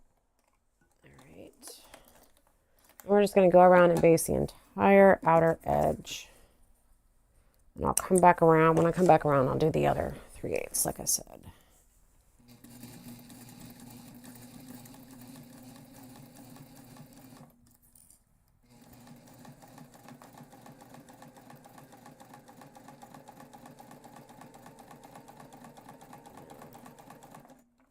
she's dealing with it because she is, but she's not like this thin fabric together.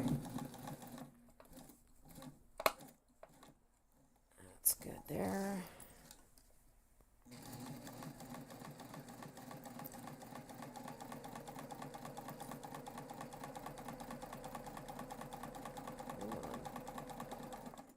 Almost there. I think that should be about right. And now this time I do have to measure it because I'm coming from a different direction. I think it's good. Just a skosh closer. There we go. Okay.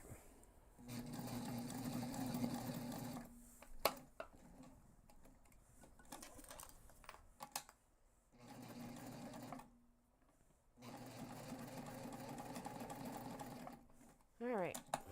The long side is done. We just need to do the short side, and we can move on.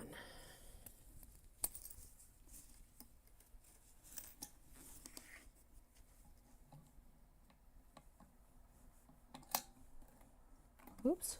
Oh, no, you don't. Oh, no, you don't.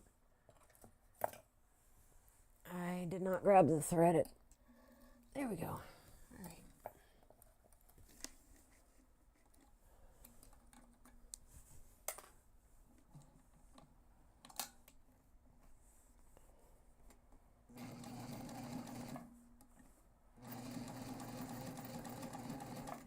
And I'm going to do the same thing. I'm going to turn this around, get it lined up properly, do the 1/8, go all the way around the perimeter, and then come back and do the 3/8. It's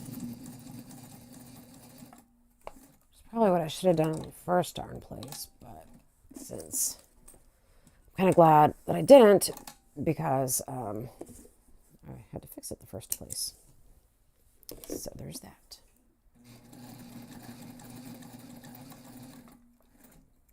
Nope, you're getting a little too close. Go there.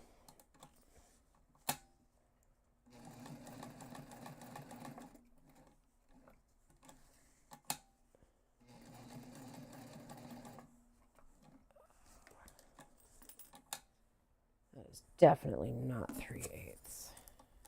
That is new. I need to move the needle over quite a bit, I think. Maybe to there. Does that look like 3/8? Yeah, that'll do. That will do. Okay.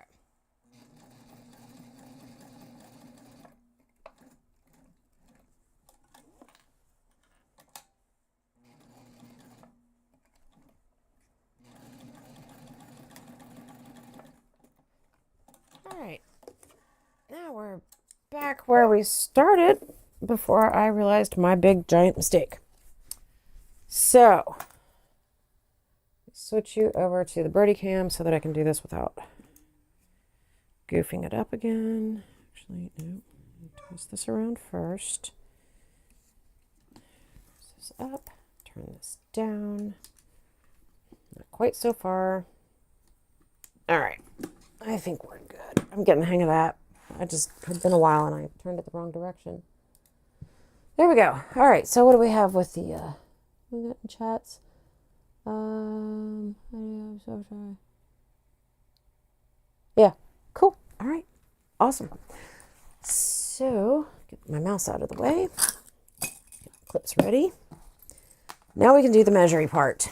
And she does say to, let me double check. Oh, my tablet fell asleep again.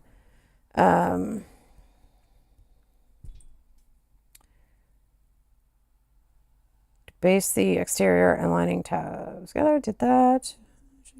All right, so we need to trim the longer zip tab. Okay, cool. Trimming the longer zip tab, which is this end here. So, oh, not in camera very well, is it? Bring it this way. There we go. That's a little better. So I'll put this down here. I know you can't see it way over here, but it's long. So I'm going to mark this here. And again, one of the cool things about wax canvas is you can use an awl to mark it. There's my line right there.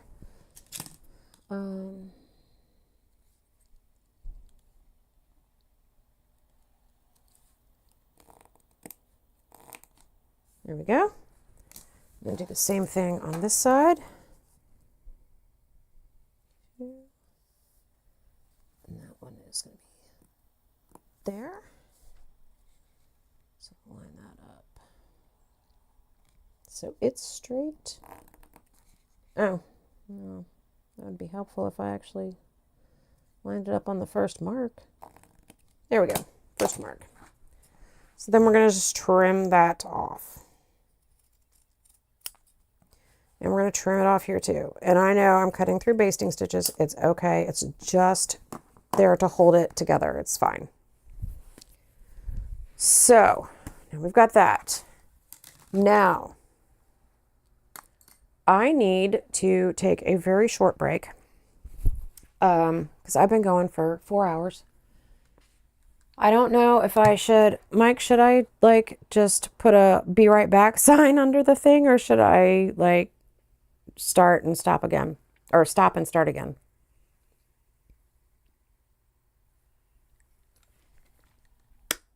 I just need like 5 minutes, if that.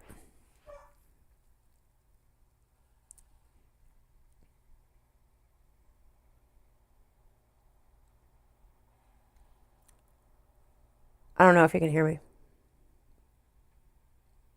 All right, I'm gonna do this.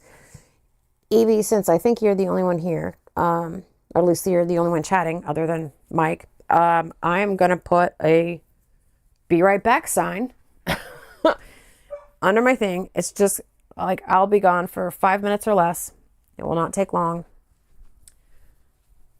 I just need to have a bio break and walk, stretch my legs out a little bit, and then I will be right back. Let me see. I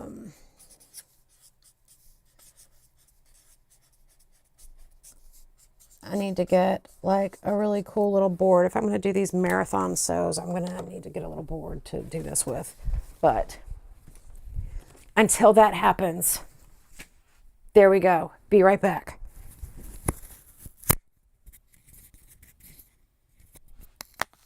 Jasper, just something. Okay. Sort your garden and cover your couch. Oh, yes, go. Please do that. I will be going probably until this evening. So if you want to stop back in later, that's awesome. And if not, that's okay too. All right. I will be right back. Jasper just ate, so out we go. Oh, okay. Cool. Be right back.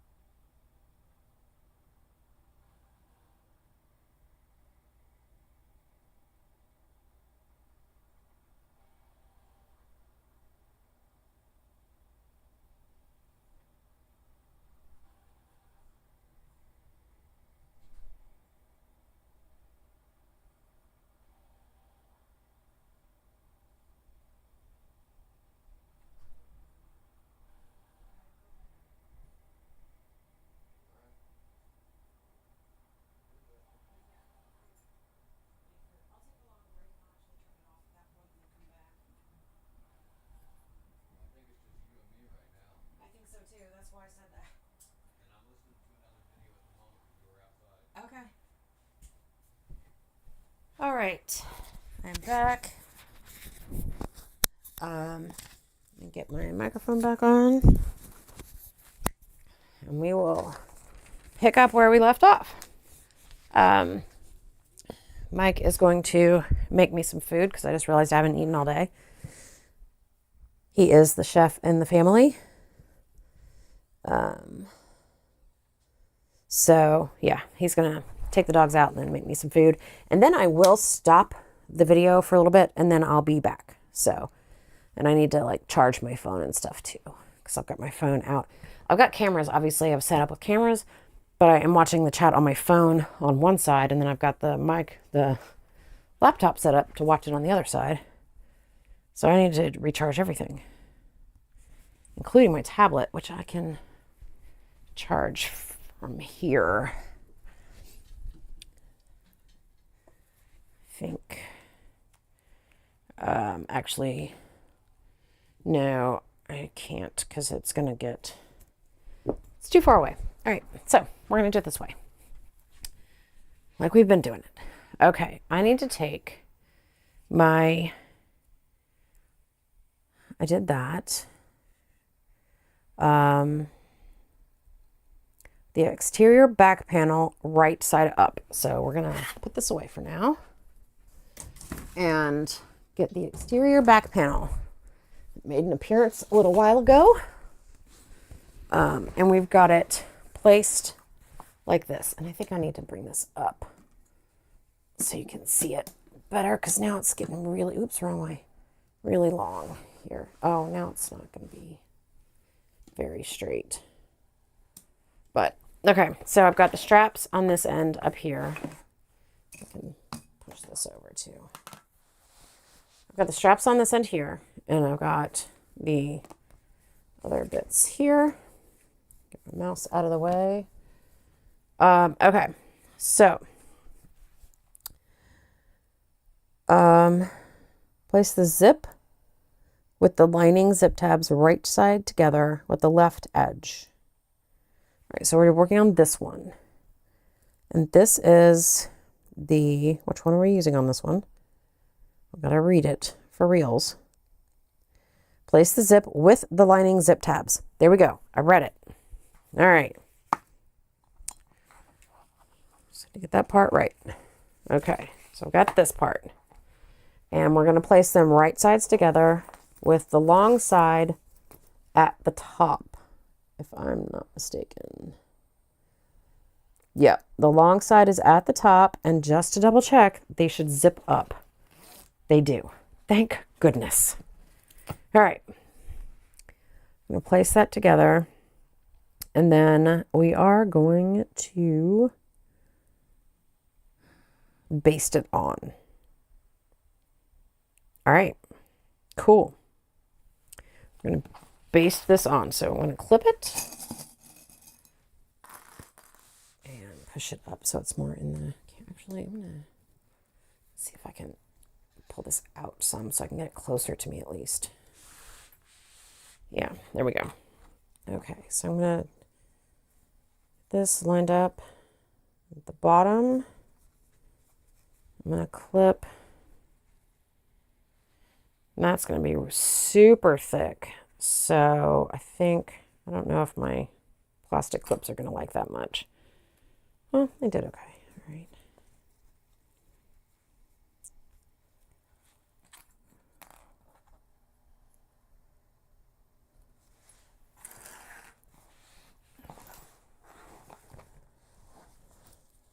I'm just kind of lining it up all the way down with the edge of the zipper tape along the edge of the back panel. And I'm going to move my zipper down, my pull down, because I don't want it to get a little bump in there.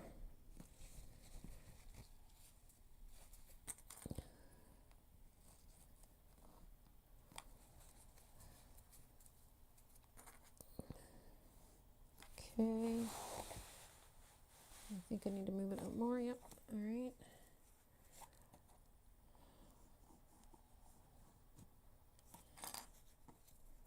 Ah, it's perfect. Perfect. Look at that. You can't see it. Hold on. There we go. Perfect. Perfect match. That makes me very, very happy. And put that edge. All right, so now we're just going to baste this along the side. And then we're going to go get one of the lining panels. But again, I'm going to switch you to Birdie. We're not actually using Birdie. I just need to switch you there so it doesn't look terrible when I move this around.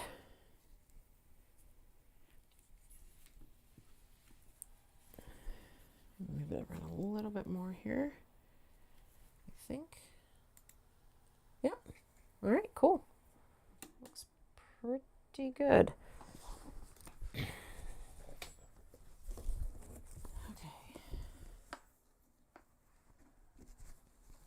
So we're just basting this on for now.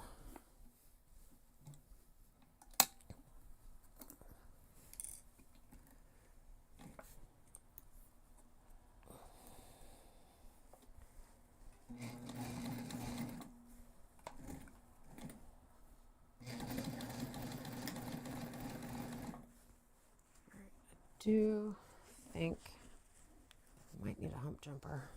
I'm going to use one just in case. So a hump jumper, I mentioned this in another session earlier ago, a couple days ago. A hump jumper is just a little piece of plastic. It's a tool that you use to put underneath the presser foot so that when you go from one thickness to a much thicker piece, or you can flip it around in the front if it's going from a thicker piece to a not as thick piece,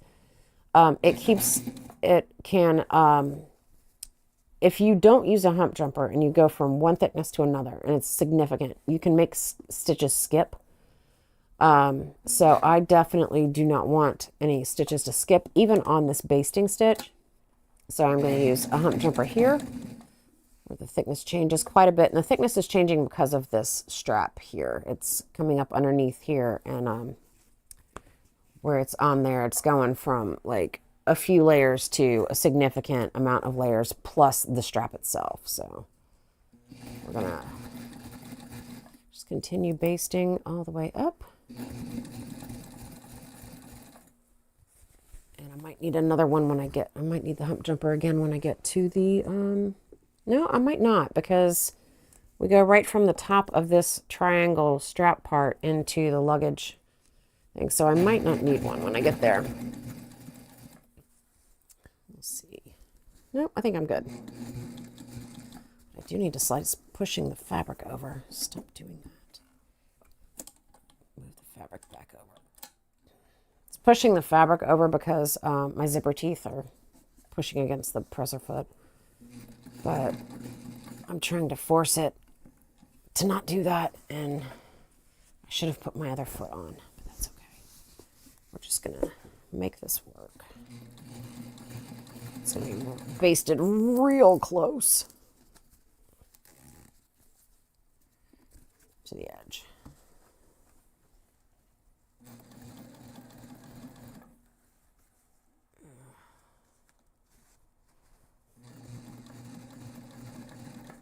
Oops. That's not lined up. There we go. All right, I'm going to leave it so my needle is in the machine. I'm going to pull up my presser foot and pull my zip tab, my zipper pull back so it's not in the way. Then we'll get back to basting.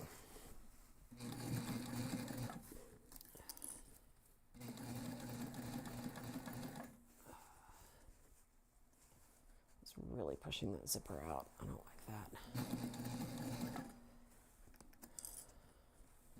Oh, goodness. I'm going to kind of do it at an angle. It's going to look weird, but it's basting, so it'll be fine. There we go. Okay.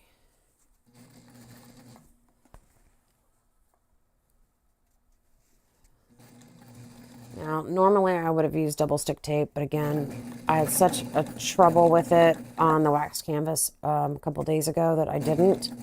But this would be a million times easier if I could use double stick tape. So.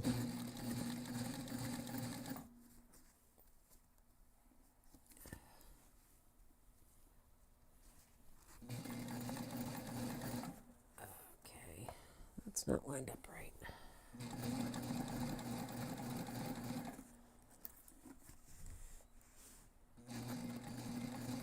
I'm gonna double check this seam. I may need to rip it and do it again. We'll see. I should use a hump jumper there, but that's all right. Just keep on going to see how this works.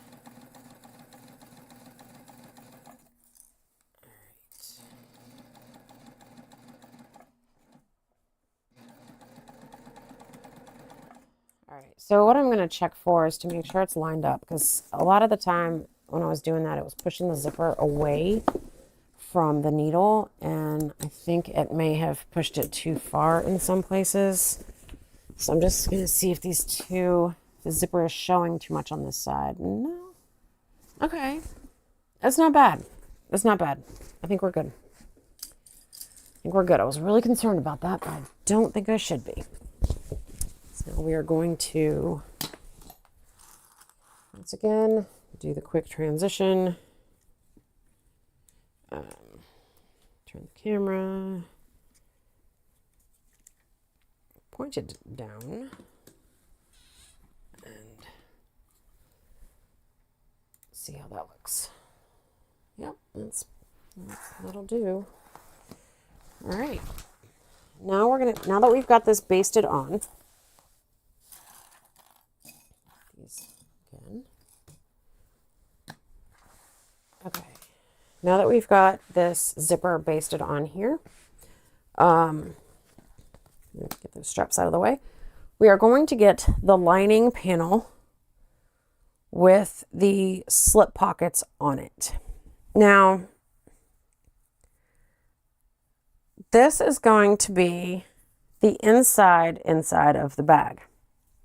We're also going to have a laptop sleeve on the outside of that. So let me see if I can explain it. So this is going to be the inside of the bag here. Okay. And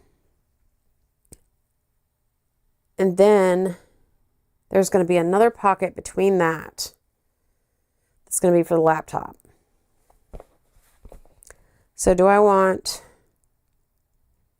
I think I want my tag here. I think I want this fiction because reality is overrated on this one. So I'm going to set this aside for a moment. And we're just going to put this tag on, and I'm going to stitch it on real quick. I'm going to stitch it over on Birdie because the thread matches better. So yeah, I'm going to do that. Get this down. Mark it, because I think I want it about there. Which is that more than 3 inches? Nope, that's right about 3 inches. Let's use this instead of that big giant ruler. Actually, I do want it about 3.5 inches down, so I'll pop it down 1/2 inch. So I'm just lining it up here. And 3.5 inches is totally a personal preference. I think that's where I like it. I don't know. This is the first time I made the bag. But here is our halfway point. So line that up there. Okay. And switch back over to Birdie because that's where we're going to sew this tag on.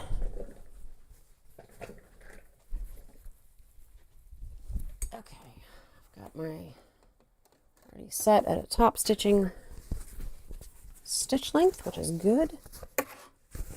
Let's pull these threads up here to the top.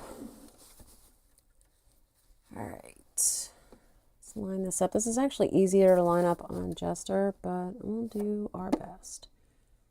Yeah, it looks pretty good. All right.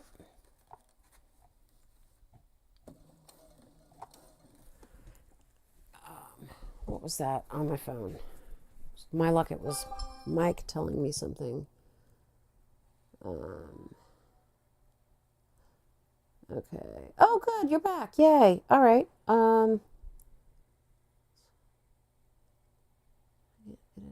Oh gosh, those pop-up tents are a beast. Ours, yeah, they're hard to get back in the bag. That's a pain. Thank you. Thank you. Oh yeah, yeah.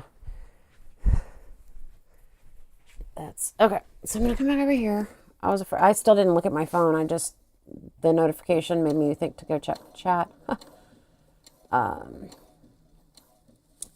Let's get this tag sewn on the inside. Again, it says fiction because reality is overrated. It's not wrong. I think that'll be good. And before I go any farther, I'll grab my stiletto and pull those threads in the back so they don't get in the way.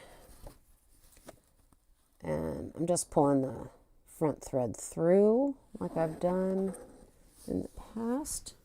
And we'll tie them off once it's completely sewn on. Straighten that back out. There we go.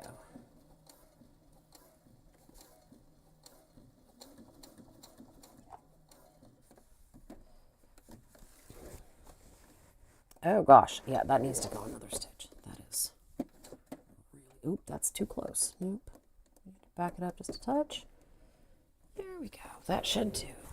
Well, it'll be a little off, but that's okay.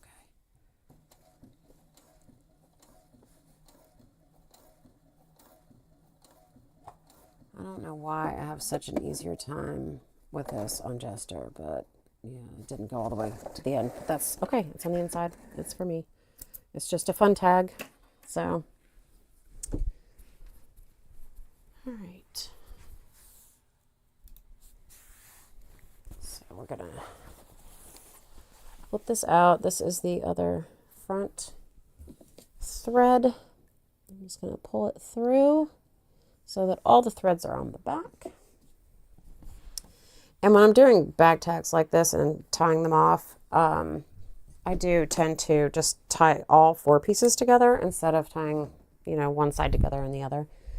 I don't think it much matters when you're doing a bag tag. So I'm gonna just get 2 on one side, 2 on the other, and knot them all together.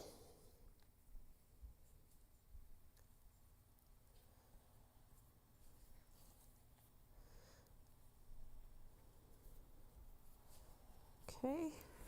Where's my snips?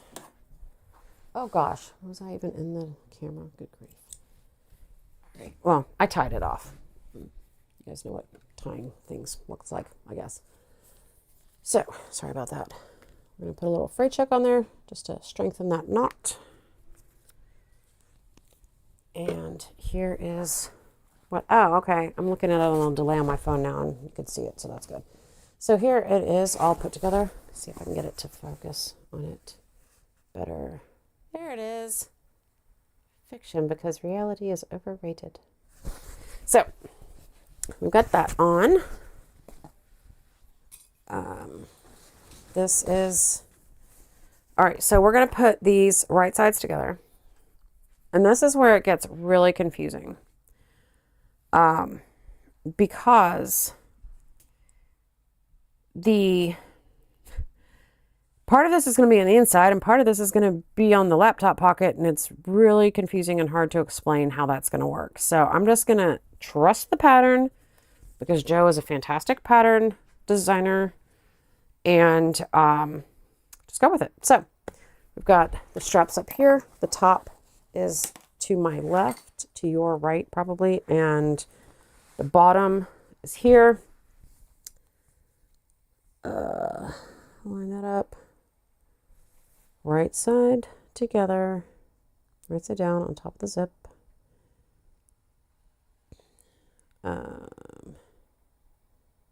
Same way up.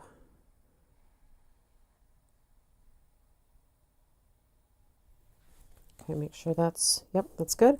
Okay, so we're going to take this and we're going to sew all all along this edge here. So let's get that clipped on.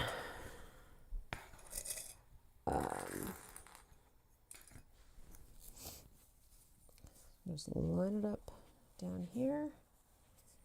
And see, this is when she was talking about getting rid of the bulk in the corners and stuff. This is why. This is going to get really super thick really fast. Especially when we get to the base part. Oof, that's, yeah, my clip does not like that. That one's probably going to break.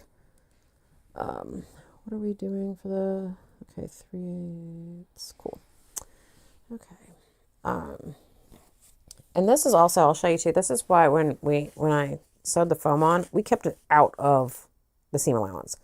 And it's because, look at this seam allowance. That is nuts. That is so thick. So I am very glad that we did the cutting out of the seam allowance and reducing bulk like she suggested, because otherwise this would be an absolute beast. And here's my zipper. I'm gonna actually mark this with a pen real quick, just to remind me when I'm sewing it that that's when I'm getting to the zipper. So I can move the zipper. But I'm gonna be sewing this with a 3/8 inch seam allowance, making sure this is good and flat, which is hard to do with the foam underneath it.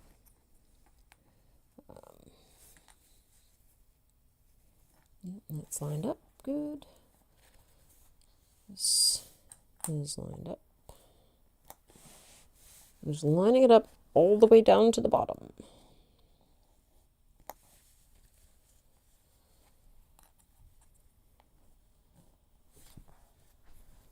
Okay, that's another little thick spot.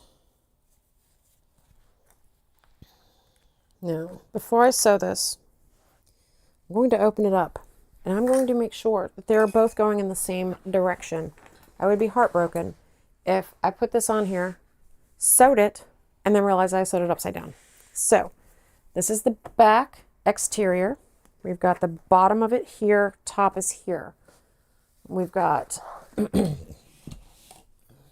then we've got the pockets. The pockets go in here, which means this is the top, this is the bottom.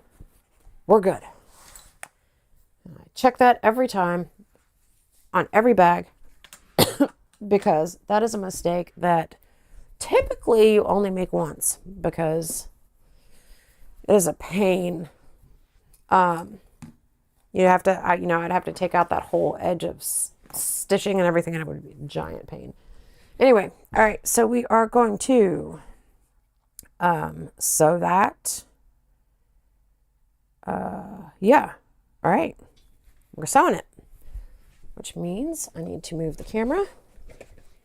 And now that I've gotten the hang of moving the camera, I'm not going to switch views on you this time. I'm just going to simply move this up.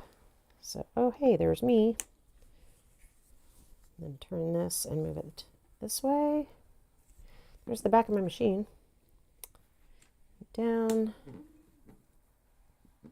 See that? I'm actually going to turn this around a little more.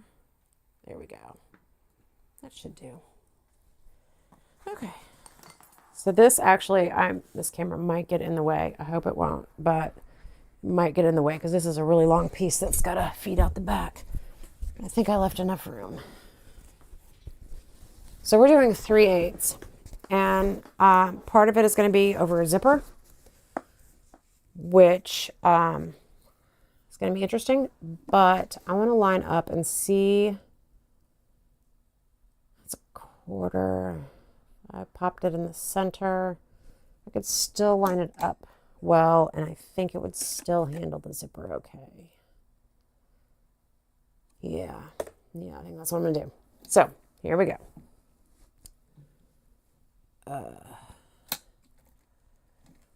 3/8 inch seam allowance. Here we come.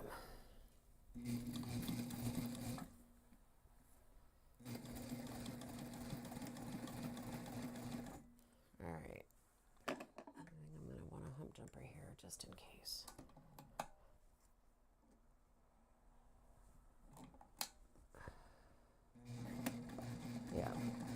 Good call.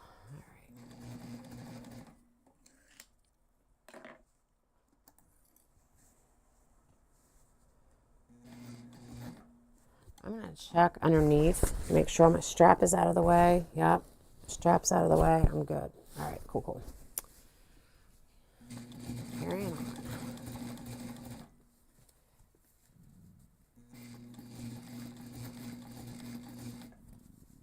And this I'm taking nice and slow because I want to make sure that everything is lined up. I'm in the seam allowance. Here I'm getting close to my zip tab. And I know that because I drew that line. So I'm going to lift up my presser foot, and I'm going to move that zipper pull down toward the bottom that I already sewed as soon as, wow, that is super tight in there. All right. Come on. Scooch down.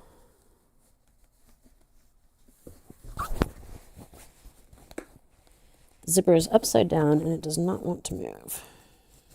But it's okay. It will. Just gotta finagle it out. Again, this is why you want to use a zipper foot. Yeah, I didn't want to go anywhere. So I'm going to get it to where it's a little thinner, and then it should be able to get through better. So now the zipper is up past the green bit. Or the green clip, I should say. All right.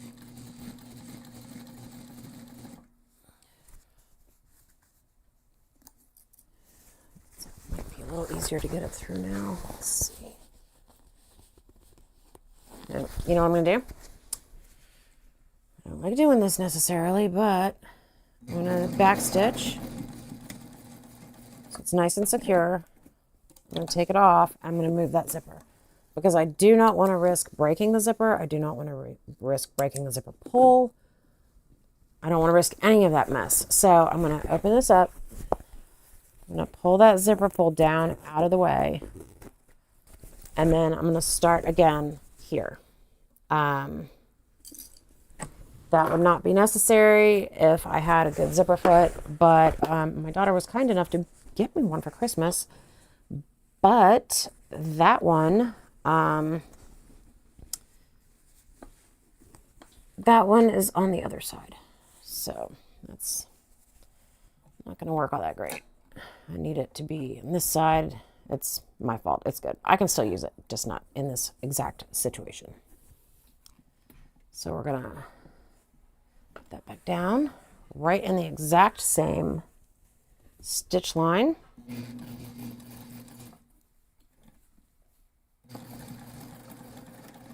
All right, here we go. Nice and slow.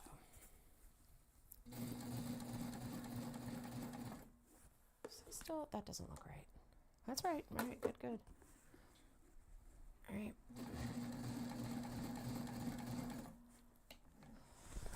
And making sure everything is still lined up nicely. It is.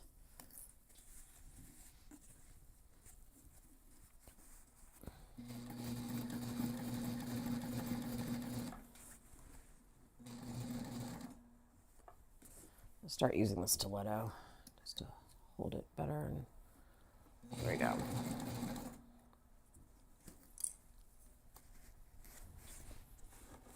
sure everything's still lined up. Good.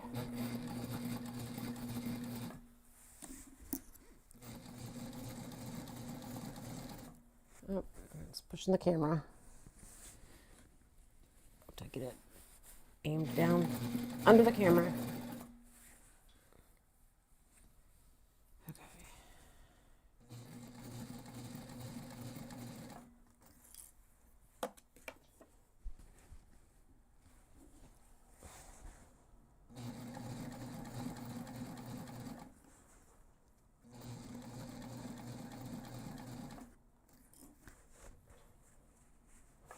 It's under that. That feels funny.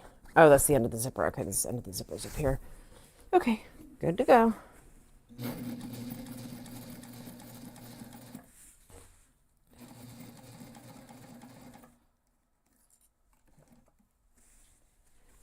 Everything's still nicely lined up.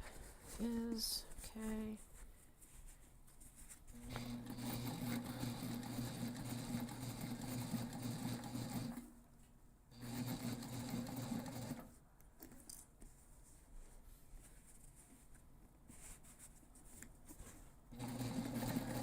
Oh, I should have used a hump jumper there.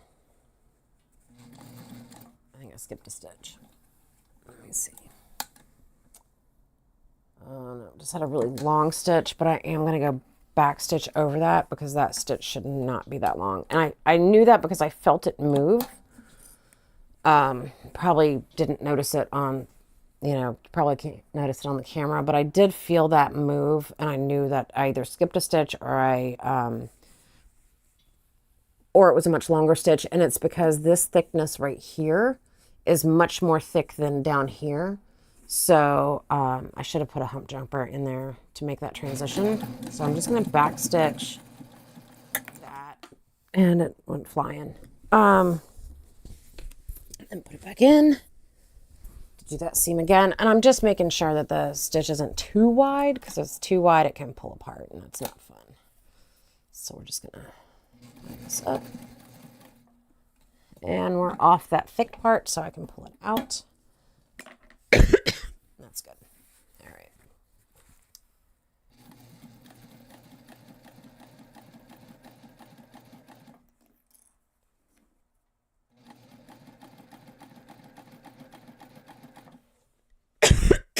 So sorry.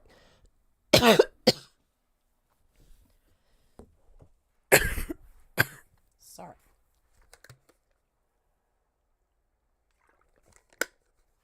Okay. Oh, allergies. All right. So sorry. I hope that's not really loud. I gotta, hold on. Try to mute this for a second.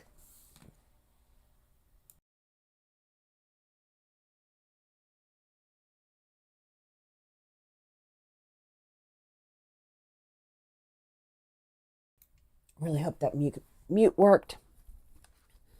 No, not loud. Okay, good. He said it's not loud.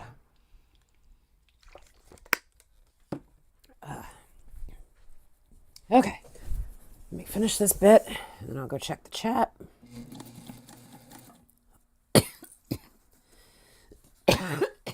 Gracious.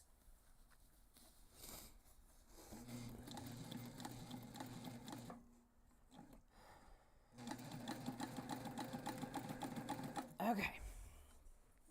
Done with that line. My voice is not happy.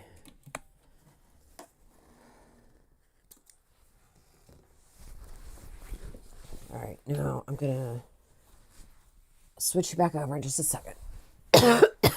Gracious. But as I mentioned, I'm going to check the chat.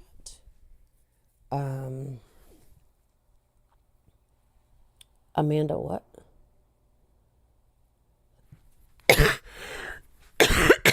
Can't see your chat on my phone. I'm going to go look over here and see what you said.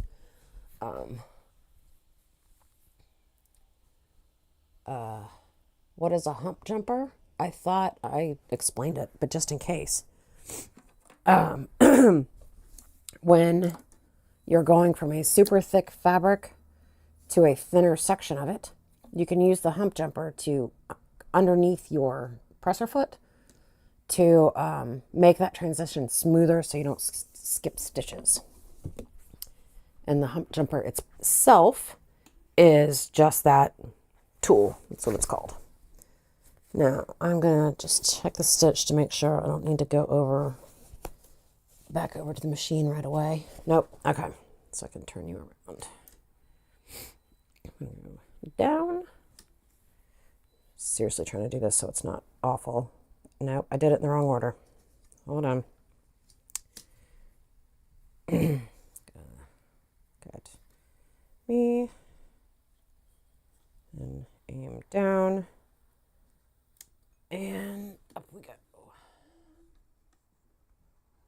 Okay. I've got to play around with the joints of this arm because that's not ideal. I think I need to move it down a little bit too if I can. Anyway, all right, so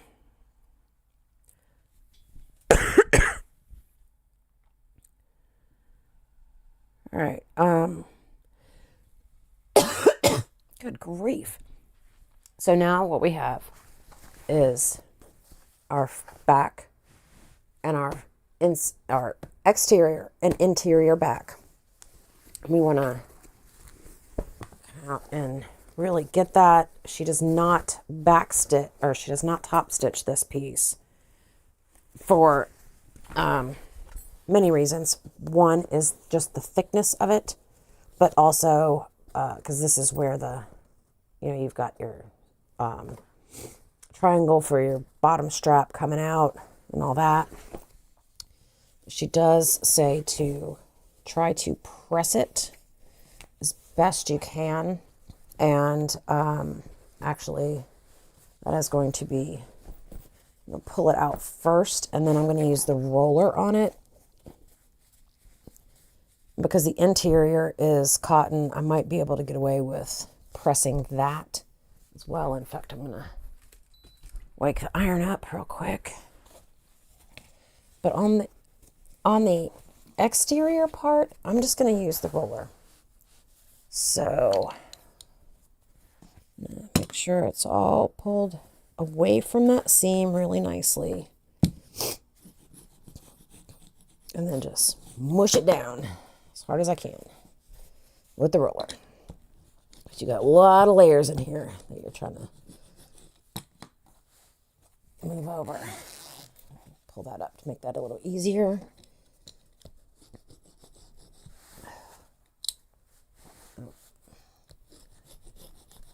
Okay. This is going to be an interesting part. Okay. There we go. Okay. There we got that.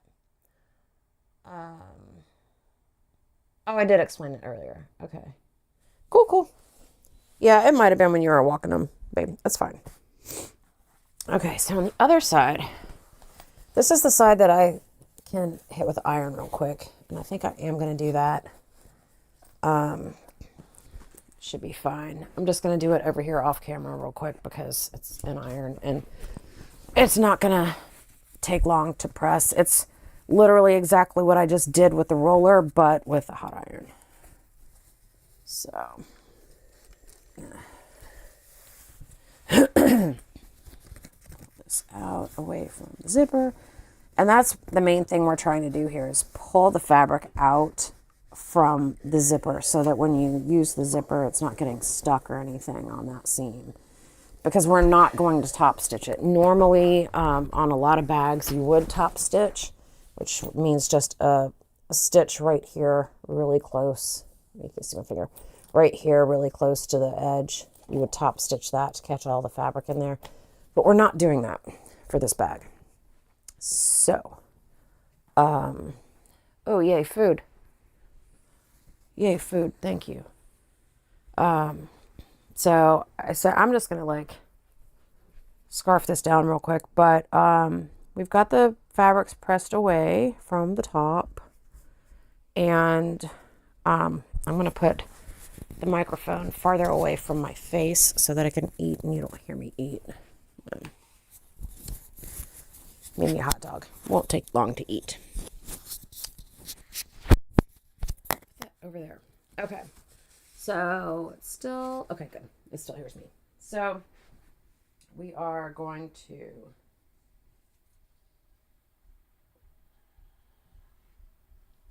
what are we doing?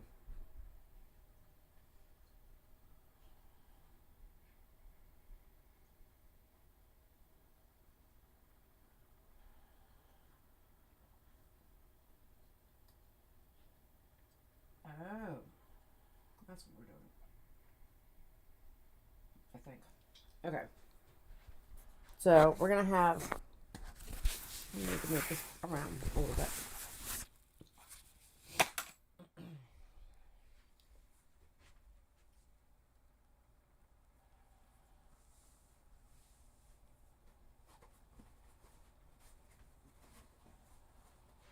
Exterior side panel. So that's going to be my side panel there. Something like that.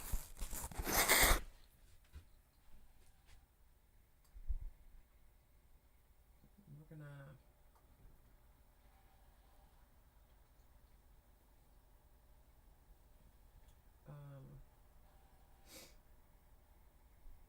okay. Cool. So we are going to baste the side panel on, and then we're going to add the lining of the back panel, and that's going to be our next steps, just as soon as I finish stuffing my face.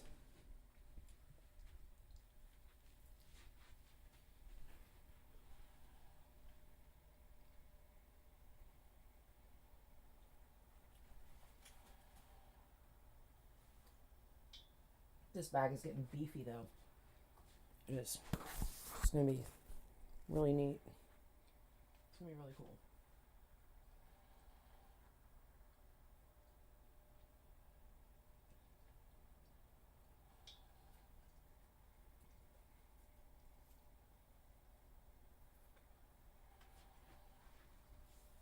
Okay, so I'm almost done. But the idea here is that this piece here, I'm going to go right side up with this piece. We're going to clip it and baste it. Then we're going to put the lining on. So that's what we're going to do.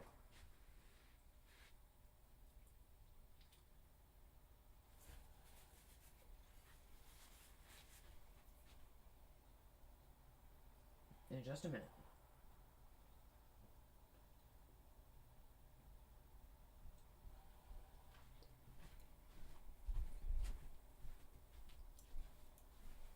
Okay.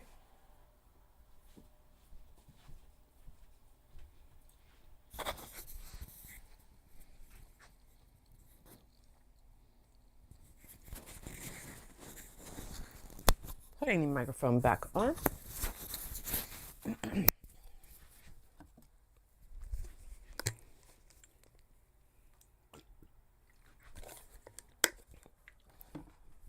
Okay, so now we're going to do what I mentioned. We're going to take the side and put it on. We're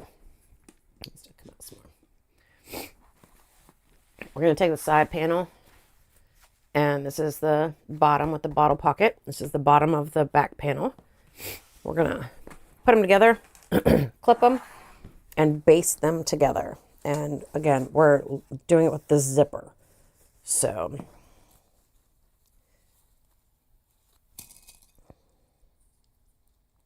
this side of it, the reason we're doing this, so I don't know if you can imagine this, but, oh yeah, Evie, yeah, that's what I was just thinking. So what's going to happen, all right, is this is the back of the bag that you're going to have against your back, right? Let me move this over a little bit. So this is the part you're going to have against your back. Here, the straps up here. This bag is so big, it's hard to get it all in this one shot. But let me move it forward just a little bit. There we go. That might be a little bit better. So here's the straps. The straps are going to come off like this. And this is going to be against your back. And this piece here is going to be the side of the backpack.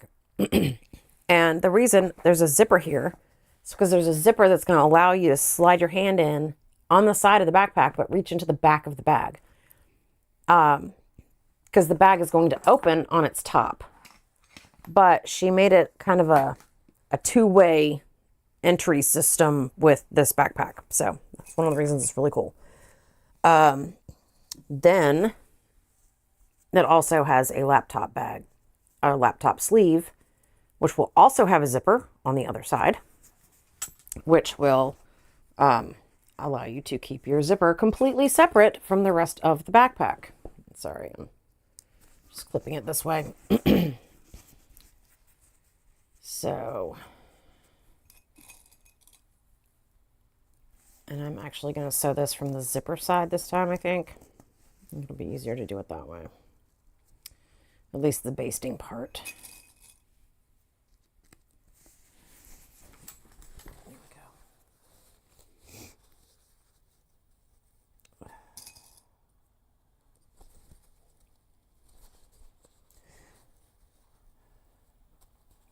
this is the part that makes me think that Adam Savage recently did a video, and he has the same machine that I do, which is cool.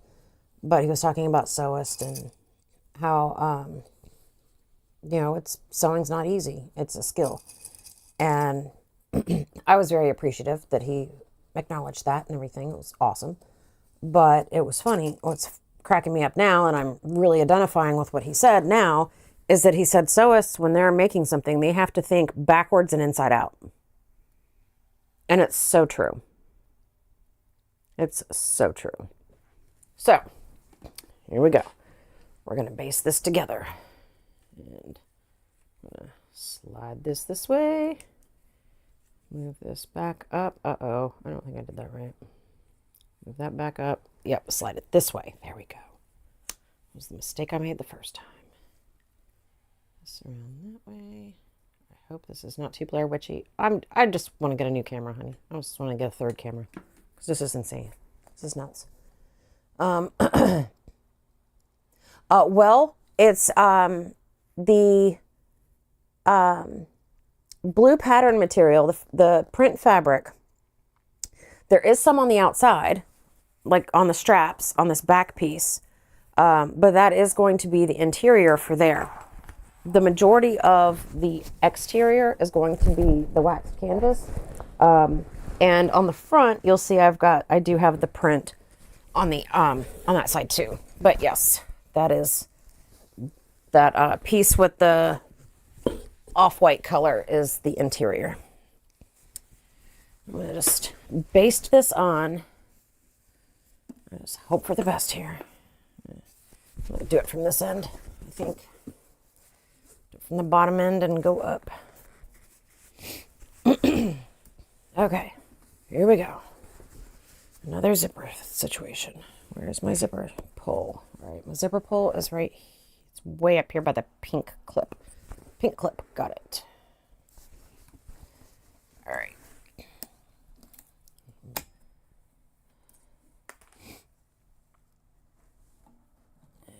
we'll start about there.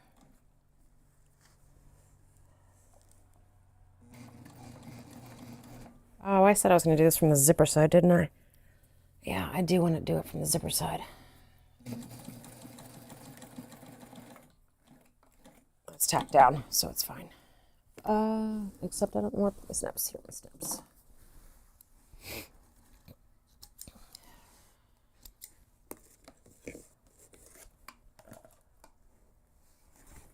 Yeah, let's flip this over and do it from this end. That way I can see the zipper a whole lot easier. Make sure I'm not going absolutely nutso on that side. But my top is not lining up exactly. So let me just test my fabric line up here.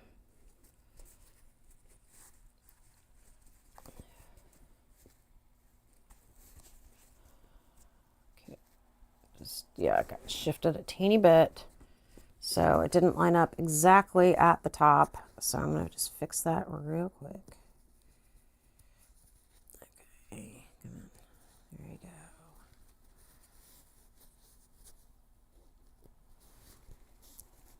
Okay, there we go. Good.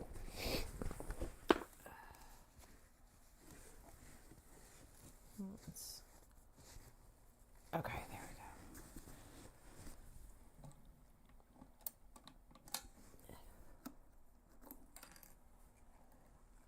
Oh, give me that.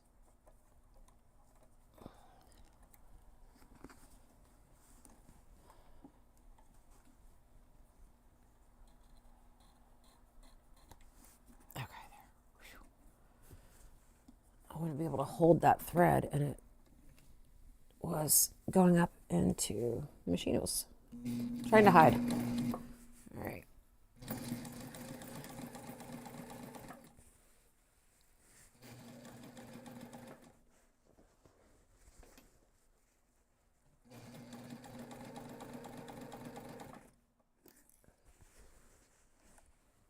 Sure these are lining up really good. There. Move it over. There we go.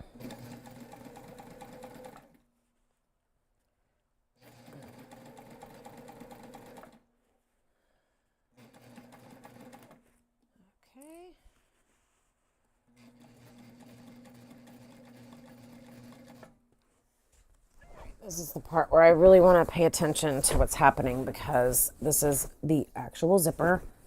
I mean, I've been paying attention to what's happening before, but things like my needle slipping is not great. I'm going to move that over to here. Put the needle in so it stops slipping. But I want this to line up really well with the edge of my zipper tape.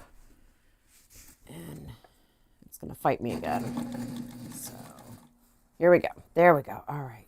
Good, good. And oops. On this side. See if I can get that zipper down out of the way.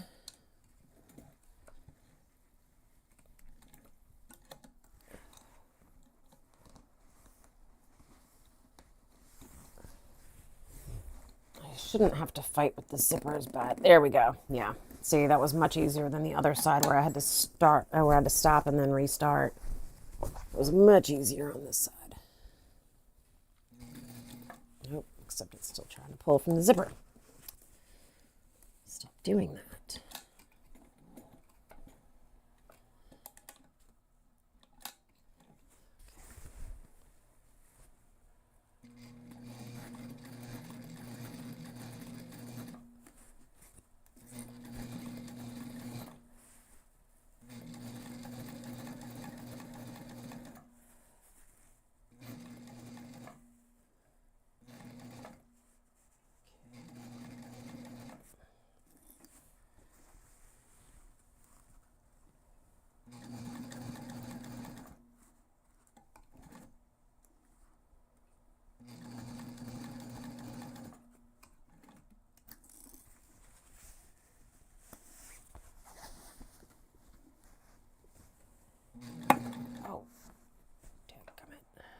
Luckily, we're just basting because I'm going to have to pull that out. It slid. And the fabric is not lined up at all on that stitch. So I'm going to just pull that out, tie that off, and we're going to start at that spot and keep going. It's not the end of the world. It's a little frustrating, but not terrible. Okay. These clips all the way.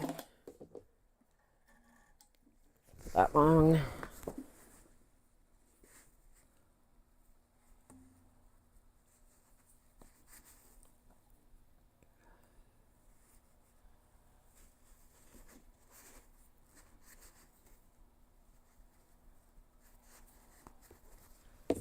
Okay, again, it's just a basting stitch. It's reinforcing. It will end up reinforcing the main stitch, the actual seam stitch.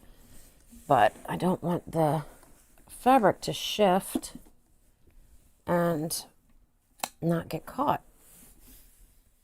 evenly. So that's why I stopped and restarting.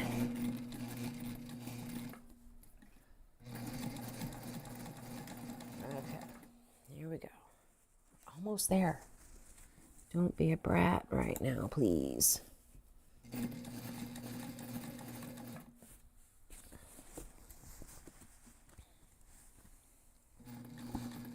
Oh, don't be a brat. Stop that. Okay.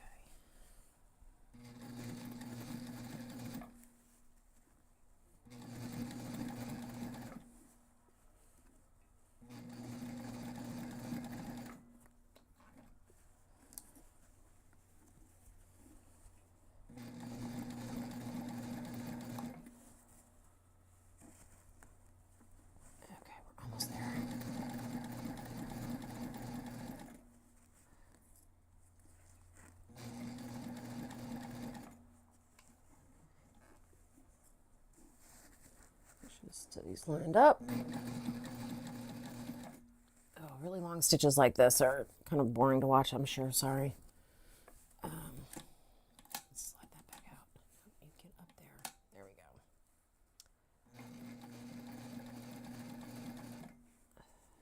go. Okay. And we're there. We made it.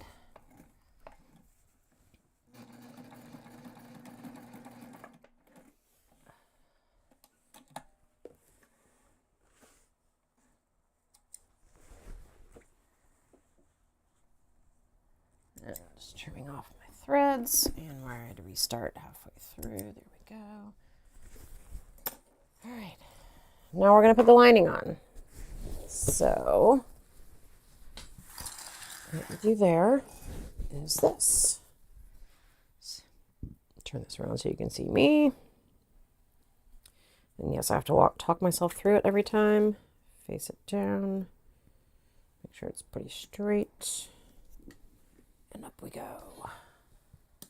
Ha. All right, so that is the side basted on. So now maybe you can picture it a little bit better, although it's really hard in this very small angle. That this is the back of the backpack here. This is the side of the backpack here. So from the back, your backpack is going to look like this. So hopefully that kind of makes sense. Okay. Oh gosh, to like catch up and chat. All right. All right. So I'm going to catch up here. Yeah, I do get very confused when you cook. It actually drives me nuts when you say, "What does that smell like? What do you think it is?" Because I don't know. It's food. Okay, yeah. Yes, Mike is definitely the cook in the family. Yeah, I can cook. I'm decent. But yeah, I really don't like to cook. Yeah, I don't like to cook. I will, because, you know, we need to eat. But I would much prefer somebody else to do it. But I'm also a very picky eater. So whoever else is doing it needs to care about me enough to not make me eat gross food. So there's that. Okay, so we've got that basted down. Now we're going to flip it over. Okay, and you know, as slow as this seems like it's going, I actually, believe it or not, have read this pattern through like 3 times. I've watched the video twice. And I still have to stop at every single one to make sure. Wait, no, that was the right direction. To make sure that I'm doing it right. Because this bag is a very complex bag. It is awesome, but, oh, good. Yes, it'll be very cool, I think. Oh, why is this all running so badly? Ooh. We do not want this to happen. This is really fraying. I don't like that. This fabric doesn't normally do this. I don't know what happened. So I'm going to do, the only reason this works, do not do this on cotton. The only reason this works is because it is, see, it's still catching. Oh, yeah, that has got to stop. Stop. This is not cotton, and it will melt. So I am going to just run a lighter real quick down the side. Oh, you can't see it. Just going to run a lighter real quick down the side and try to stop that fraying. I don't want to run it too slow because I don't want the fabric to be shorter than it needs to be. But I really do not want that fraying while I'm working on it, because that was fraying fast. That was like kind of scary how fast that was fraying. This works on water resistant canvas, waterproof canvas, not waxed canvas, but water resistant canvas, wax-proof canvas, some vinyls. Although vinyls don't run, usually you would do that with some vinyls for a different reason. I'm going to put you closer to me. There we go, so you can see better. So now that just gave me a heart attack, and now that that heart attack is over, this thing is getting big. It's getting very, very big. All right, so we've got, this is the back panel we've got here. And this is the lining for the back panel. So we are going to put this right sides together. I feel like that's correct. It should be right sides together. Do. Yep. Okay, and we're going to sew that with the normal seam allowance, which I'm double checking to make sure I don't mess up the seam allowance again. Nope, that is correct. All right, good. So we're going to clip this all the way down. And it's the other side of the, oh, you can see that. It's the other side of the side panel. So it's going to clip there. We'll start it there. And just line it up and go down the side. And the other one we basted so it won't move on us. This one is going to be sewn at the seam allowance. This will be the actual seam. And I think I am going to sew it from this side so that I can see it better.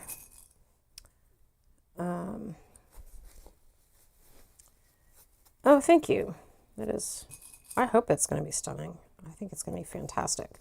Actually, the print on this, I have a person who I get most of my cotton fabrics from, because that's what she provides, is cotton fabrics. She does prints, she does hand-dyed fabric. It's all just absolutely gorgeous. So I love using her stuff. All right. That actually is a little longer on the end. I'm gonna push that down a little bit. I think I'm out of the camera. I am, but I'm just evening this out because it ended up being a little bit longer than it should have been. And I just may need to trim it, which is fine.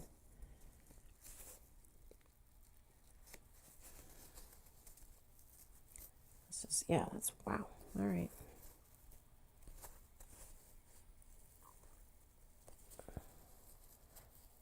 I'm just lining it up at the top where I'm going to start sewing, and then if I need to trim it, I can. But if it evens out, then that'll work too. So again, Mike, I want a third camera, please. Remind me to order it. Okay, come up this way. Turn it around. Ooh! Nope, I did that wrong again. Gosh darn it. This way. No, I didn't do that wrong. Clearly I did it wrong, but there we go. Ha ha ha. All right. Sorry about the big giant mess in the background. Okay, so we're going to do our regular stitch.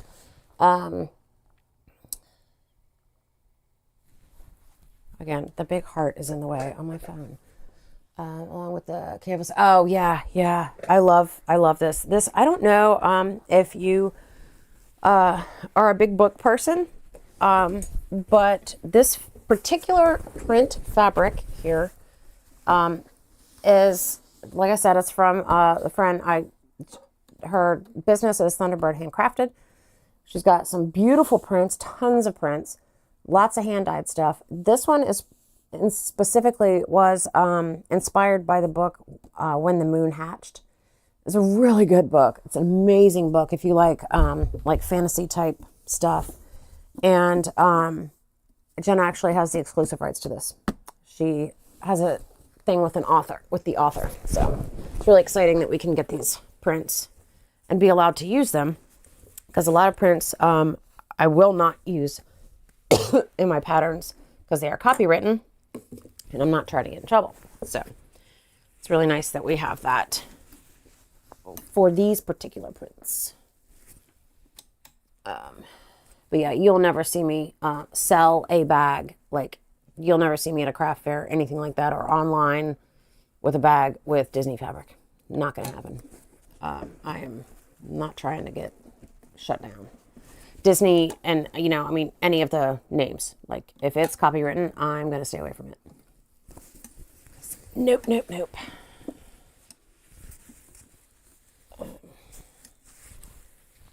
Okay, here we go.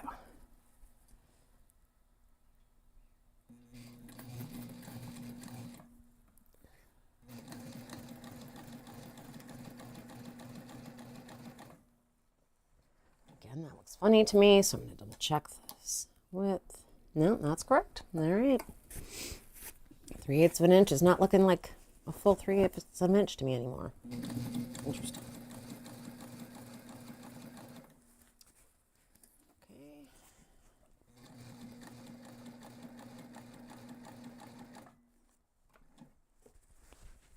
Where's the zippers? Here. Okay.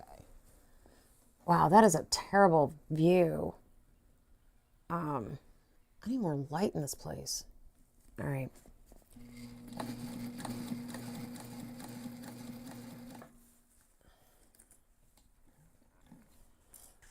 Zipper. Oh, that's the start of the zipper. I need to pull that down to get it out of the way, and then I can pull it back up. Okay.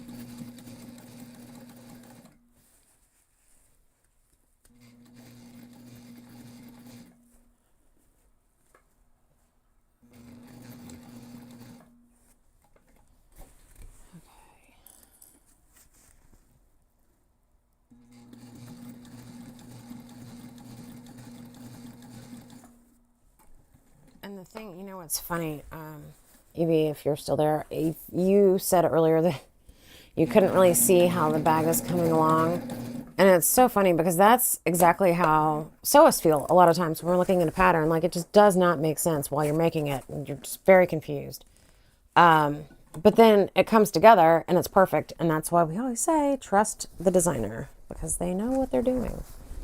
I have on many occasions gone, oh, but it makes more sense to do it this way to me. And no, don't do that, because they did it the way they did it for a reason. Sometimes you can do that. Sometimes you cannot. Sometimes there's like different techniques, you know what I mean? But I'm not doing that. And we're going to have the same problem as we had earlier with this, is that it's not going to let me get the zipper past. So I'm going to do that back stitch, pull it out, and move that zipper, and then we'll restart. The zipper's kind of stuck on this side, so we'll zip that up. And there we go. Now the zipper is up here, so we should, like, up here. So we should be good now.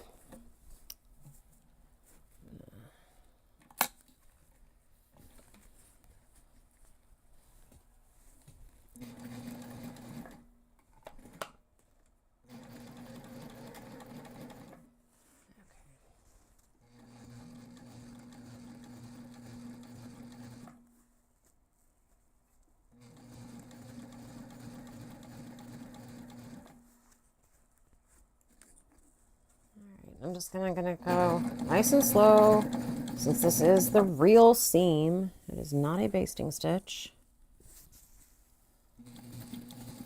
So I just want to make sure that it is good the entire way.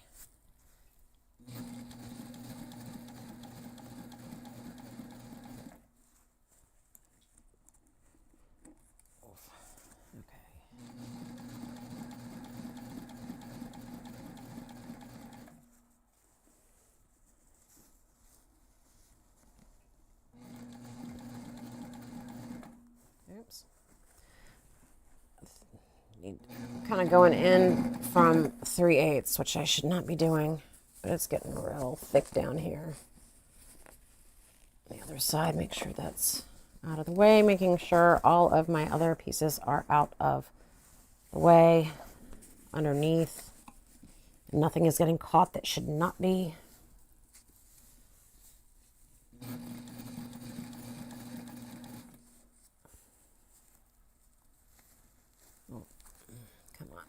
Come on. No, you behave. You behave. Come on. Oh, darn it. I was going to do it at some point. Did not put the needle down. Whenever you're moving fabric around, always put the needle down. Just trust me. Okay. I'm going to sew back over that so that it's stable, and then I'm going to keep going. And hopefully it won't shift on me again. It's shifting on me again. It's all right. And then It's okay. I'm pushing it as far as I can.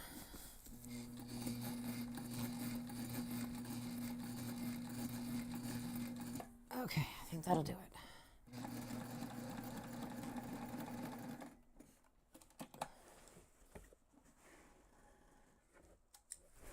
All right. We have a seam, a side seam, like legit finished side seam. And now it will really show you what it's going to start looking like on the outside. As soon as I remember to do this, in my direction, toward me, down.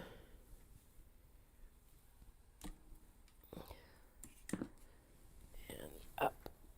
Okay, so now this is the part we just sewed on right here, down this seam right here. We've got that is the inside.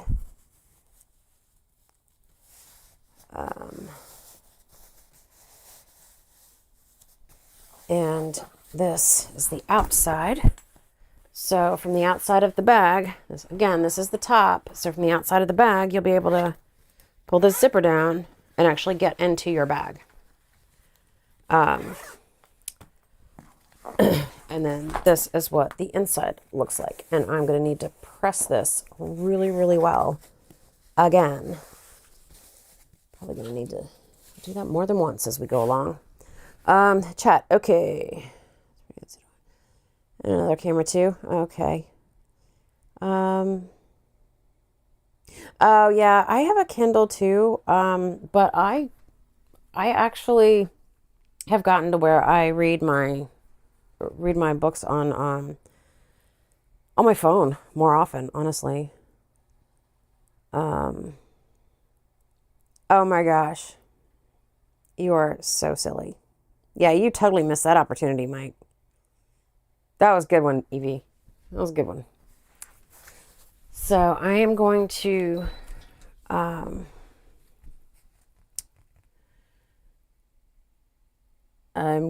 do something. I'm going to press this again. She says to not top stitch it for various reasons that I will not go into. You'll have to buy the pattern if you want to buy the pattern and make the bag. But suffice it to say, we are not going to top stitch this side either. I'm going to press it real quick. Again, off camera because it's not going to take but a minute. It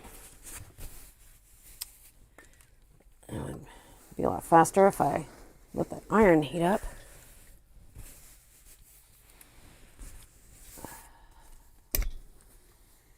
Okay, so here we go. This is what we've got so far. And the next step is the laptop pocket assembly. This is when it gets really kind of confusing. All right, I need another exterior panel, my other one. I think we need to set this aside for right now, so I'm going to do that.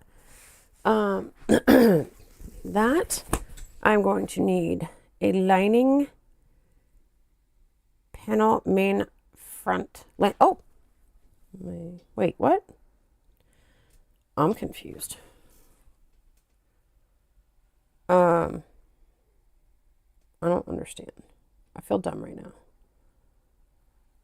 Interior side panel B, exterior, excuse me, side panel B.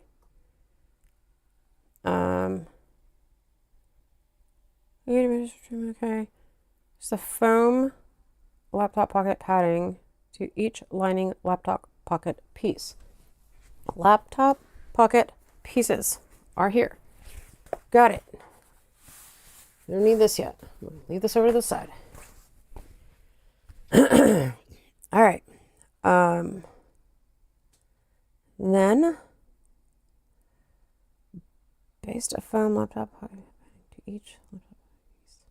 The foam. Did I cut two of the? Oh, I did. I thought I only cut one. That's why I was really confused. Sorry, guys. So, laptop pocket. You need foam to protect your laptop. And that's what we're going to do. So I've got that. And it says to baste a foam to each one of these to the wrong side. So again, I'm going to do this on Birdie, I think. I think she can handle it. And how are we doing this? Hold on. It's a 1/2 inch narrower. Okay.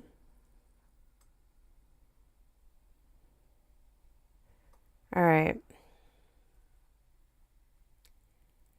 So I think what I'm going to do, I'm so confused. Oh, that's it. Okay. So I need, foam shouldn't be centered. The foam should be off by a 1/2 inch. It should be 1/2 inch bigger on one side and along the line on the other side. And that is because this is where the zipper is going to go. And we don't want the foam in the zipper seam because that would be horrific. It would be very bad. So it's going to be on the same side here. And clipping down the sides.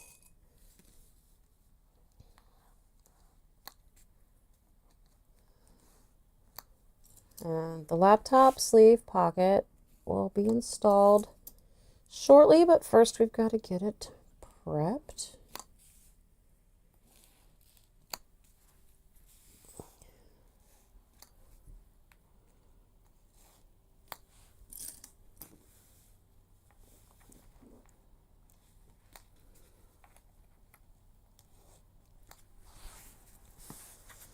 All right, and I think we have to do it on opposite sides. I think. Or do we? I don't remember. It doesn't matter. There's no pattern. There's no print.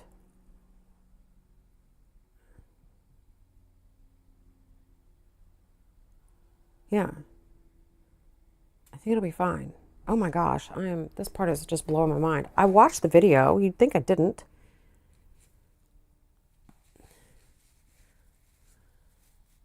I am much better at being told and shown what to do. Now, I will say, Joe writes amazing patterns. This is a Country Cow Designs pattern. They're amazing. They're not all this complex. One of the very first patterns I ever made was one of hers, and they're not all this complex. They're really well written. Tons of pictures, which is why I read mine on my tablet and I don't print them out because that would be a ton of ink and a ton of paper. But this is an advanced pattern, and this pattern confuses me at parts. And that's why I watched the video a couple of times.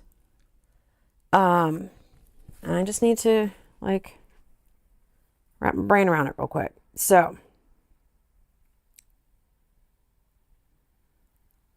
you're inside it. Okay.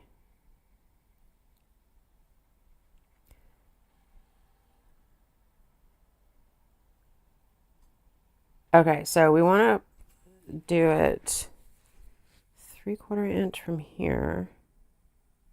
It's gonna be 1/4 inch. Okay. So she's saying that this, where it's basted on this side, where the overhang is, where the zipper is, this basting stitch here is going to be seen. So it needs to look nice. Then we're going to baste it all the way around the edges, and that is going to be within the seam allowance. So if it's a little bit wonky, it'll be okay. I'm going to do this on Birdie. Yep. I'm going to do it on Birdie. Because this is in a very, very thin material with a super thick, well, it's not super thick foam, but it's pretty thick foam.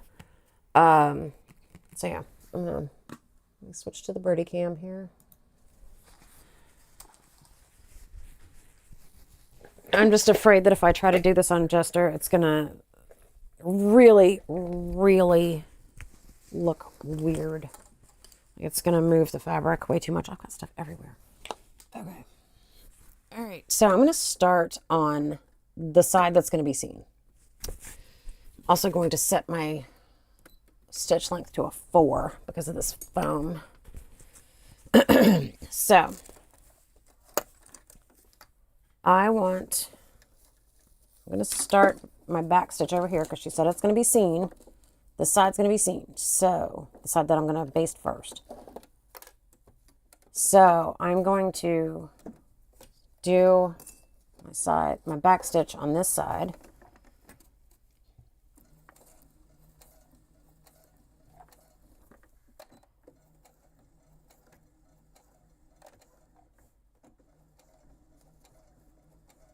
And she said to go 3/4 of an inch. It's 5/8. I don't have a 3/4 on this. Where's my 1/6? Oh, here it is. Okay. 3/4 of an inch. And we are right now just shy of 3/4 of an inch. So I'm going to pull my needle up a little bit, swing it around, remeasure, see where we're at. Oh, we need to come over just a scotch. Let's see if that looks right. Yep, a little bit more. There we go. 3/4 right there. Now I'm going to sew down this side 3/4 inch seam allowance. I'm going to hold it nice and straight so it doesn't bunch up or anything, I hope. Here we go. I need it to look nice, so I'm going slow. Oh, no, that's more than 3/4. Stop that. Or less than, I mean. It's really hard to tell because the foam is picking it up off of the bed. Whoa, you just calm down.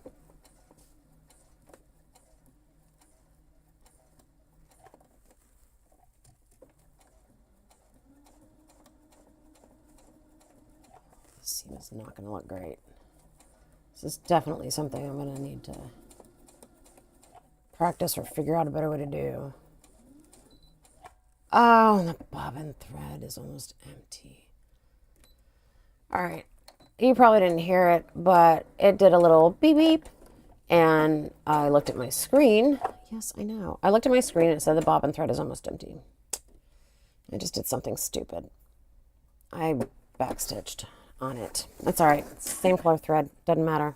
Don't care. Moving on. When I run out of bobbin thread on Jester, I just run out. And it's like when I notice is when I notice. Birdie tells me. She beeps at me and she tells me that the bobbin thread is almost empty. Which is nice. But now I have to thread a bobbin real quick. Or wind a bobbin, rather. Again, it doesn't take long to do, so just bear with me here for a minute.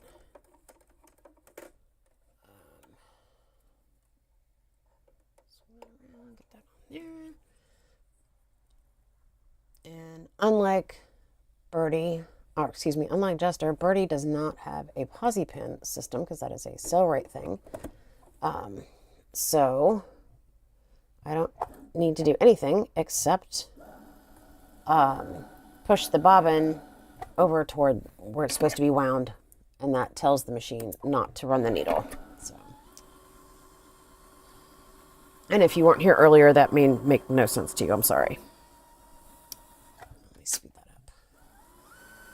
There we go. Now we're cooking.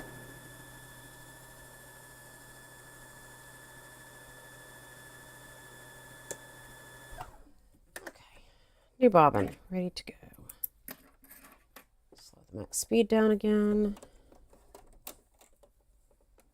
And you can probably also see if you were here earlier when I had to change the bobbin on Jester. This is a drop-in bobbin, which is technically kind of easier to handle. Because you don't need to lift the machine up to change your bobbin.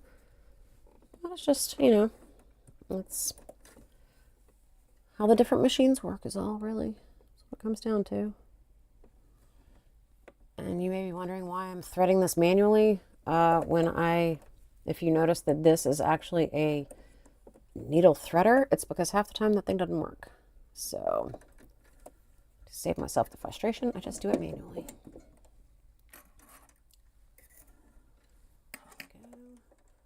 Got the bobbin thread out, and we are back. Here we go. Now, I backstitched a little bit. I'm not going to make the situation worse by backstitching more. So I'm just going to tie that thread off when we get to the end. I'm going to hold it so it doesn't nest.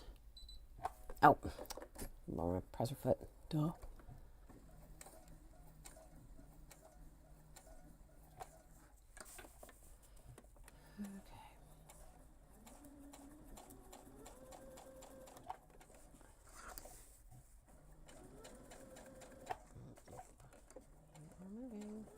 Don't move, please. Do not move.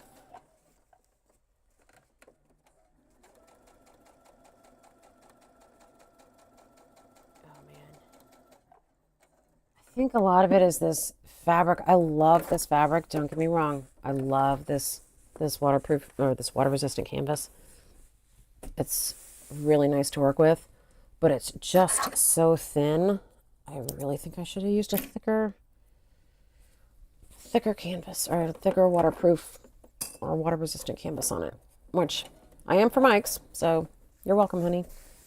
But I think it'll be all right. This is exactly why I make tester bags before I make a bag that is available for selling. Is because I may not like the fabrics that I choose. I may not like the way that it's put together. You don't never know. I did, like I said, I watched the tutorial video on this bag several times. I mean, I do like how it's put together. It's very complex. One of the reasons I really like this bag, aside from the fact that it looks amazing when it's done, is that it's a challenge. This bag is really a challenge. This is the fourth live video in the series of making this bag. All the other ones were shorter because they were after I got done with work. But it was roughly 6 hours before I even got to start this morning. And this morning I've been going since 10 a.m. And while I did make a couple of mistakes that I had to go back and fix, so that did add some time, that's 6 plus, what is that, 4, 10, another 12. I've been working on sewing this for 12 hours. It doesn't include the time for the time it took to cut it out. So this is a challenging bag. This is also the first time I've made it. The first time you make a bag, it will be the longest that it probably ever takes you to make a bag. Because you're learning it. You're learning, what to do and all that kind of stuff. And the more you make it, the faster you'll get. There's dog walking bags on our website. The first time I made them took, 4 hours, something like that.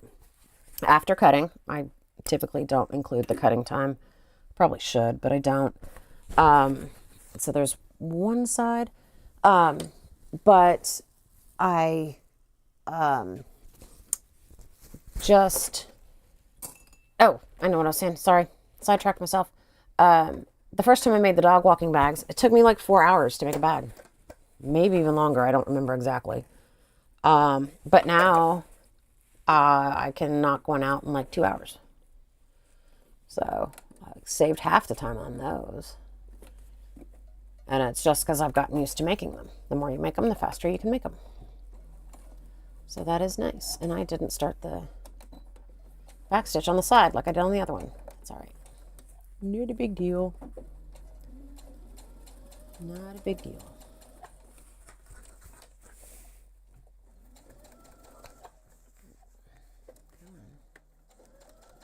I will check the chat as soon as I am done with this. I should have checked it a minute ago. These Once I get past this one line, I should be okay. It's much faster going around the other edges.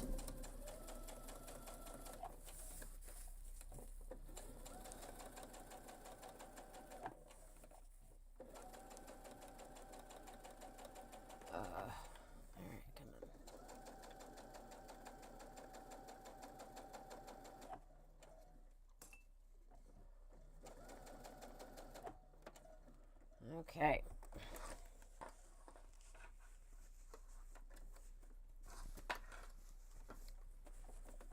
This part should be faster because it doesn't have to be as nice. Still have to keep it straight, still have to keep it from shifting, but it doesn't have to, it's not going to be seen in the end. Just need to keep the fabric straight.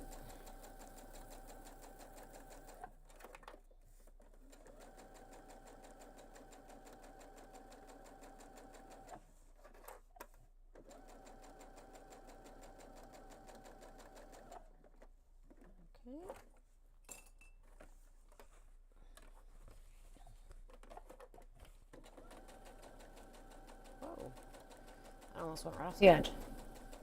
But I caught it. Ah.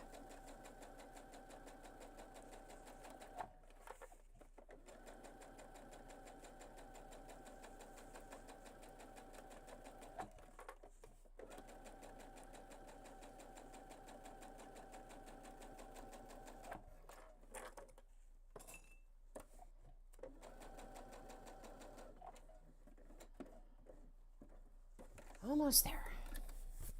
Last side. I can definitely understand why a lot of sewists prefer to film and then edit their videos. I mean, the video is shorter. The video would be shorter to watch, obviously. But doing this really long stitch, I don't want like silent time on the video. But like, what do you talk about? I got to think of something to talk about. Or it's just quiet while I'm doing the last row. Or all the way around, whatever. Okay, lift that up. We are good. I'm going to take these back over to the other side and check out the chat here. Okay,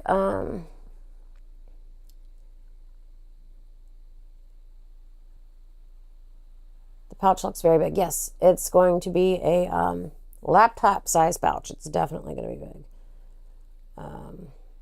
big. Cracking wee bags. I love it. I love that. Okay.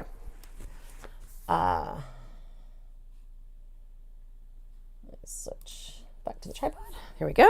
All right. Now what? Now what do I have to do? Because I don't remember.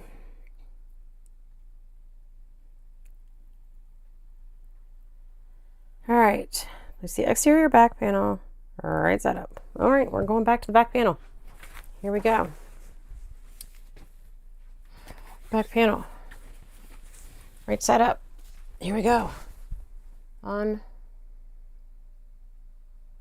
with this. Okay, so we're gonna put it this way. Straps are at the top on the left.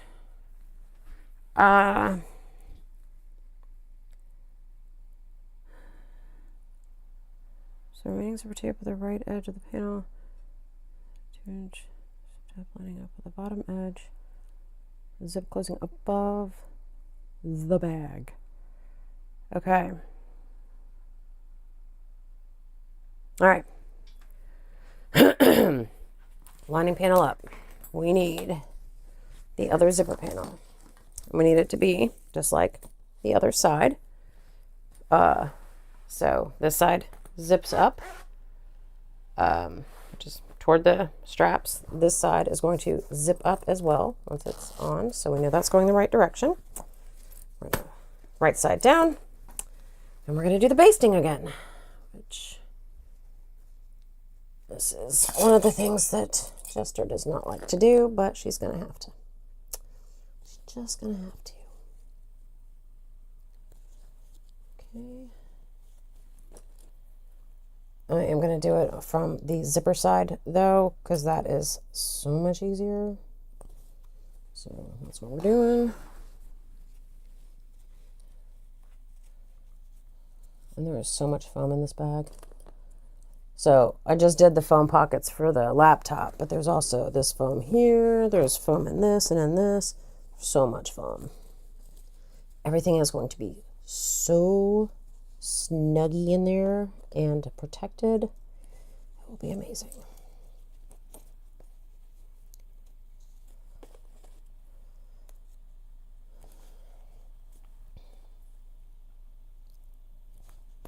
Okay, let's pull that down a little bit.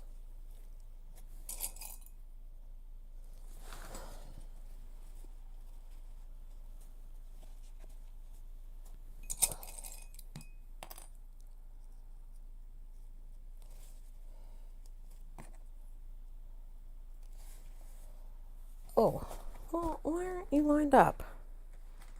That was rude.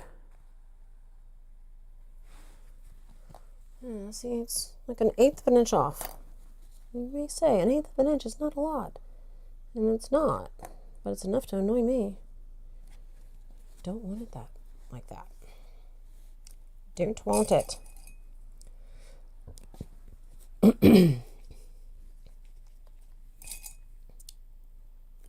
Alright, let's see if I can find where that gapped a little bit or something. No. I know I'm out the camera. I'm sorry. It's really hard to do this in the camera because I'm trying to see where this thing did is. Alright, so is that lined up? That's, oh nope, that's farther down. Okay, that's, yeah, I should have started at the top from the get-go. Alright. It's gonna slide down just a skosh. And that one.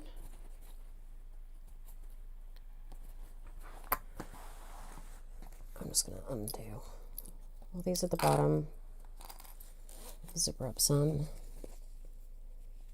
and redo the bottom part.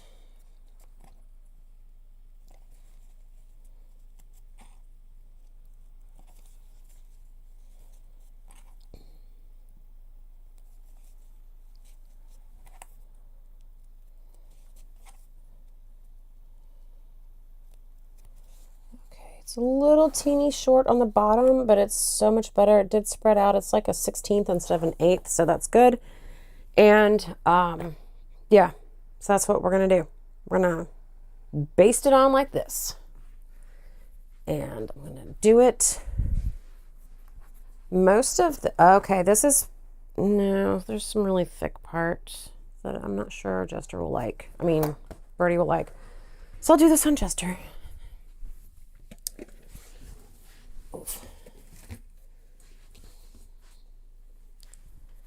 I think what I'm going to do, whoa, what happened to my feed? Is my feed still working?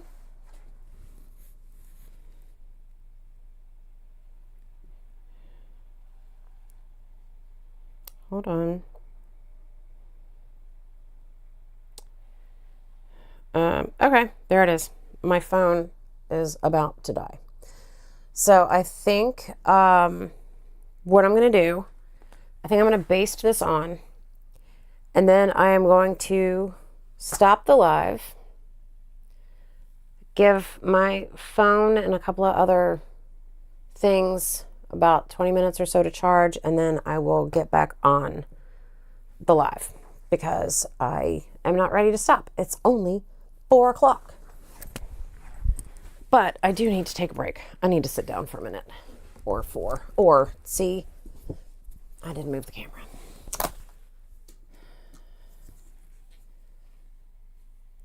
Okay. Gotta do this. Nope, that's the wrong one. Pull it toward me. Open it up. Lean up. There's my shirt. Swing it around. Lovely. All right. So let's baste this. And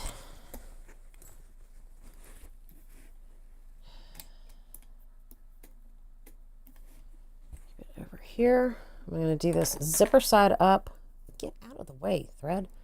It's going to be zipper set up so it's easier to see what I'm doing when it comes to the zipper.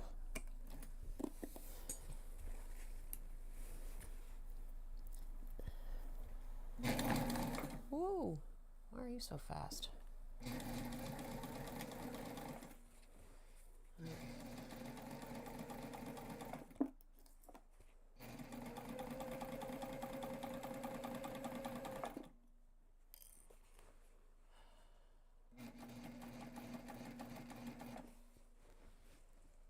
Okay, here we go. Nice and slow. Do not push off the zipper. All right, there we go.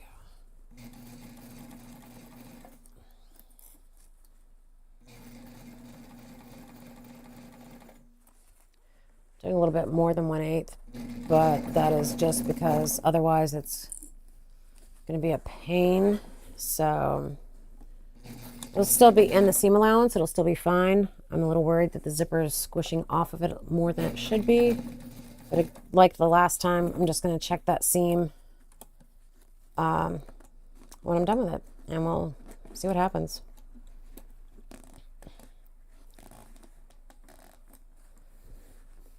If I'm really not happy with it, I can always seam rip it and redo it while I'm taking a break. Of course, that's not really taking a break, is it? But that's all right. Okay. Just to lay like that.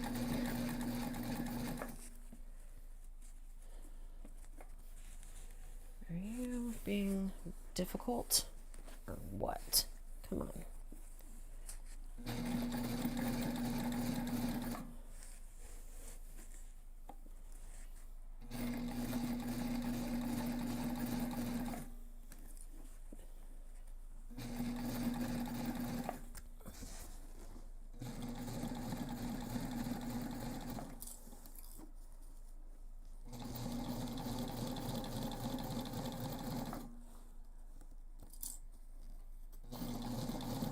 Almost there.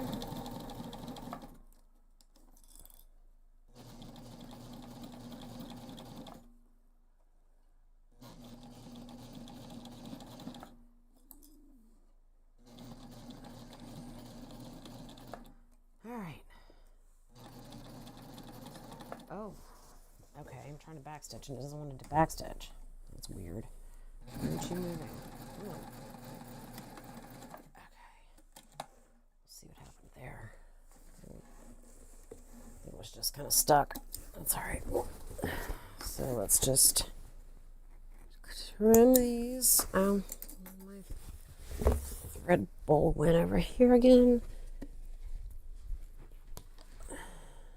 Okay. And check. No, I think the zipper looks pretty good. There's a couple spots that could be better, but I think it's okay. There's a couple of spots like right in here where I could have lined it up a little bit better, but I think it'll be all right. I think we'll be good. All right. So, oh, 9 p.m. there. Wow. That's late. Yeah, it's like 4 here. Thanks for joining me, Evie. I really appreciate it. It was awesome chatting with you. I'm going to take a break. If you're still up to watching in about a half an hour or so, feel free to jump back on. But I have a lot of devices that are going to just run out of juice, and I don't want that to happen. So, all right. I'll be back on in just a little bit.